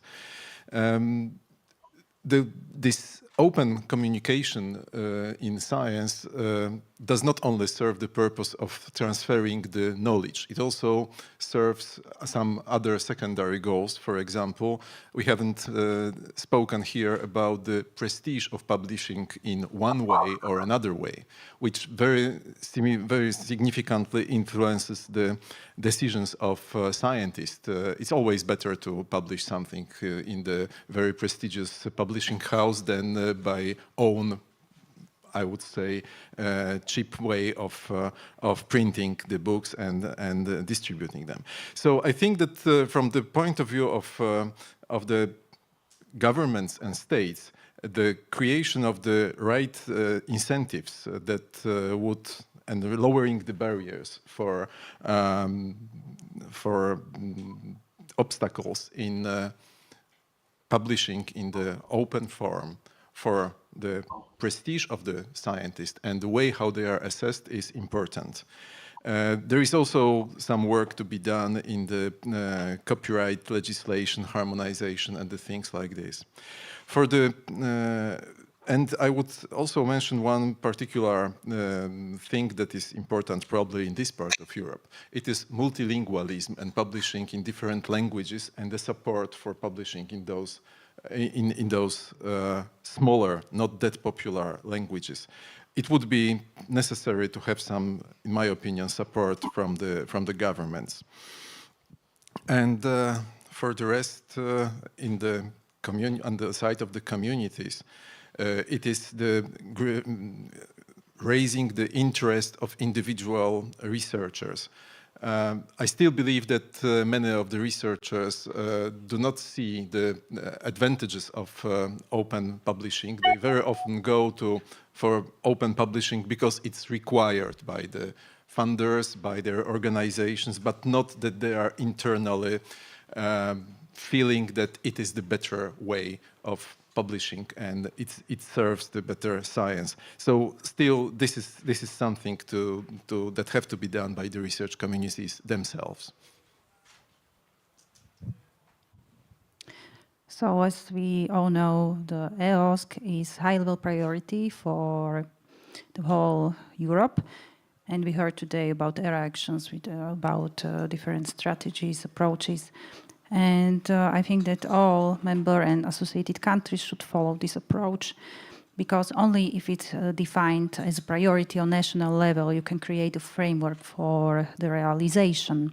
You can provide financial or non-financial support. And also in order to motivate various types of stakeholders, you need to show that, yes, this is priority of the state, we have something in hand. So in this case, it has a high level of importance. Okay. I will talk about case the Serbia, but I think that this case covered also that part of the world, which means Western Balkan countries. All of them are quite small scientific communities, quite small, and all initiatives talking about open access, open data, even open science, and EOSC is completely bottom-up approaches, which means usually they are coming from some enthusiast librarians or the researchers who managed to have an European Commission project, because in that case they have to satisfy their obligations. So, and even in the, let's say, success countries in this policy and platforms, which Serbia is, because we have our open science platform quite old-fashioned from 2018. If we are happy and to have some enthusiast people in the ministry, it is adopted on the national level, because top-down initiatives, they have much more chances to success. And I think if the ministry proposed something or the research-funded organization mandated something, it is easier to implement. is it? Quite different from the others, but I think this is the case for that part of the world. And maybe also EOSC in general is a kind of top-down, because it was proposed, invented on a European level, and only after this we started talking how to implement on national levels. Yeah, but the people on the national level must recognize the advantage of that. The people on the decision maker on the national level, they have to recognize that this is important for the scientific community. Okay. Thank you. And maybe let's refer to our online participants. I would like to invite Anna Projkova to answer this first question about national level actions versus how can national level actions can contribute and facilitate EOSC implementation. Thank you for the floor. I don't know if you hear me well. Yes, perfectly. Okay, thank you. That's a very good question, because I am answering just after my colleague from Serbia to support that actually the national influence at the level of ministry is very important, because in the very beginning at the university it's difficult to convince the people that they should change their style. So my point of view is that open science is a new paradigm of sharing the research. So we discussed that as members, because Sofia University has a Research Data Alliance node, and we discussed that years ago, that it is important that in the ministry specific action should be taken. So the ministry agreed, and in 2021, which is 2.5 years ago, the Council of Ministers adopted National Open Science Plan, which means that there is a specific budget which is sent from ministry to the universities for incentives for people, specifically PhD students and young researchers, to implement the open science paradigm in their publishing activity. So you are asking about the balance between national and institutional policies. I don't think that they should be considered versus one to each other. They both bottom up and top down are needed for different cases. So cooperation between the libraries belonging to different universities is an example of bottom-up approach. But if you need to share data collected by different hospitals, then you need top-down approach to talk to the repository of this hospital to be open for other users. That's very sensitive issue. And I'm sorry that I'm talking in such a manner, but I represent my country in the European Strategic Forum for Research Infrastructures. So we discussed that hours and hours, how we should balance between bottom up and top down. So my personal opinion is that the top-down design should be organized, for instance, to ask research infrastructure to cluster themselves and to help users to use the data generated by the research infrastructures. So I can give you an example, because top-down design was taken in 2018 by opening EOSC call for research infrastructures that were ready to organize themselves in clusters. And you are asking about what kind of plant relation between EOSC and existing research infrastructure centers should be looked at. This morning I heard that people from EOSC talked about multi-annual roadmap. actually the priorities for future investment are given in this called MAR. It is multi-annual roadmap. So I just would like to end this part of my answer to underline that EOSC complements the research infrastructures. So Karen spent some time to define what EOSC is not. But I would like to underline what EOSC and open science is. And this is a complementation of the openly access research infrastructures for research. Thanks. Thank you very much. Also, thank you very much for entering the next topic. But it's very interesting your point of view. I will in a moment return to this. But first, let me ask Alina Iwimia the first question about national level actions and contribution to EOSC from the national level actions policies. Hello, do you hear me? Yes, perfect. Thank you very much for inviting me to this discussion. I'm lucky that I'm the last because I can continue on the ideas of my predecessors. And I want to do that because I would like to underline a main challenge to our national level that we had in drafting when developing the national policy for open science, and which is alignment, or better said, correlation to the international values with regards to open science and the European practices and policies, and also EOSC. So, but this correlation has to embrace national practices and national legislation, which is not only that which refers to research, development, and innovation, of course.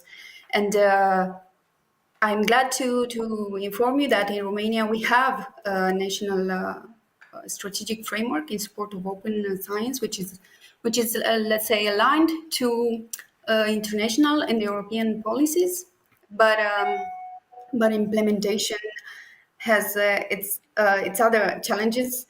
Maybe I will leave these challenges with regards to implementation for the further when answering to the further questions. But I would say this correlation challenge involves the dialogue challenge that you have to ensure at national level in order to support embracing the policies and implement them. So it's a correlation at the European level and correlation between what we have in our national context and correlation with the institutional policies, which we would like to align smooth, but we can see in practice now when trying to implement our policies that it's not easy. We needed to take a lot of things into account. So we had this let's say, top-down approach, taking into account practices involving researchers, communities of researchers in dialogue when drafting the policies. But now, in the implementation phase, we need to look into the correlation of what our policy says with the national curricula, which has to offer support in capacity building. And also, of course, in terms of research assessment, and not only researcher assessment, but also when assessing institutional performance.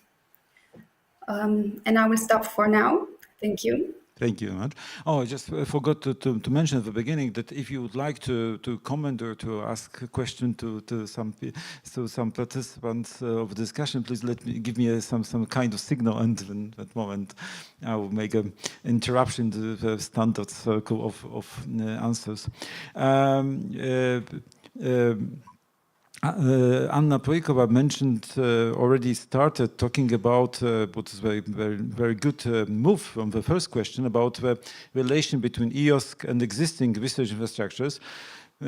For me, as a person being involved in the development of cloud and research infrastructures for many years, more than 10 already, the first signs of EOSC coming from European Commission, in fact, I wasn't very happy when I heard about EOSC for the first time, because it was a moment in which at least a couple of research infrastructure were quite well developed and mature in that moment. So for me, the next question about the relation between EOSC and existing research infrastructure, how can they cooperate and be integrated concerning different models assumed for research infrastructures, with respect to all kinds of ramifications of this process.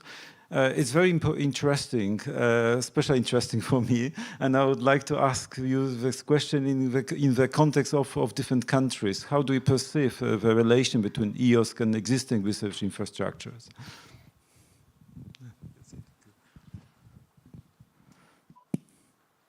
Okay. For us, the EOSC and the existing research infrastructure are one ecosystem. So modern research infrastructure should not exist without the procedures and capacities that are developed under the EOSC activities. EOSC will give standards that will apply across the given discipline or area of science, that will enable people working on different research infrastructures to cooperate and to use data. So for us, this correlation and this cooperation is extremely important. So without efficient EOSC, there will be no efficient use of the very expensive research infrastructures that were built in Europe over the last decades. Yes, I would very much underline what Anna Projkova was saying. Hi, Anna. Yes, definitely. Research infrastructures are really the biggest, well, okay, maybe not the biggest, but one of the biggest producers of the data. So, of course, they are naturally they were starting to do the work which now we called EOSC, or they were doing the principles of what we called EOSC many years ago already. So now we call the EOSC some principles, but it's something what research infrastructures, they had to process really big data sets. So they have to work with it already.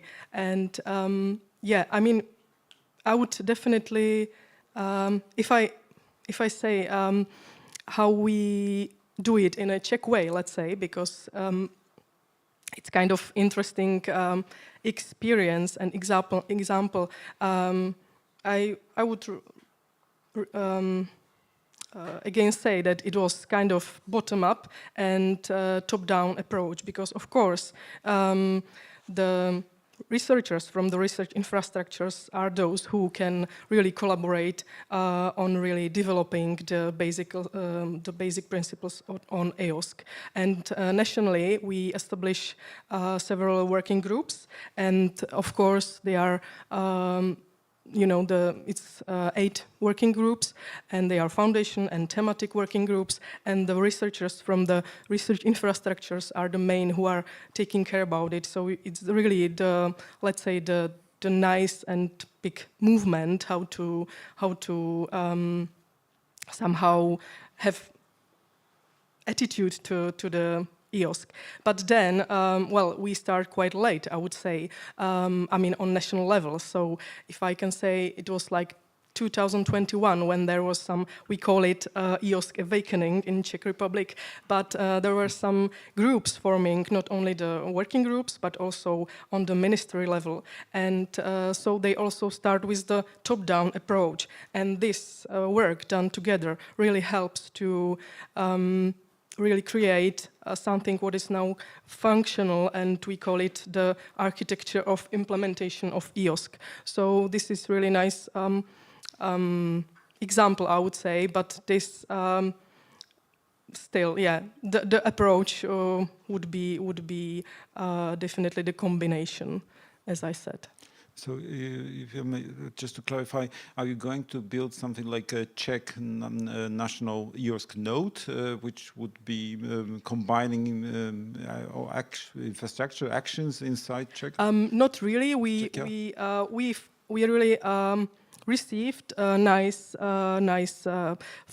also funding from the ministry. We set up the working groups, and there were some coordination body where the minister was also present. So it was so the people were aware of what's going on, what's the plan, not only in the EU but in general. And then it was kind of good support how to proceed with also the funding. So now, for example, we establish, let's say, EOSC Czech EOSC Secretariat, and it's kind of, I wouldn't say node, but you can say node if you want. Technological It could be kind of confusing, I would say, using this word now, but it could be like that we have Czech EOSC Secretariat, which combines many roles, and is also coordinating another work which are going to be done towards the national metadata architecture and repositories and other things. I will talk about it a little bit more tomorrow, but yeah, we can say it's like that Czech EOSC Secretariat now is really coordinating all the efforts towards the Czech EOSC implementation. Because, for example, Czech Klarin is very strong, is one of the founding members. Czechia is one of the founding members. And in Klarin, we made a decision a couple of years ago that all the Klarin connection to EOSC will be done on the level of Klarin Europe via SSH or open cluster, different countries are not obviously they are allowed to do what they want, the different national consortia, but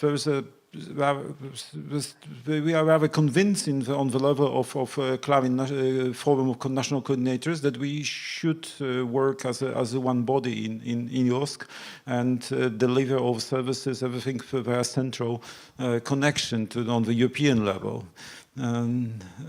If we are going to build some national nodes, then the kind of mesh structure starts to be emerging.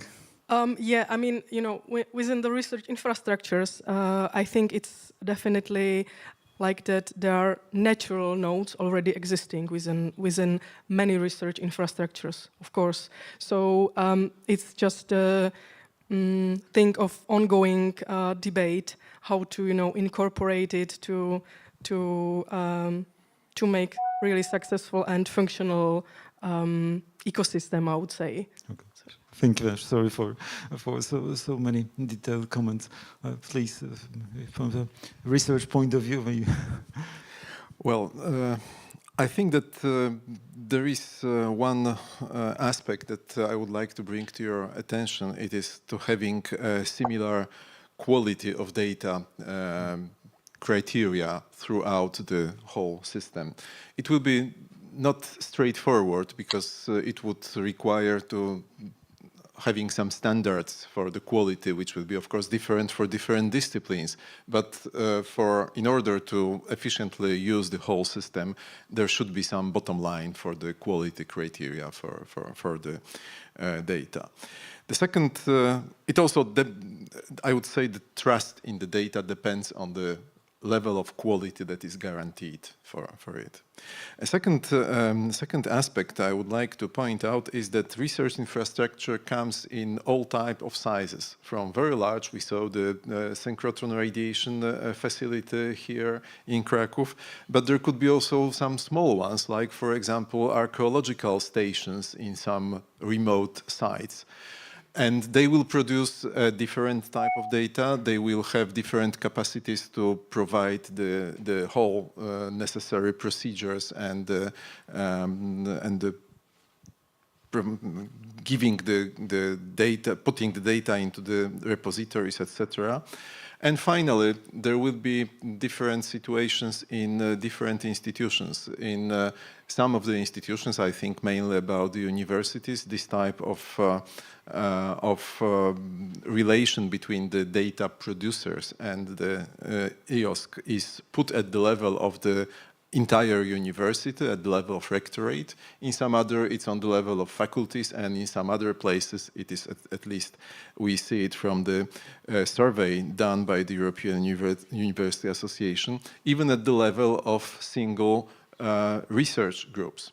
So this makes the whole situation more complex, and I believe that there will be more of different approaches needed in order to facilitate all these different cases. Thank you. Yes, please. So I think that there should not be competition between research infrastructures and EOSC, because EOSC as such is not research infrastructure. It is a federation of existing research infrastructures. And research infrastructures in EOSC have a special position as they are major producers of data. And there was also established S3 EOSC task force, as we heard today, in order to get research infrastructures from S3 and ERIX into the EOSC. And in Slovakia now we are involved in the establishment of the Elixir life science data infrastructure national node. And I see there great opportunity to create in the same time also EOSC node once the EU node will be ready. And research infrastructures mainly provide these services, of course, for their members, for their primary user groups. But once they join EOSC, also wider community can get access to resources, to data, to services. So I think it's a great opportunity also for them. Thank you. My opinion is that infrastructure, of course, they are rich because the governments and European Commission invest in that a lot of money. But they are rich also because they have network of people who cooperate and working together for years. The best case I know is the open air. It was an infrastructure, involved so many people from European and our countries. And everything we know about open access, open science, we learn from them. So, and it will be really a shame that if they do not continue and do not be a part of EOSC, or even much more shame if they compete on the different sites on EOSC. So I think that already developed infrastructures is not just a machine or wired, but also the network of the whole teams who knows how to work together, because they prove they did it together in the last 10 years. So, and I think that it could be the EOSC is, let's say, add-on value on all this. Thank you very much. Yeah. Anna Pojkowa already started answering this question, but maybe you would like to add something to the question. Yeah, I have answered basically, but I would like to mention specifically these requirements which you ask in your question about the research infrastructure. It is very important to have these minimal requirements which ensure open access. And that's and not only open access, but very high quality standard of a specific research infrastructure. This is something which I wanted specifically to underline, because we are talking about interoperability, which includes that some of the data should be used reused and used in the future as well.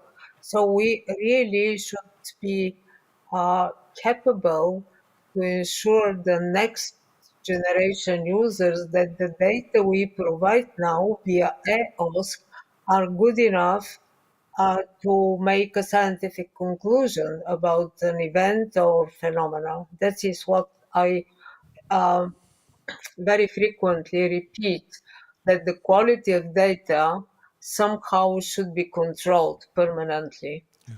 Thank you. Thank you very much. And Alina, please. Thank you. So a bit of what is happening in Romania. On the 1st of July 2021, we established a National Open Science Cloud initiative. This was part of an European project, EOSC Europe, which helped this developing of national cloud initiatives in 15 member states. So we had this start in the NIFOS project. My institution, which is the main funder of competitive research in Romania and also a policy advisor to the Ministry of Research, together with two important institutions, RPOs in informatics and nuclear physics.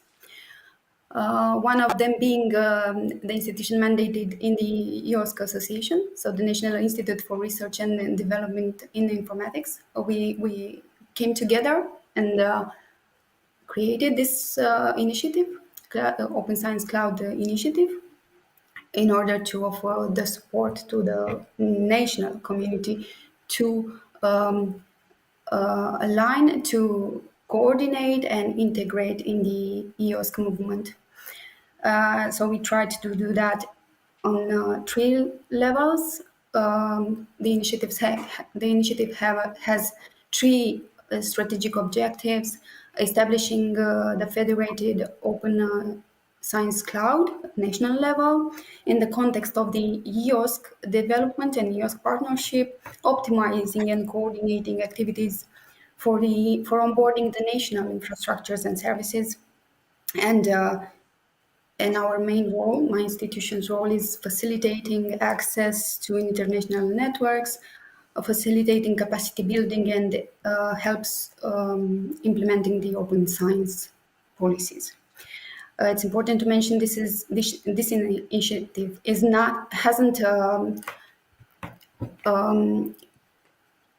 so it's not legally formed. It is just let's say today it's an informal initiative. It has a memorandum of understanding, but we lack support in order to further sustain the work of the initiative. And the members, which are a lot, are important institutions, RPOs in the country, and not only. We have also the Authority for Digitalization in Romania, so main players in policymaking, in research performing. And all current members of the initiative are members in the EOSC Association. So to this point, we opened the dialogue, we created a community. We have a national platform, an open science community, where we gather everything we do in the RONOSC in this initiative. And we try to offer support to the community in order to embrace all these changes which come from the policies top down. And so we mix these approaches. Let's say, to be really honest, I think more support is needed, also from the European level, because in a way, what we face now, it's how to preserve this enthusiasm and further make the community work towards EOSC. Thank you. Thank you very much. Just see that we are still before the third question, but maybe in order not to forget about the audience, maybe you have some questions. Oksana was first.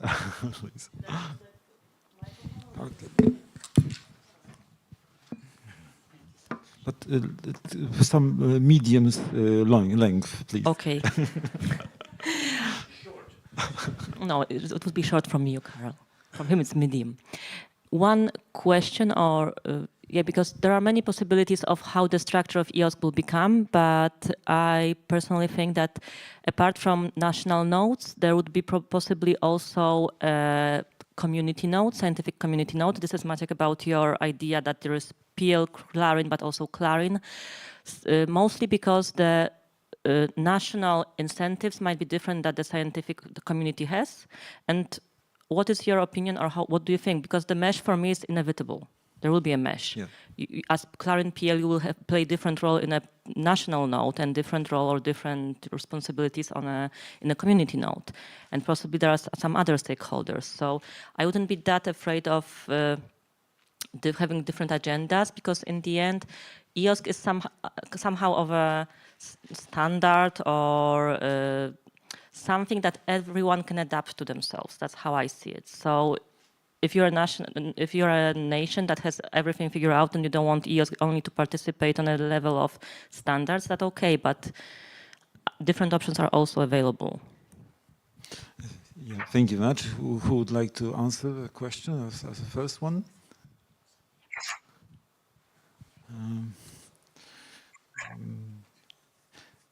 Maybe I just giving you some time. I would like to comment on the mesh. Yes, yeah, I see your point. Yes, because for example, concerning services, and it's natural to offer them via Central European level EOSC. But for example, supporting users in some data management plans and some operations that are some projects, yeah, probably it would be more natural to do this on the local Polish local level. Yeah, so I see your point. And who would like to, from the participants of the discussion, to take up this question? Okay, is it working? Yeah, I don't know. I would say who has answered for that? I don't know. I think now still the at least the concept of nodes is difficult, you know. So you really have to take into the account many different aspects, and it's still in the. I would say it's in the beginning how to really work with this, and you also mentioned, you know, the attitude to the EOSC. You said that there is possibility of, you know, you can take it from the different perspective. Oh, how did you mean it? I mean, the EOSC is something what I understood that will at least work in some way in whole Europe, let's say, and in globally in the future. So. And it's, of course, it's changing of the paradigm.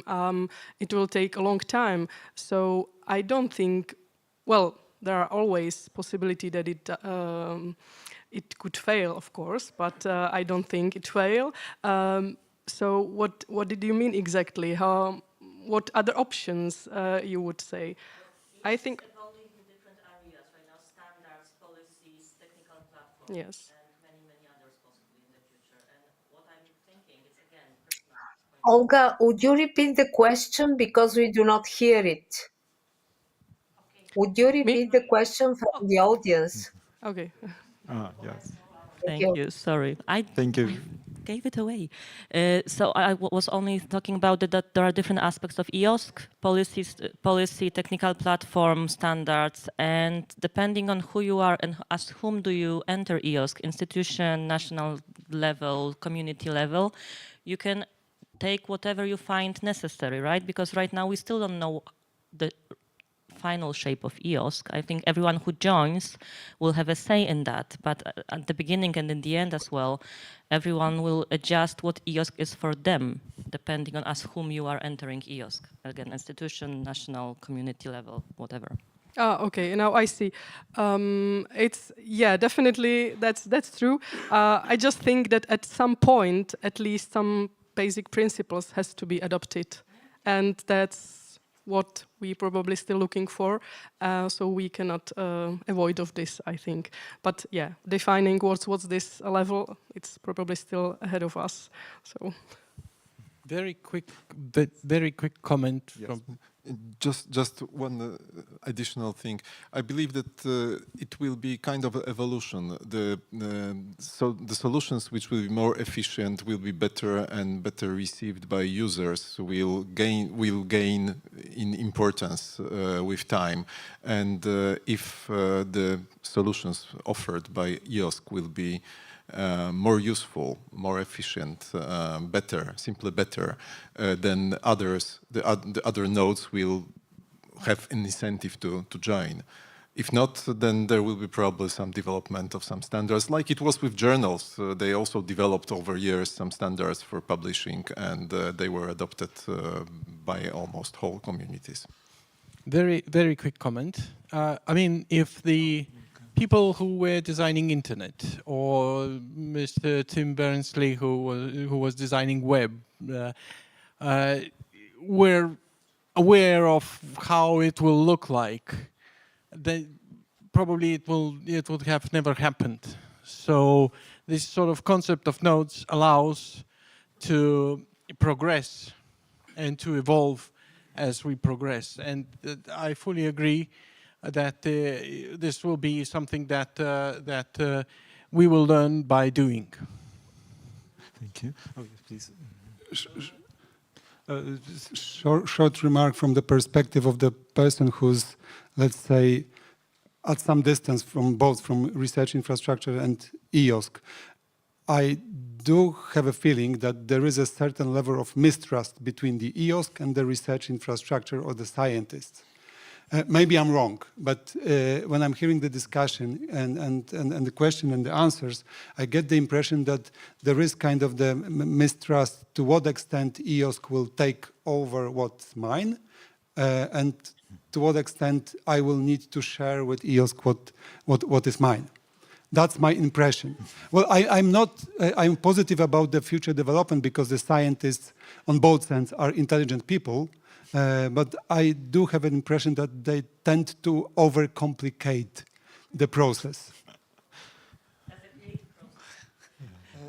Yeah, but it could be much simpler, I think, and much more user-friendly on both sides.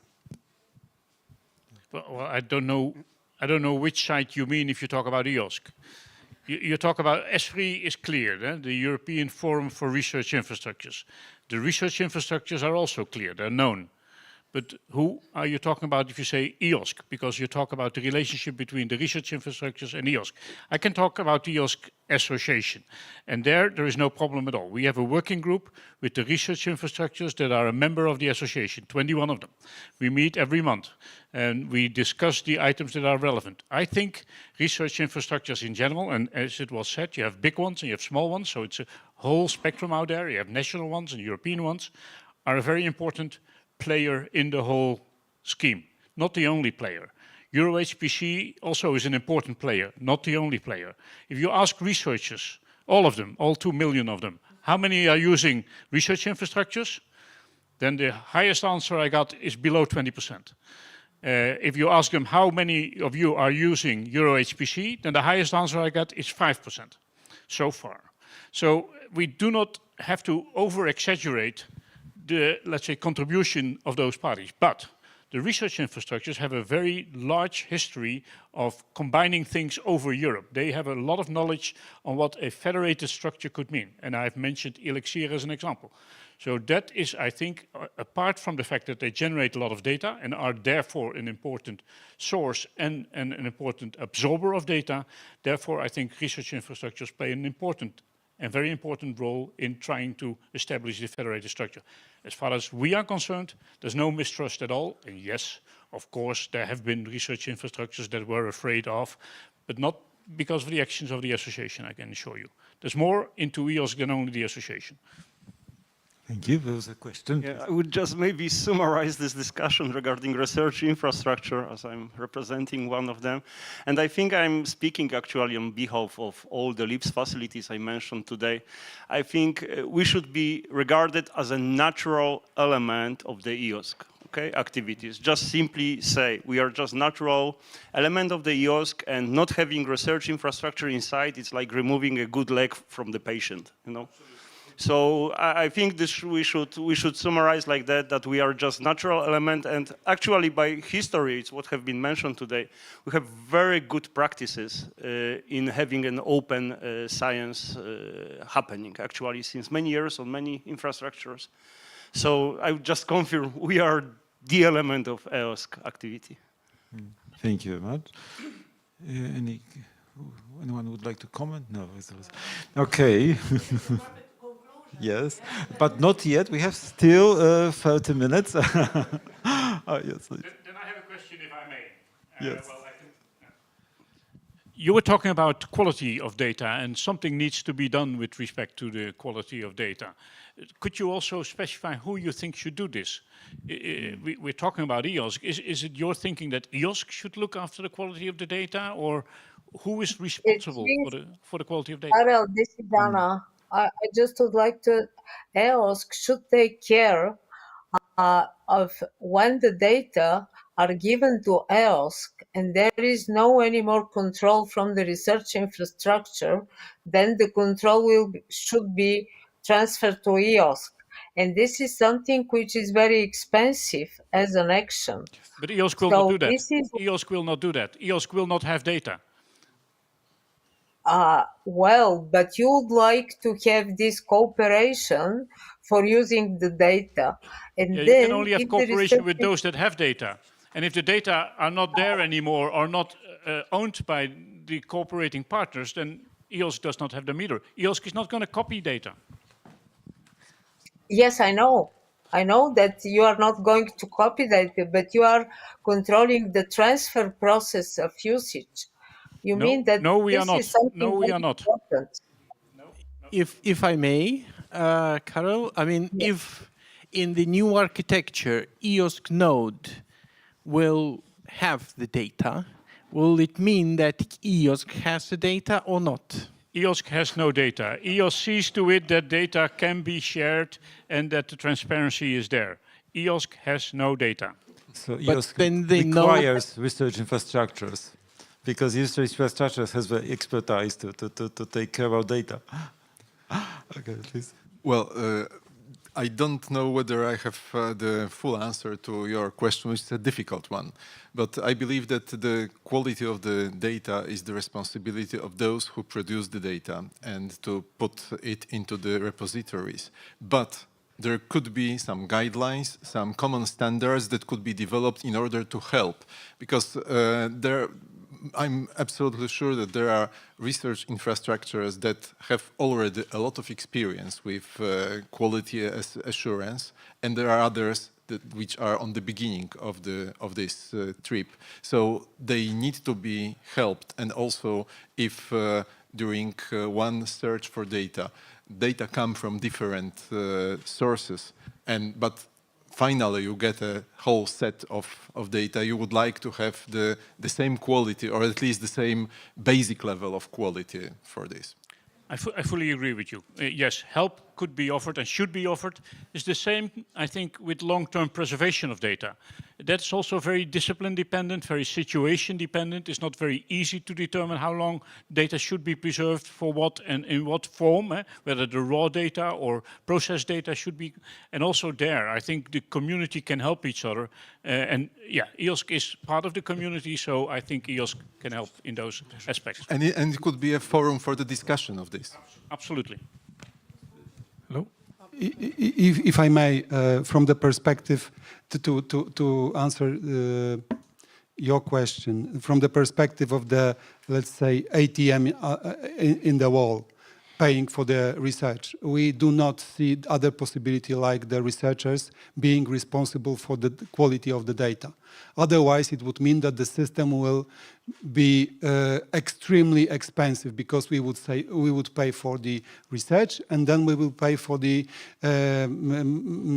quality of the data that comes from the research. That's impossible. Fully agree. I'd like to make an observation, please. Over here. I just want to make sure that, look, the way I'm seeing this is we're going around in circles, all right? I mean, when someone has an app, all right, I'm going to talk in terms of things that we use, an app, and there are ads in the app. It could be a game, for example, and then there are ads, right? Do the ads belong to the game? They do not. But is there guidance by the owner of the game how the ads should be created to fit the game? So you give me the data, you give me the ad, the data, the metadata, the tags that I need. I put them inside the game, and that's it. And that's how I see what EOSC is trying to do. It's a platform. For goodness sake, it's just a platform. You use whatever you want from it, how you want to use it, for the benefit of what you want to achieve, but give the information in line with what is necessary, as agreed. And that's it. As simple as that. I don't know why we are, trying to invent squares and put them in circles and then put them in triangles, and I don't know what. But anyway, that's me. I just like looking at the simple things. But in that moment, there's no difference between EOSC and internet, just the web.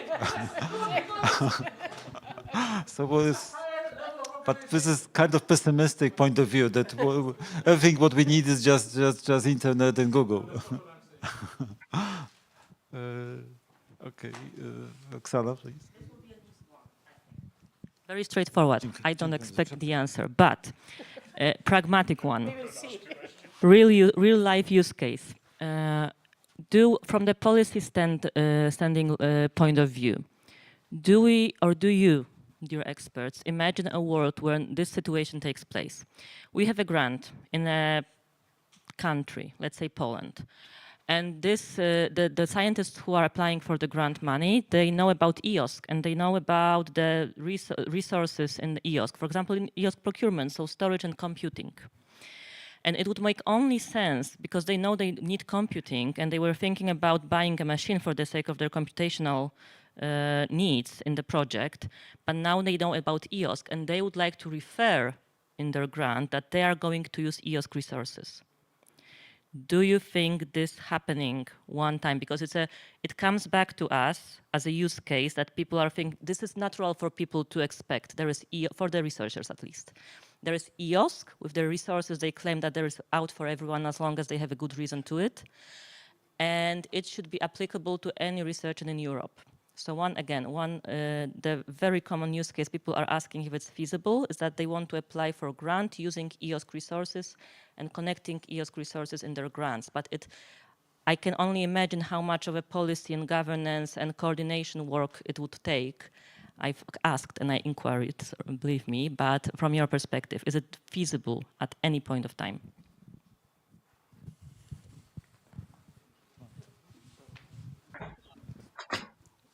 If I can try to answer, you said it's a simple one. Yeah, okay. Straightforward, sorry. I think that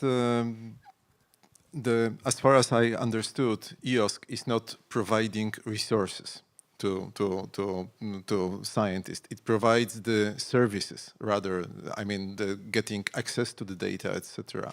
So in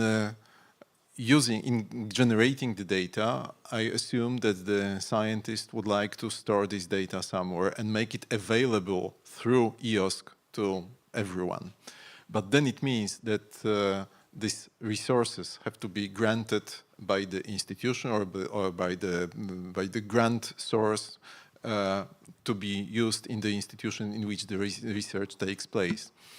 And from this point of view, I doubt if it's possible to apply for a grant in which one of the elements would be using of the resources of EOSC. But I might be wrong. So, Karel, maybe you could comment on this. I can give my view, which is aligned with yours. EOSC will not give resources for compute, for store, for connect. Connection is done by Géant. Computing is done by other organizations. Storage is done by a lot of organizations. Maybe you can find storage, maybe you can find computing power through EOSC and the network that exists. But then if you use it, you're going to use it directly and not through EOSC. We're not going to do Euro HPC computing through EOSC. That would make life very, very complicated. So yes, there are some resources, but not the resources in the sense that is mentioned here. But the core, the AAI, the PID, the standards, all these are sort of, let's say, resources, if you want to call it that way.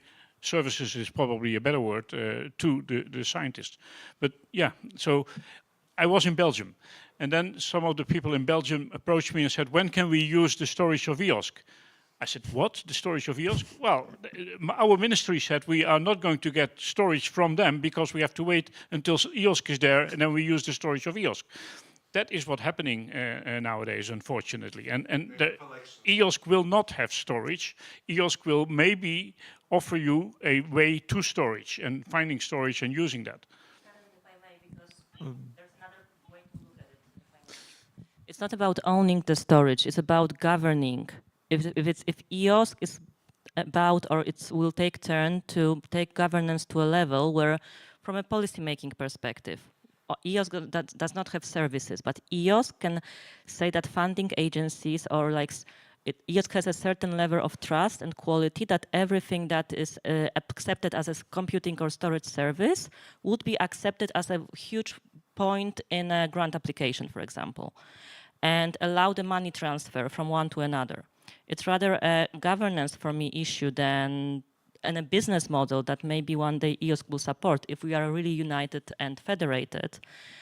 But again, it's not about owning the resources. It's about exactly the layer I think we claim to be, the coordinator and governator above them.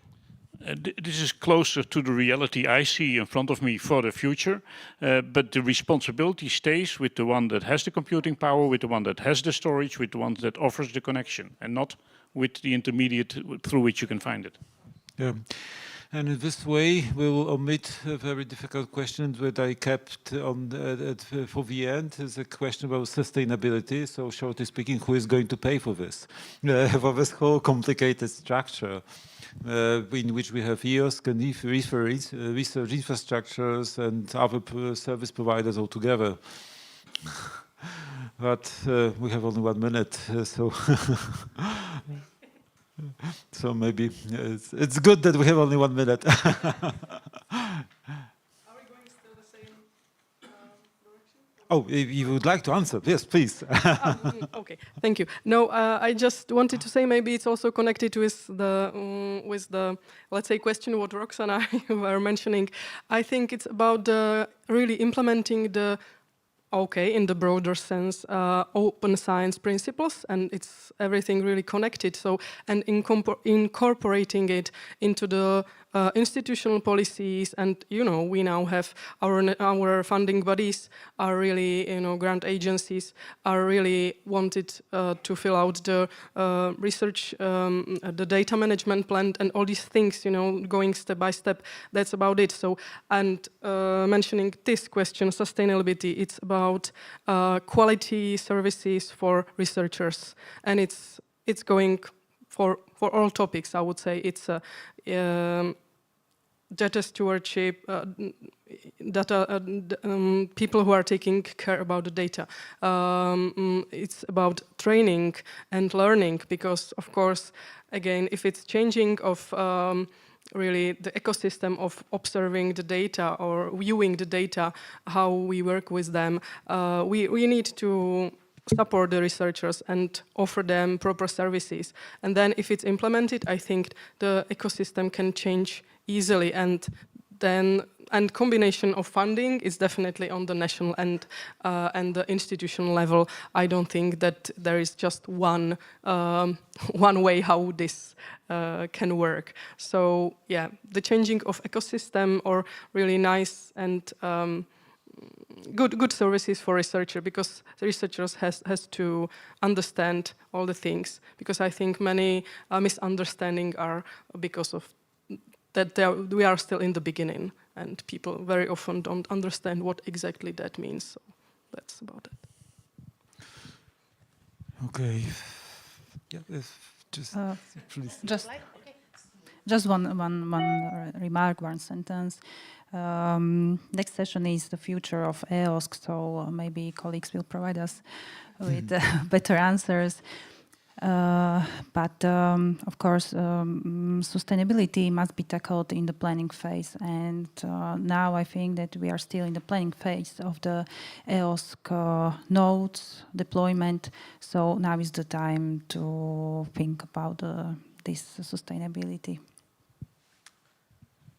I think that this depends on the how good the service is.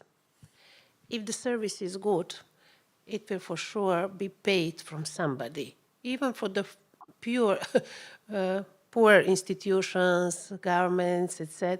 If the service is good and if this service meets somebody's needs, in our case, researcher community needs, they will find a way how to pay it. The same, this happens same with these APCs.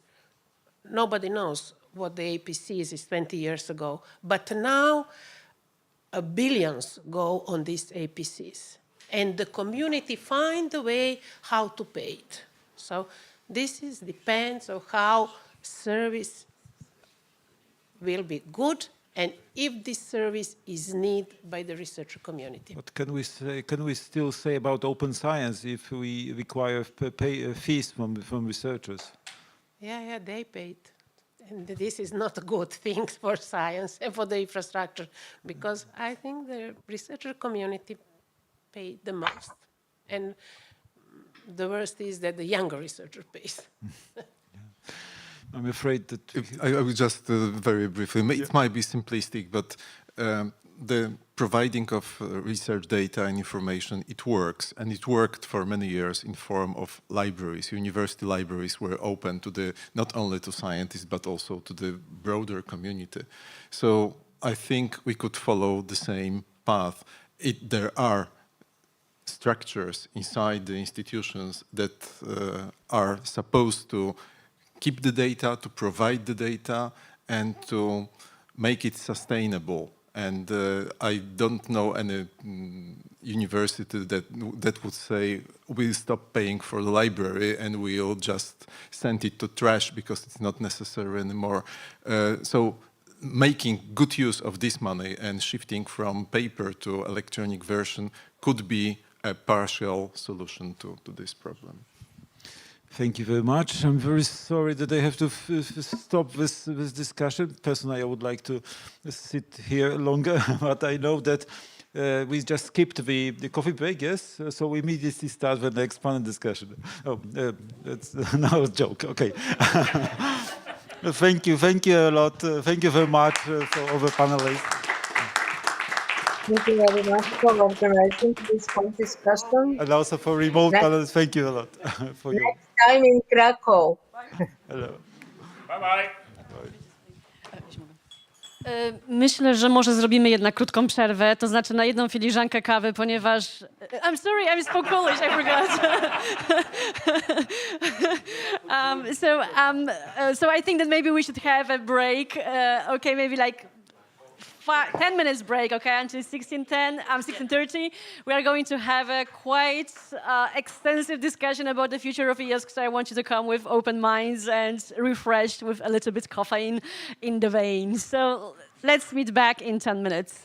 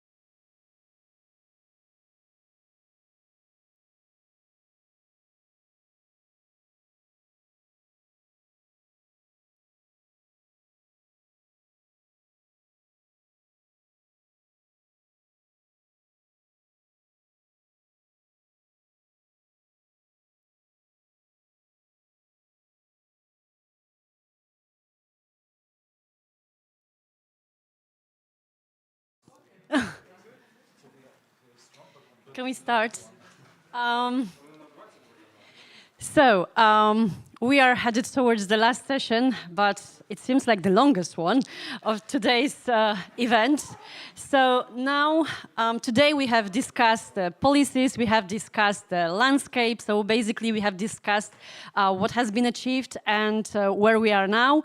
And now we are going to dive into the future. However, this is not going to be the long-term future, but actually it looks like something that is actually ahead of us around the corner.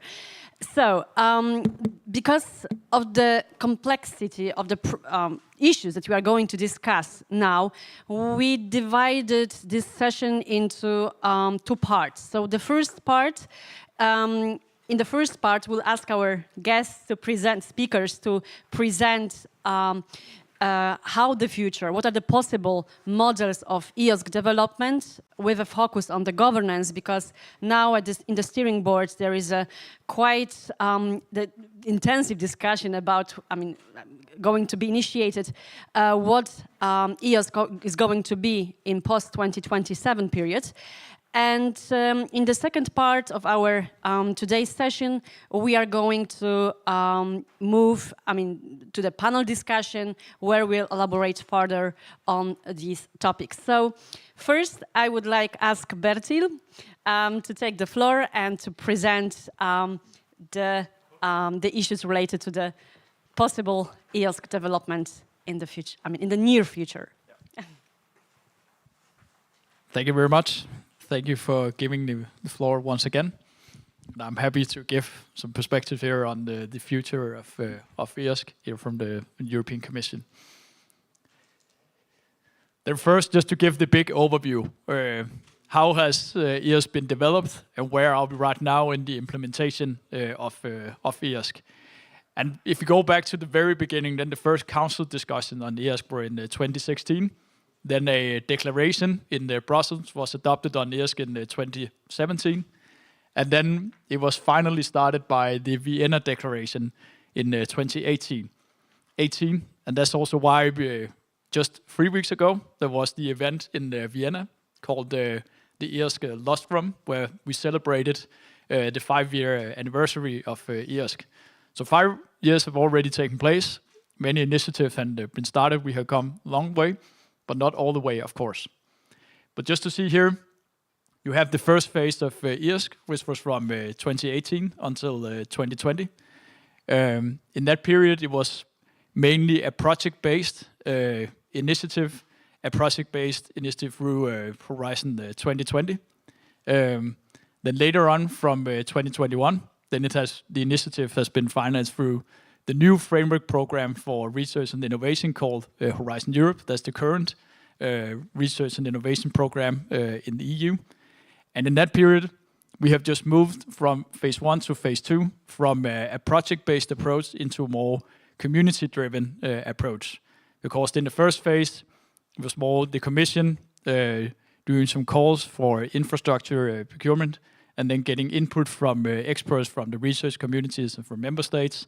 Then in the second phase, which we are in right now, there we have the co-program, the partnership between the Commission and the EOSC Association.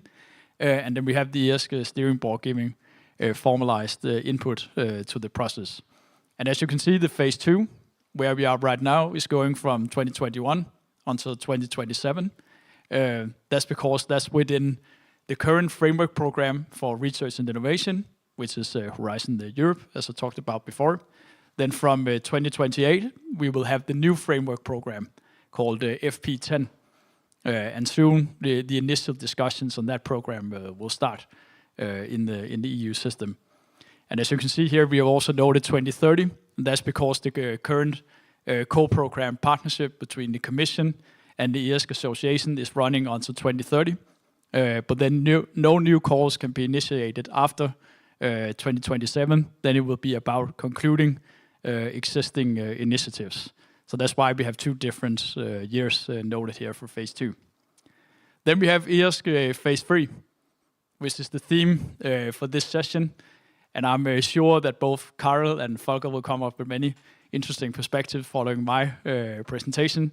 Of course, this is really a very interesting, a very decisive discussion going on for the moment. How should EOSC be governed from 2028? Of course, we need a new type of governance. The way it's currently working is that it is directly, EOSC is directly managed from the Commission through direct calls through Horizon Europe. And then the discussion should be, how do we ensure strengthened participation from member states, higher synchronization, more flexibility, and could we ensure more indirect management by an external entity? That's some of the discussions we are having right now.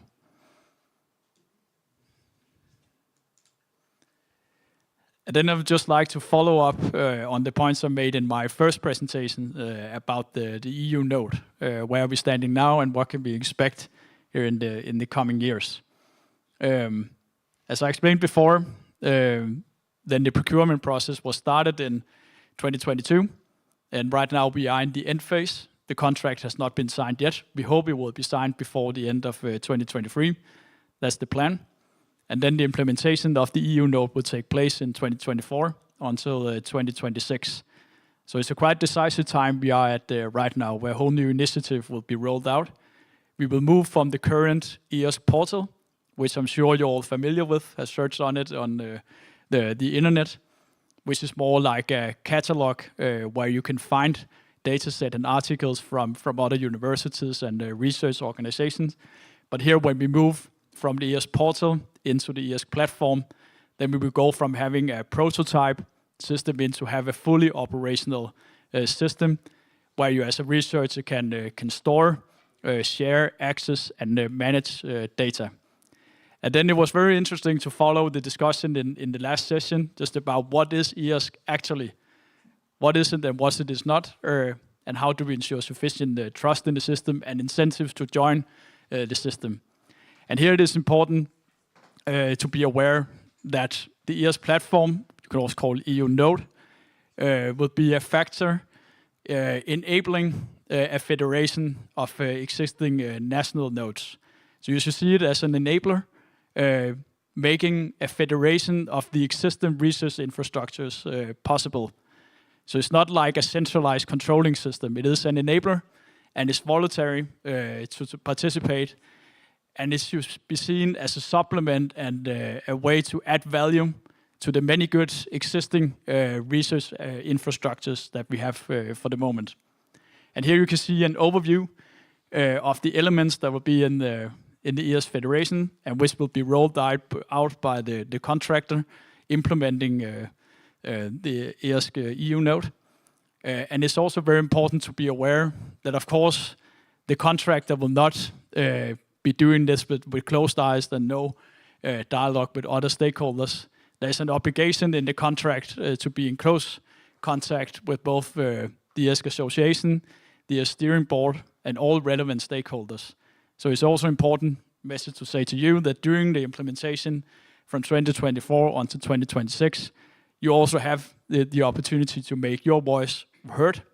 And if you see anything in the system why it's being rolled out that is not working as it should, and if something that should be optimized, then it's really important that you also speak up and make sure that the contractor and also us in the Commission that we are aware of these barriers so that we can tackle them in the best possible way.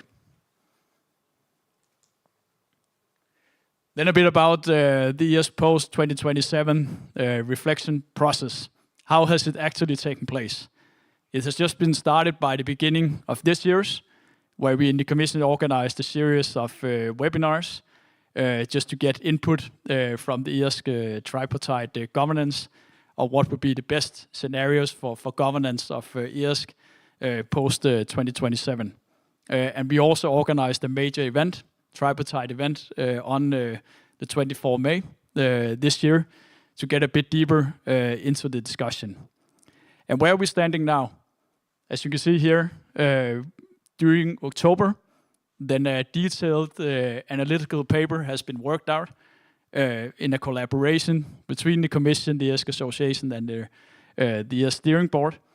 It has been presented to the parties and is right now being discussed, being disseminated nationally among the relevant stakeholders nationally to get as much input as possible ahead of the European Tripartite event, which will be held in Madrid on 28th November.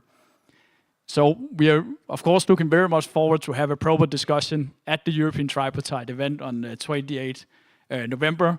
But the plan is not to have a final decision at the Tripartite event, but more to narrow it down what would be the best scenarios for the future governance of EOSC. And then you could ask, I also remember you asking, Lisa, what can we expect afterwards from the European Tripartite event? It's not that we have a clear timeline saying that in this month we need to have a decision. But of course, as I guess you're all aware, then the discussions on the FP10, so the framework program for research and innovation in the next budget period starting from 2028, these discussions will actually start already next year. So it would be good to have a discussion ahead of these negotiations, because then we will also position ourselves better in the bigger picture on how the EU should spend its resources on research and innovation. That's the first thing to be aware of. The second thing is that when we go from direct management from the Commission into more indirect management from an external entity, then we will also need time to set up such new entity. So therefore, we also need to have a decision well in advance of the new budget framework in 2028. So would be good to have consensus on the governance model rather soon, but it's not that we have a strict deadline. Then just to put a bit more details into the discussion, what are we actually talking about with this governance model?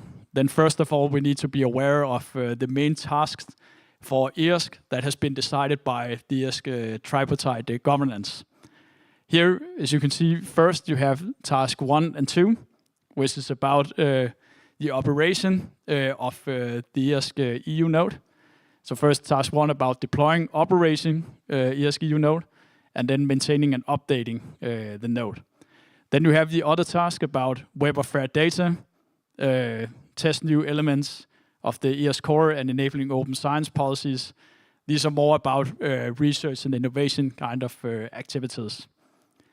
So these are the main tasks that should be fulfilled by the new governance, and which is the center for the discussion. So where do we get there? As you can see here in the future, we have outlined some different possibilities that are right now up for discussion in the EOSC tripartite governance. So first, perhaps entrust the new legal entity with budget implementation tasks. Could it also take place in the context of the current European partnership? Or should we continue to manage directly grants and procurement from the Commission? Or could it be a combination? So what at least we heard from the tripartite governance is that there's not a real appetite to keep the current model, as we call the base scenario, where it's managed directly by the Commission. There's more will to have a new kind of governance where at least some of the tasks are given to an external entity. An external entity that could be a private law body with a public purpose. It could also be a joint undertaking involving EU member states. So there are some different options. And the main discussion in the tripartite governance is about, should we have an integrated model where all these 5 tasks are delegated to an external entity, or should we have a hybrid scenario where some of the tasks are delegated to the external entity while other tasks are being managed by the Commission? And if we go for the hybrid scenario, which tasks should then be managed by the Commission and by the external entity? And here, just to finalize that part, just to see what are the main goals from the tripartite governance. What are the main conclusions from the discussions we had so far? I mentioned some of them already, but as you hear, there's a call for more streamlined governance, high integration, synchronization, better opportunities for member states to engage directly, and also to have, of course, a degree of flexibility recognizing the different muscle and sizes that you can have into the EOSC Federation. And with these words, then I will give the floor through, is it Volker or Carl? We have? This Yeah. one is Volker. Yeah. Yes. Thank you very much, Basil.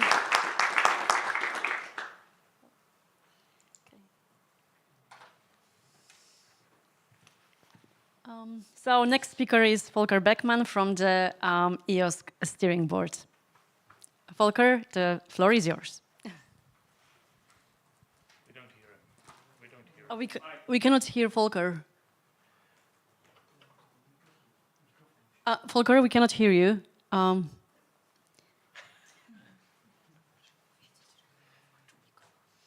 Volker, I was told that you should turn the mic on. Okay, it's on. Okay. Somebody cut the wire.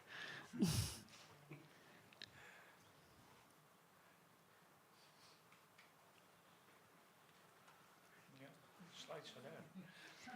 Focus there. The voice is missing. We cannot hear you still.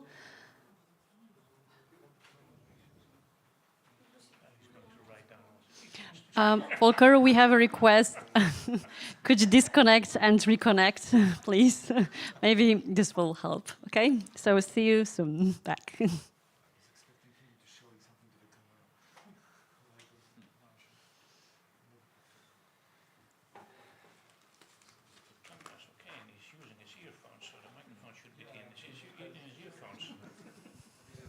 Was using the same thing, so then it was working.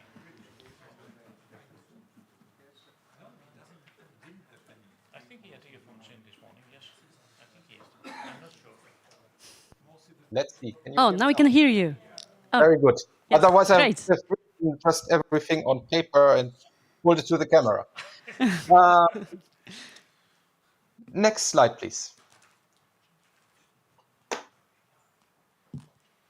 So Bertil has already laid out what we are going to discuss here now.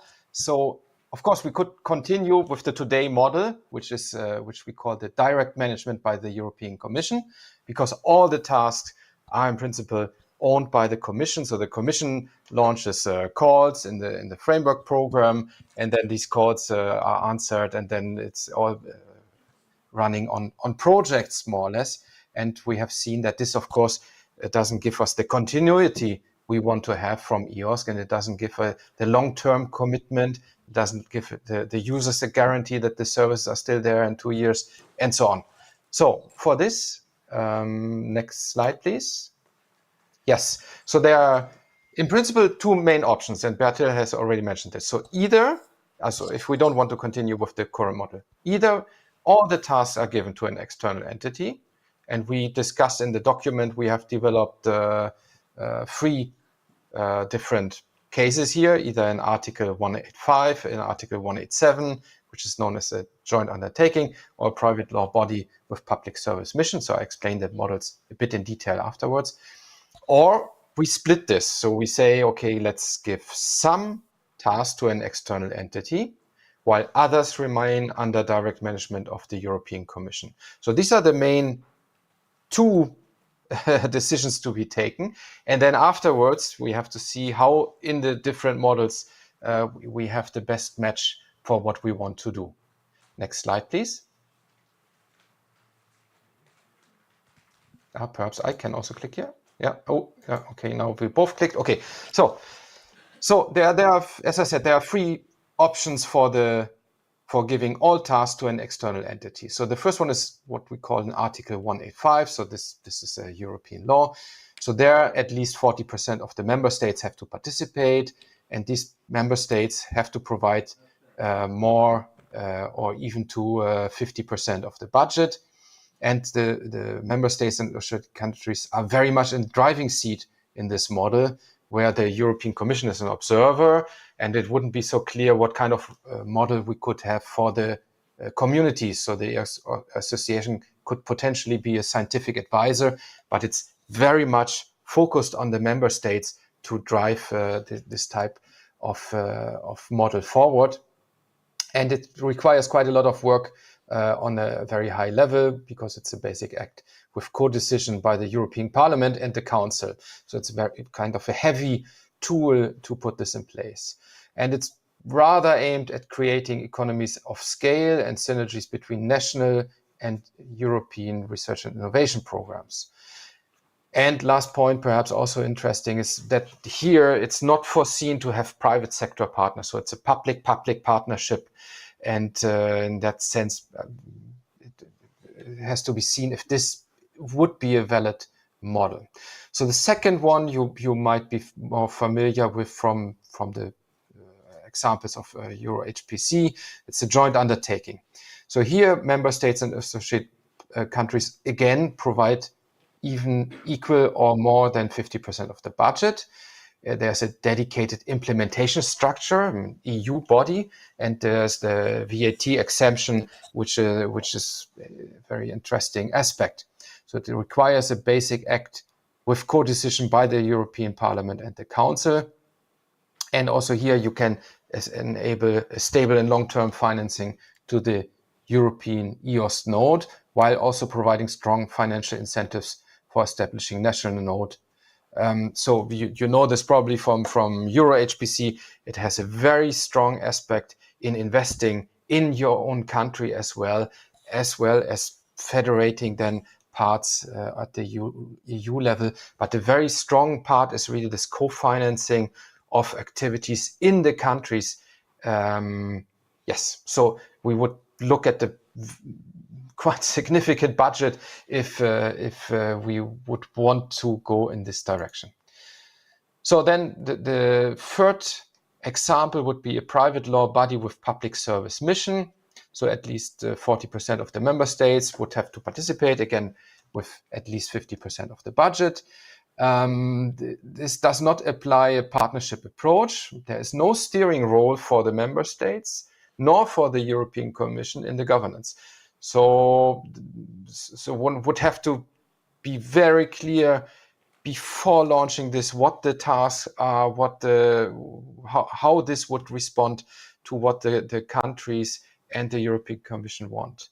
So what is common to all the three integrated scenarios I just mentioned, and it's a very brief description here. The whole document we have produced has now 60 pages, and I can only touch on some of the aspects. So what is common to all integrated scenarios is a very strong commitment by the member states and associated countries. There's a very strong long-term financial commitment. It doesn't include Framework Program 10 work program, and it requires a high-effort arrangement at EU level. So this is if we give all the 5 tasks to an external entity. So now we come to the point of a hybrid model. So I just present one hybrid model. We have another one in our document, and then Karel is going to present to you another hybrid model. So in the hybrid model I want to discuss briefly here is that we have tasks 1 and 2, so the EOSC EU node implemented by an external entity. So there should be a specifically created external entity which takes care of these aspects, which is also able to launch procurements and launch calls. And then we would continue in tasks 3, 4, and 5, so the further development, the open science aspect in terms of policies. This would be continued as a co-program partnership. So there's a combination of indirect management by an external entity and direct management by the European Commission, depending on the task. And this is common to all hybrid models. So still, also in the hybrid model, we engage the member states more strongly than under the current co-program partnership.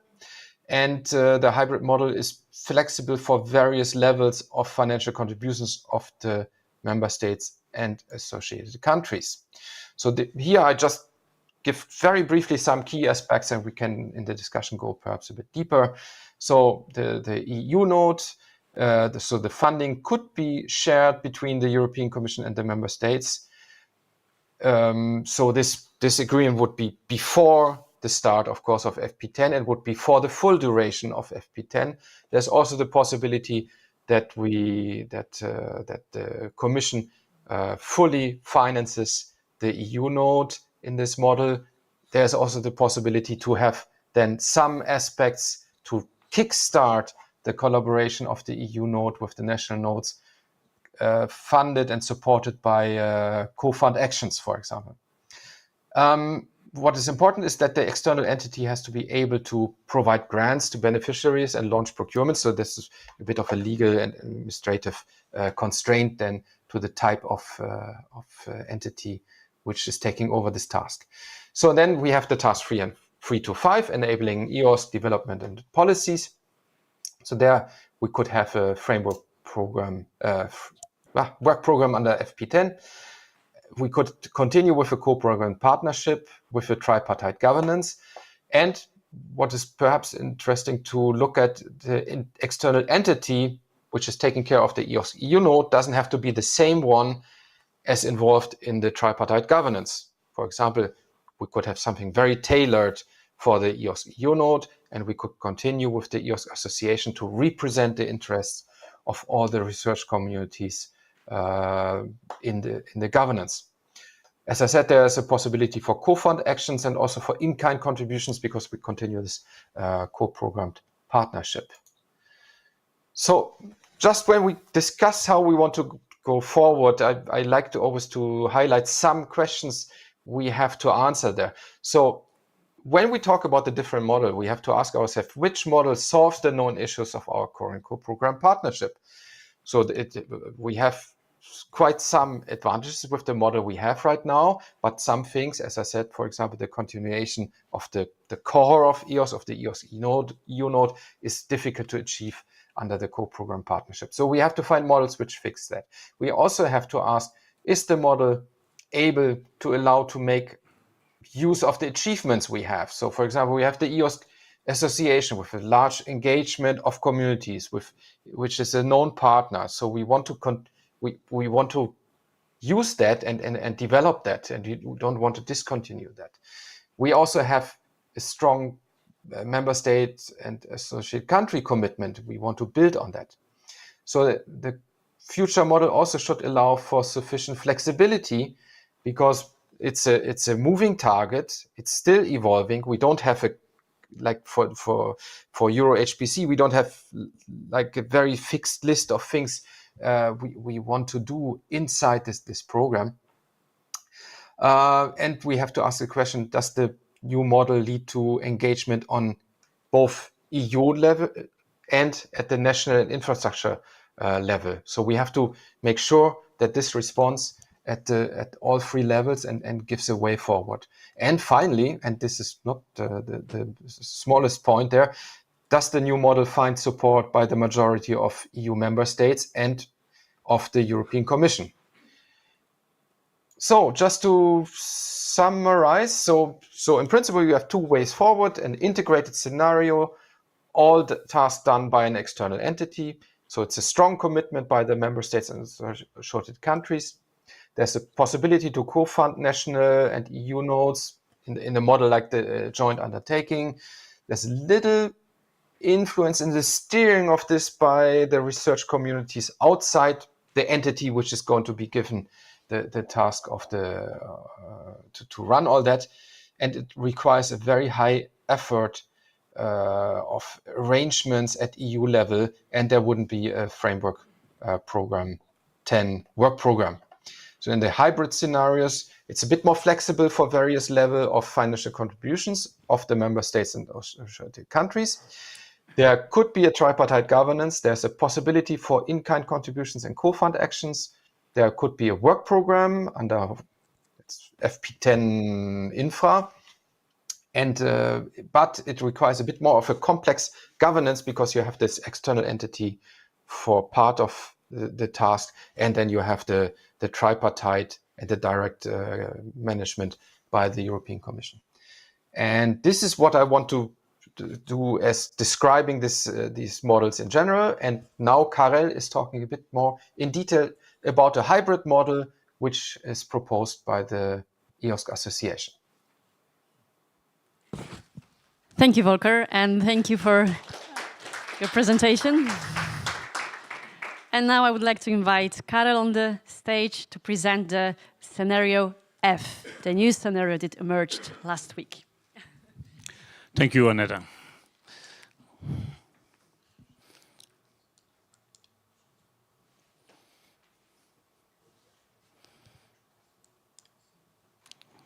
Well, it's coming here. Okay, I go back. So I was asked to present to you the proposal as it is seen by the EOSC Association, and we have discussed this in the board of the EOSC Association, because so far the paper we have produced jointly is not out to the community yet, but definitely this is supported by the EOSC Association board. I would like to start again with what are we developing. I mentioned this morning. This let's say, web of fair data.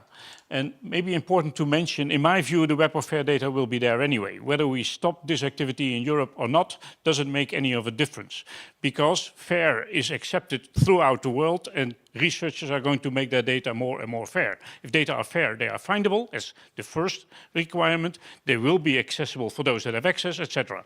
So real fair data will automatically create a web of fair data. Now the question is, do we offer something extra in Europe? Do we offer something extra with what we call the European Open Science Cloud? And it's this construct of offering something extra we are going to describe, and that's what we are going to aim for. This is a slide from June 2021, as you can see on the top right. I put the date on it, and this is to refer back to what we were discussing at that time. We were discussing the tasks for the EOSC Association. Outreach to stakeholders, manage the EOSC trademark, monitor the additional activities and the KPIs, all of that is in the MOU, contribute to the Horizon Europe era actions. But also mentioned was further development and govern. At that time it was called the EOSC, the minimum viable EOSC, the MVE. I have changed that on the slide and I've made that into the EOSC EU note. Manage or have managed the AAI. Doesn't mean that the association is going to do that. The association is going to see to that it's done. That's what the slide says. So see to it that the AAI is being managed, see to it that the PID policies are being managed, see to it that the interoperability framework is being managed, and see to it that there is a management of the compliance framework. So think about this slide, and then think about this slide we have seen already in the presentation of Bertil and in the presentation of Volker, where the 5 tasks which we agree on for the future are mentioned. At this moment, as we have seen, they are all done by the European Commission. The question is, will they be done by the European Commission or by another entity in a, let's say, integrated or in a hybrid form, as Volker clearly explained? If we compare these 2 slides, we see that the EOSC Association at this moment is handling the first 4 bullets on the slide. These bullets I mentioned are being handled by the association, not the 5 bullets on the right, because there was no minimum viable EOSC. This is being created at the moment with the EOSC EU note. So the second set of 5 bullets are tasks that are aligned with tasks 1 and 2 and 4 on slide 3. If you remember slide 3, task 1 and 2, operation, task 4, further development. These are exactly very similar to the tasks, the 5 mentioned in the slide I have shown you from 2021. So the EOSC Association proposes to start implementing tasks 1, 2 and 4 of slide 3, or in other words, the tasks that were already mentioned in 2021 for the EOSC Association. And that would lead to what is now called option F in the paper that is being produced by the tripartite in the list of options in their document. So the different options are, as it is today, integrated scenario as Volker mentioned, the other integrated scenario within Article 187 as Volker mentioned, an integrated scenario by a trusted legal entity, a hybrid scenario with 1 and 2 versus 3, 4 and 5, another hybrid scenario with 1, 2 and 4 versus 3 and 5, and now the important thing is what's the difference between E and F, because F has been the proposal we have been making for some time now. A hybrid scenario with tasks 1 and 2 combined with 4, because 4 is the development and innovation of 1 and 2, and we think, and a lot of other people think, you should not separate the operation from the innovation. Sometimes it's called research. I wouldn't call it research, I would call it innovation and development, because this is not a research type of activity, this is a building, creation type of activity. But anyway, so we think it's important to implement 1, 2 and 4 together by this external entity, And 3 and 5, if you look at it carefully, the web of fair data doesn't stop with Europe. This is a worldwide activity.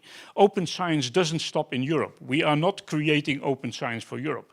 So these are worldwide activities, and they could be best stimulated, according to us, by an open science program of the European Commission. The Commission has now an EOSC program, and EOSC is for Europe. EOSC is a limited set of activities in open science. It would be better in the future to have EOSC separated and done by this external legal entity, and as a big implementation part for the open science, of course, and have the further open science development 3 and 5 done by an open science program in Framework 10 by the Commission. So the proposal for us after 2027 in option F is 1, 2 and 4 together for a entrusted legal entity, because we do not favor the separation of innovation and development from the operation. Task 3 and 5 are so general and so overarching and not specific for Europe, they could be better done by an open science program in the European Union. Financing, in our view, the EOSC EU note is being created by the European Union through the European Commission, so they should also finance it. They do it in the start, and they should continue to do it until it offers extra value for the countries, for other organizations, so that they can co-finance the future of it. So other EOSC EU notes could be financed by the countries or by the parties that jointly do this, and I will show that in a slide in a minute. The linking and onboarding, so forming the federation from a EOSC EU note, initially should also be stimulated and financed by the Commission in our view.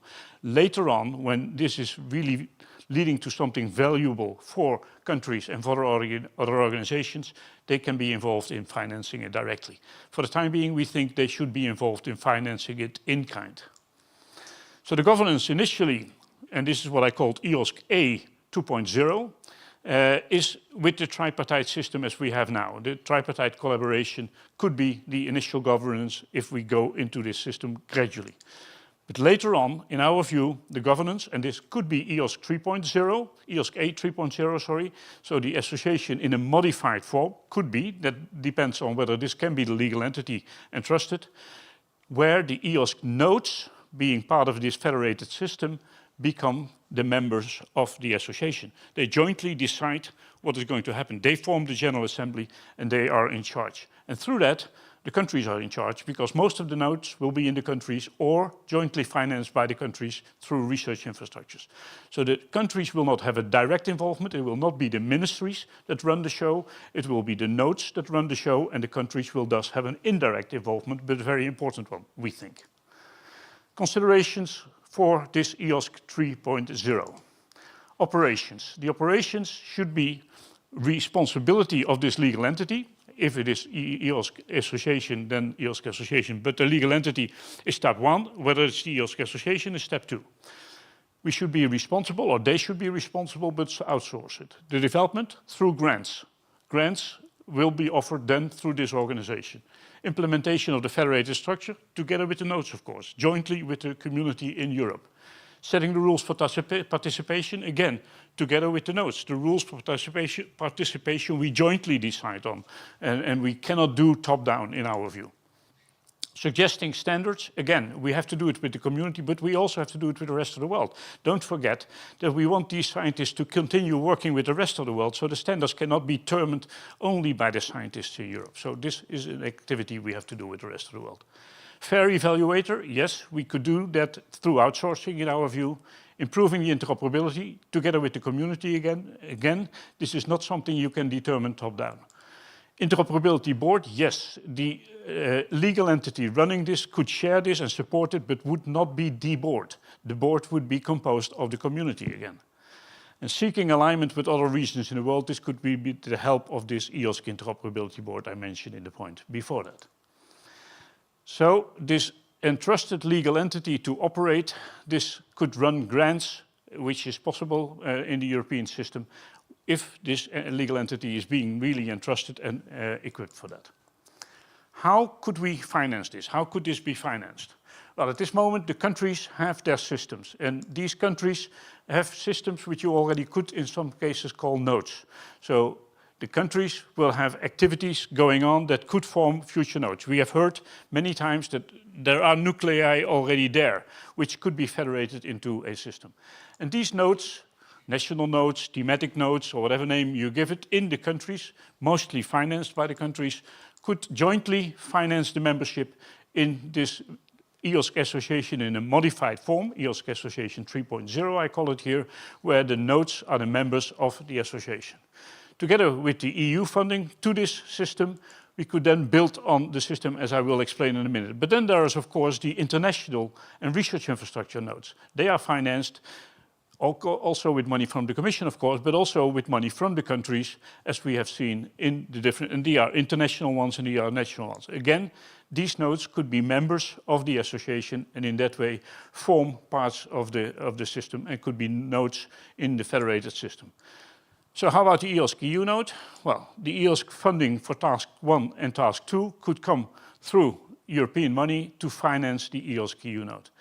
And how about the other money? That could come in projects, and these projects, together with the EOSC EU node, could form the EOSC EU node plus the EOSC Federation. And that is bicolored, as you can see, with money coming from the nodes, indirectly coming from the countries, and money coming from the Commission. And then you could separate between those grants that you give out for items that are essential for the further development and those grants that are more in general development of the structure.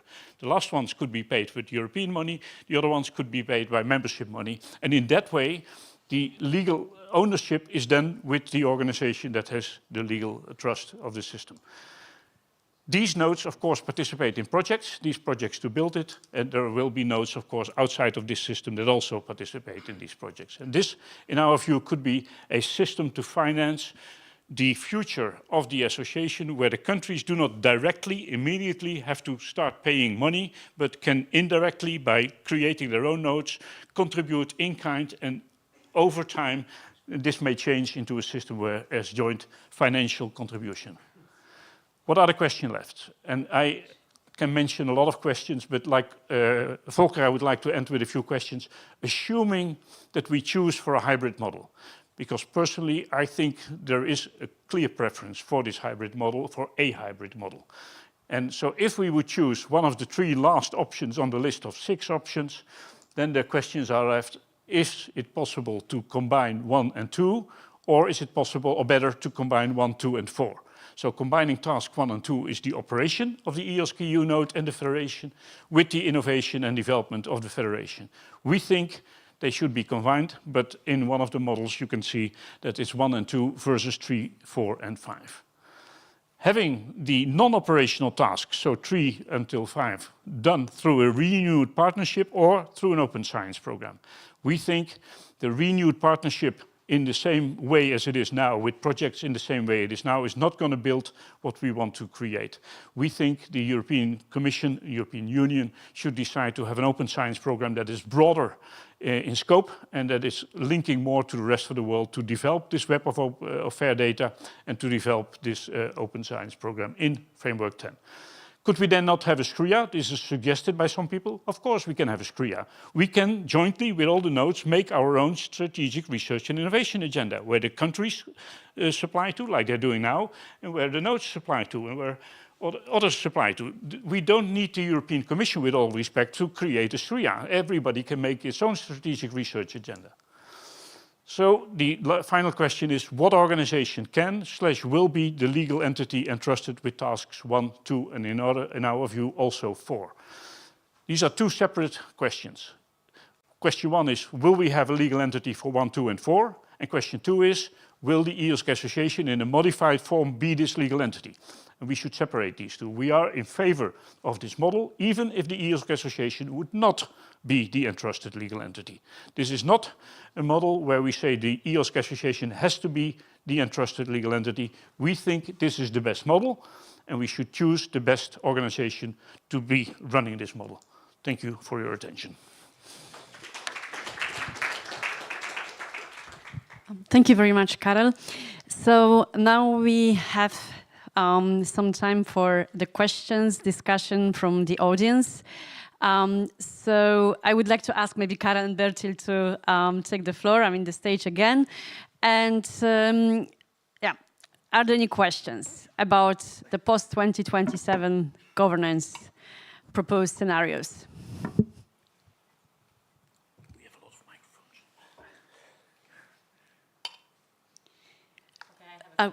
Okay.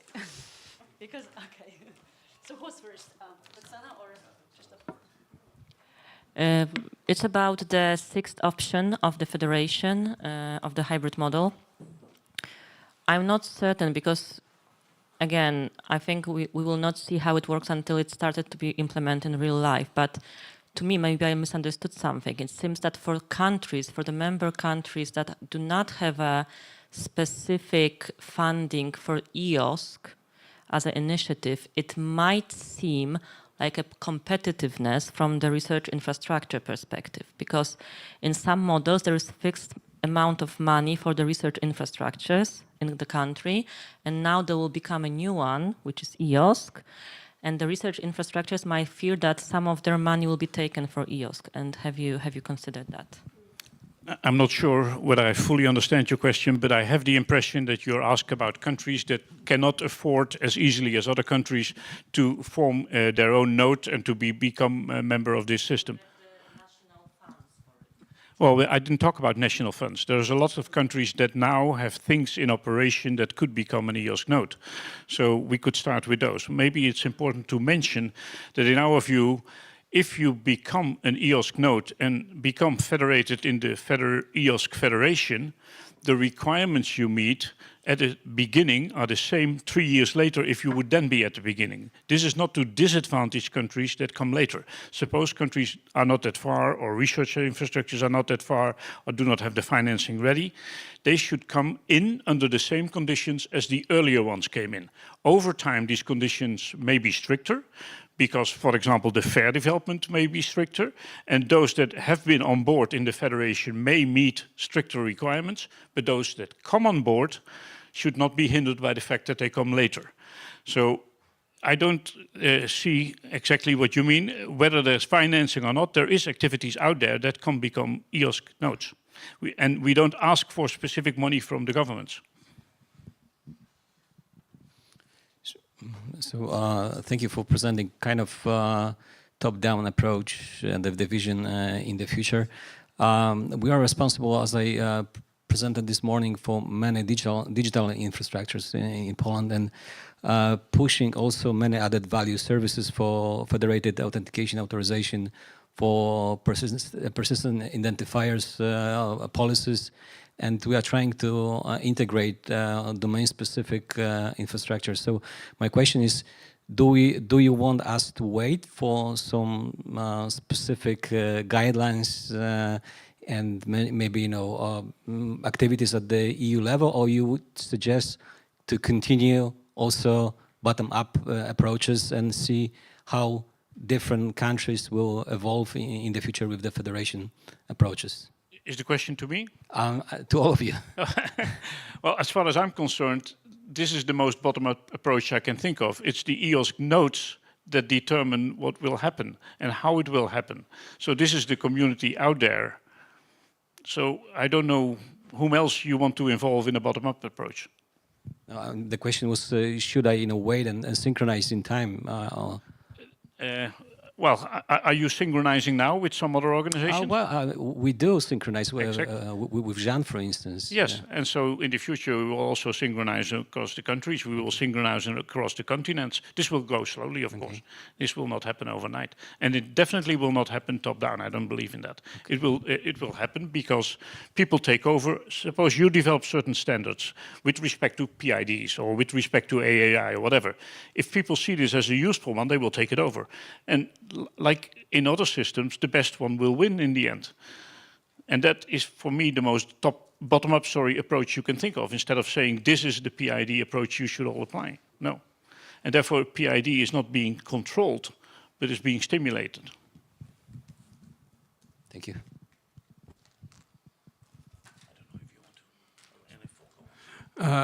Thank you very much for the presentation. It resonates really, really closely to what I think also. I'm happy to see the notion of quality of EOSC being tied into the usage of EOSC, which is something that I really, really believe in. I have just a small question, not controversial at all. I like controversial questions, by the way. Can you elaborate a little bit more about why you see tasks 1 and 2 as being sort of housed together with the 4th task also? I'm not too sold on that idea, but maybe I'm not understanding it. Yeah. Well, if you, in our understanding of task 4, is the further development of the system, the new standards, the new technologies, the new tools. And if you separate that from the operation and later on have to implement it, you are having problems. At this moment, this is what we have. We have had a lot of European projects creating a lot of things. And if the project ends, the lifetime of the thing ends. Now, if you would create this under the supervision of a legal entity and trusted by the countries and the Commission, then they could take on board these developments themselves because they have initiated them themselves. And if you do this by independent projects that own the results, and they are not, well, you see it at the moment, the several Horizon Europe projects running at this moment are already thinking, several cases, about their sustainability. And they all think we dump it on the EOSC Association. No, the EOSC Association does not have money. The EOSC Association never committed these tasks. They didn't start them. So yes, if it's useful and if we can, of course we talk to them. Of course we will show to the world what their results are. But not automatically the EOSC Association is the sustainability for the projects creating their things. Then aren't you assuming that all the research and innovation, it's okay. Aren't you assuming that all the research and innovation is then going to come only from that entity? So from the? From the entity, all the innovations would come from the These entity? projects can be done by everyone, as I showed. So the ones doing the project is not necessarily the entity that is forming the federation. Projects can be hosted such that the best people able to do the project can do the project.